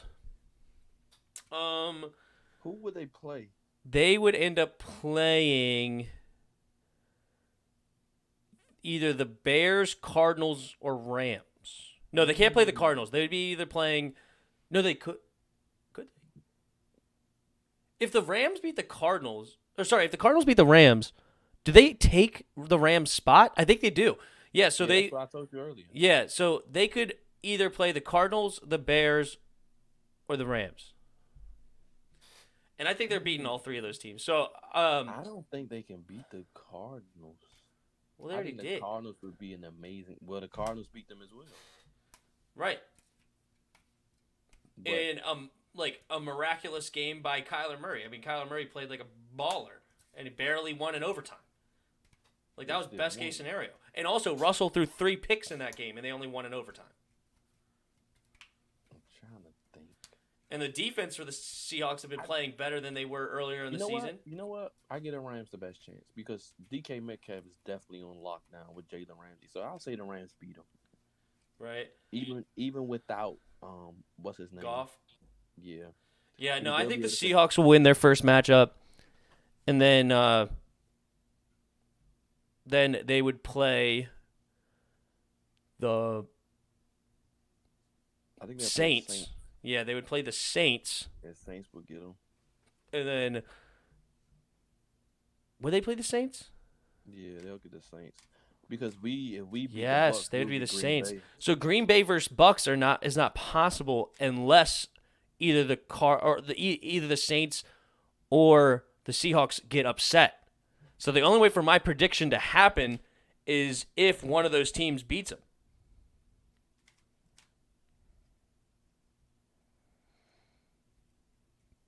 Beats who? Beats. Because I know if we beat the Bucks, we gotta play Green Bay. Oh well, assuming that the other team doesn't get upset. Which team? Okay, so how the NFL playoffs works is the top seed always plays the worst seed. Okay. So it's not like a real bracket. You know, like in a real bracket, you would have the 2 versus 7, the 3 versus 6, and the 4 versus 5.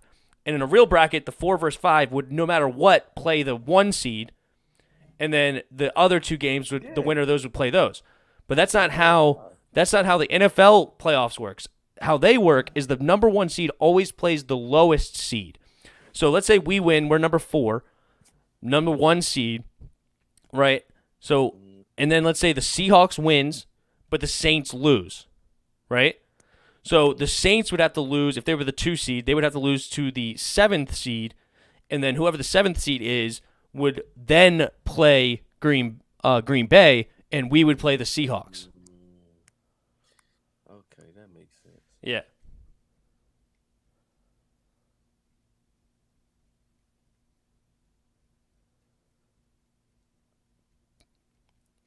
Anthony Johnson says, what's the score? 49-28. Or, no, wait, 49.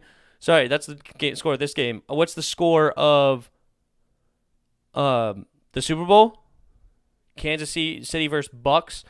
I think it'll be something like... I think it'll be a good game. I think it'll probably be something like 28-24 Chiefs.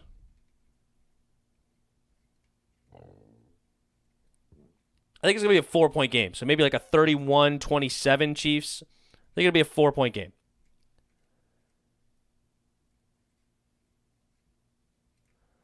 Anthony John, Tim, I believe Russ didn't play today again, and I was talking about the Warriors score. Oh, the Warriors score. 67-54. Got it. For the Warriors. James, I want to see the Titans in the playoffs. Henry is going to be even better in the playoffs this year. Yeah, Tennessee's a team that can really wake up in this playoffs, no doubt. They gave Kansas City a run for the money until Pat Mahomes came alive in the second half. But they took the lead early in that game. I think it was 14-0 Titans at one point.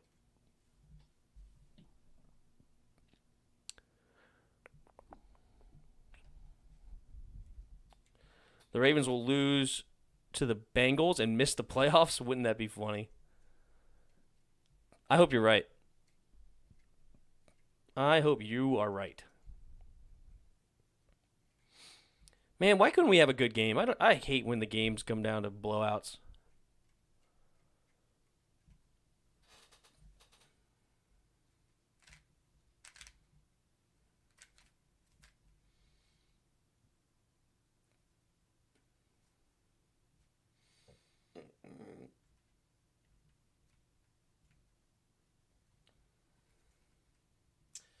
But yeah, during the Skins game Sunday night, halftime show, we can go into the playoff breakdown because we know the winner of the NFC East gets the 4th seed. So by the time halftime comes around for the Skins game, we will know the positions of all the teams. James, that's why I don't like the Chiefs. When your team is beating the Chiefs, you can't celebrate yet because the Chiefs will come back in a heartbeat. Yeah, they're incredible. Wait till let us see them. They won't come back at all. They won't show up. The score will be 35-14. Skins big. Patrick Mahomes threw 4 interceptions. Chase Young has 10 sacks. Cameron Cole's got 3 of those picks. Exactly. 4th and 23? Oh my goodness. Clemson sucks. Clemson's getting rocked right now.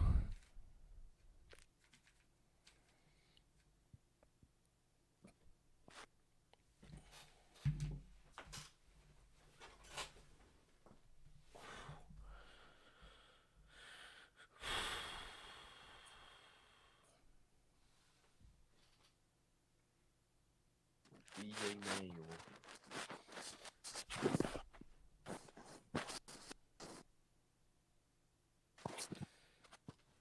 Clemson is done. The fat lady singing. Yep, this game is over. What is that emoji, Mark? Is it like a light bulb or something? I don't even know what you just posted. I'm offended.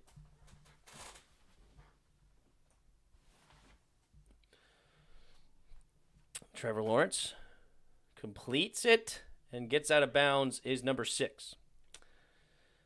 Anthony Johnson, it'll be funny if the Jags end up drafting the O-line from Oregon instead of Trevor Fields. Oh, God. Leave it to the Jags.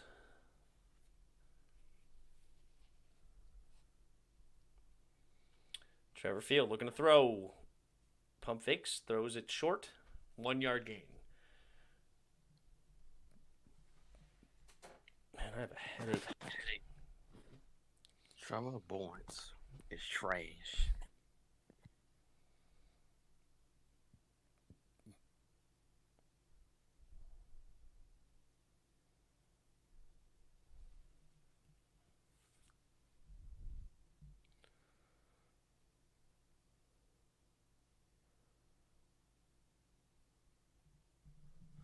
Mark Kearns, Jags aren't the Jets.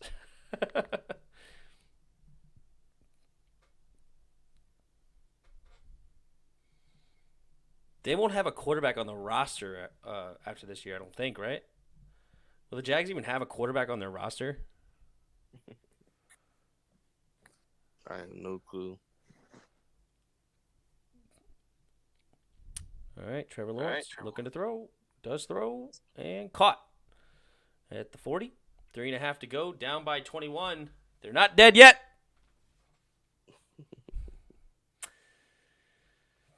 They're dead.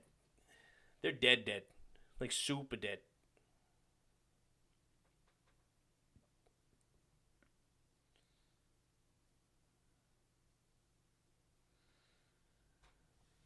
Yep, this ball game is over. So we're going to have Ohio State versus Alabama. Your prediction is Ohio State? Versus Alabama. Yep.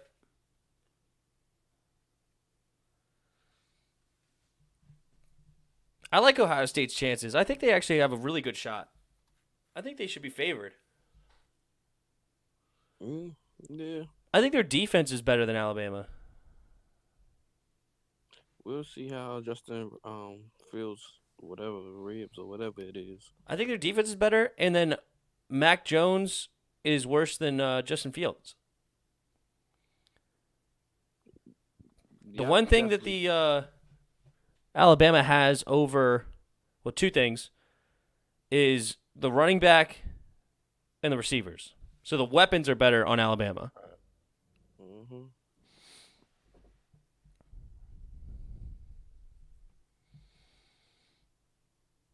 I don't know. It's interesting. Very interesting. Trevor Lawrence in the shotgun on the 12. Play action. Throws it on a slant. Caught by number 13. Oh, man. The defensive coordinator is eating into his eating into his people.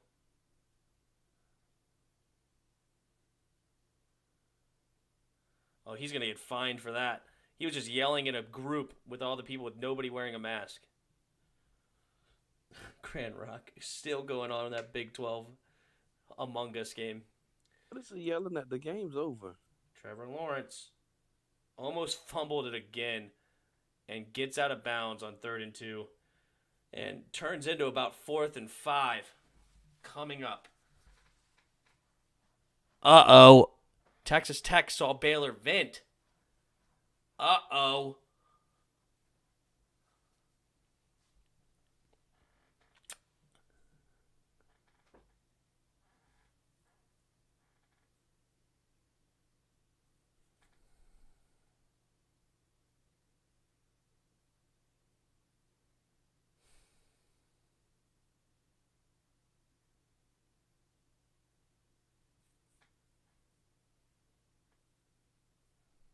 Trevor Lawrence, 4th and 6, looking to throw. Throws it and intercepted. Ohio State going the other way. And game over. Making the Dallas Giants winner wait up for this Washington Eagles game to confirm that it isn't getting a playoff berth is really cruel.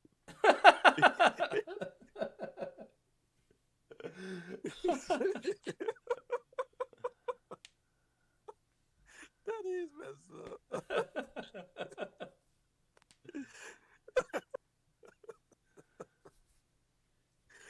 Just imagine how those players feel. They beat up on each other just to get up.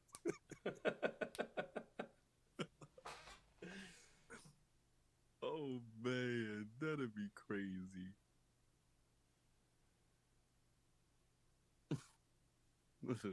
Trevor Lawrence playing like a Washington football the way he has it in the book.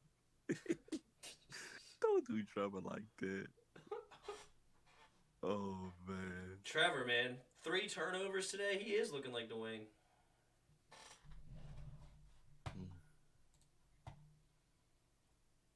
Interception and 2 fumbles lost.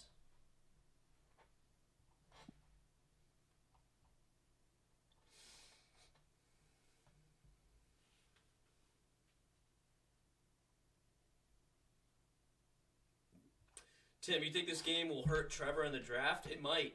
It really might. Not much. I think he's still a top 5 pick. You know, it's not like he's going down top 15 or nothing. I mean, he's still a top tier pick. Probably even a top 3 pick. I don't think it hurts him at all. I think once you put him around a team full of weapons, he'll be fine. Yeah. But no, well, I mean, considering he's number 1 in the draft right now, and you don't think he's going to be number 1, right? He's definitely not going number 1 not after this game. Well, that's what. Then it does hurt his draft stock. Because right now he's projected number 1, and after this game, Justin Fields is making a real argument for that. Yeah. So at best, he go 3rd, and at Dolphins, like you said. Oh, they're saying he caught this. This might be a caught touchdown actually instead of an interception. And that would be the 14-point difference that you were looking for. There isn't no touchdown.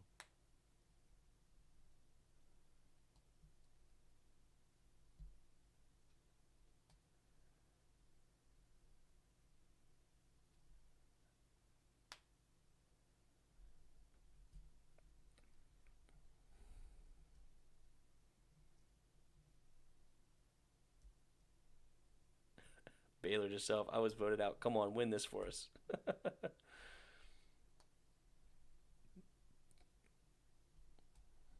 That was hilarious.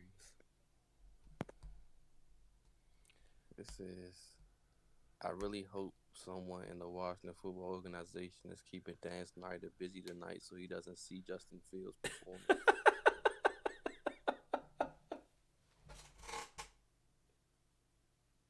It would be Dan Snyder like to give up a king's ransom for all that.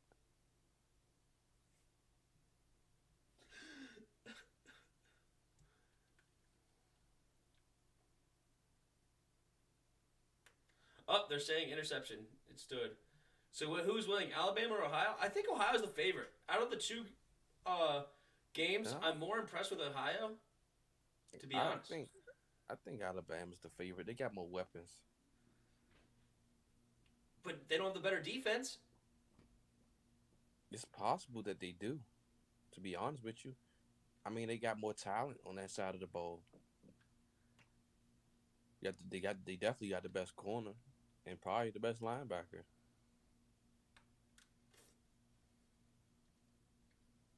Maybe. And offensively, I mean, it's pretty much even. I wouldn't even say. I don't know. I mean, I don't think it's evenly matched. I think Alabama clearly has the best offense. They clearly had a better running back. Yeah, they have a better running back, but it's not that big of a difference at a college level where it should really matter because Trey Sermon is legit. He is, but Devontae Smith's the best receiver on the field. Agreed. But it's not like that. Justin Fields has some like trash weapons. He doesn't have trash weapons. You're right. But Justin Fields is all right. Who would you rather have, Justin Fields or Mac Jones? Justin Fields. All right, there you go. I think that Ohio State has the better offensive line. Justin Fields had plenty of time today against this Clemson defense. It should be good. It should be good. I think it will be a good game. I don't think either team's going to get blown out, though. I don't think we're going to have what happened last year where Joe Burrow just crushed Clemson. I think Mac Jones and that offense over there will be playing pretty well. But I can see Ohio State winning this thing. If they do, Justin Fields definitely goes number one. For sure. Mm-hmm. They'll seal it.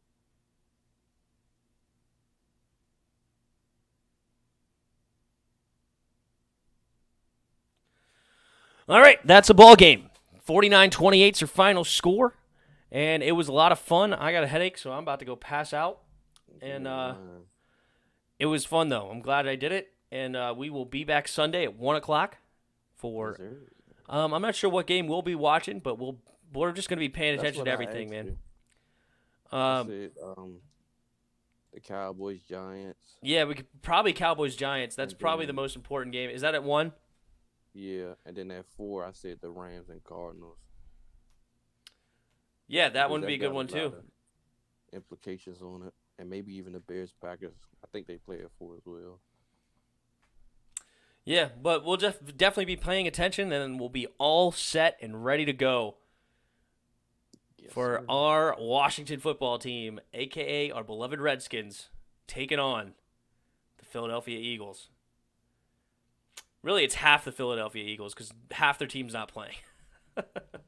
But the Goats. We get awesome. to celebrate. That's right. All right, guys. And we'll see you then. Hey, if you haven't subscribed to the channel, please subscribe to the channel. Like the video. There's a Discord link in the chat. Go into the Discord if you haven't joined. And there's also, if you feel so kind, no pressure, but there is donation links in there as well. And if you want to donate, feel free. But until next time, see ya!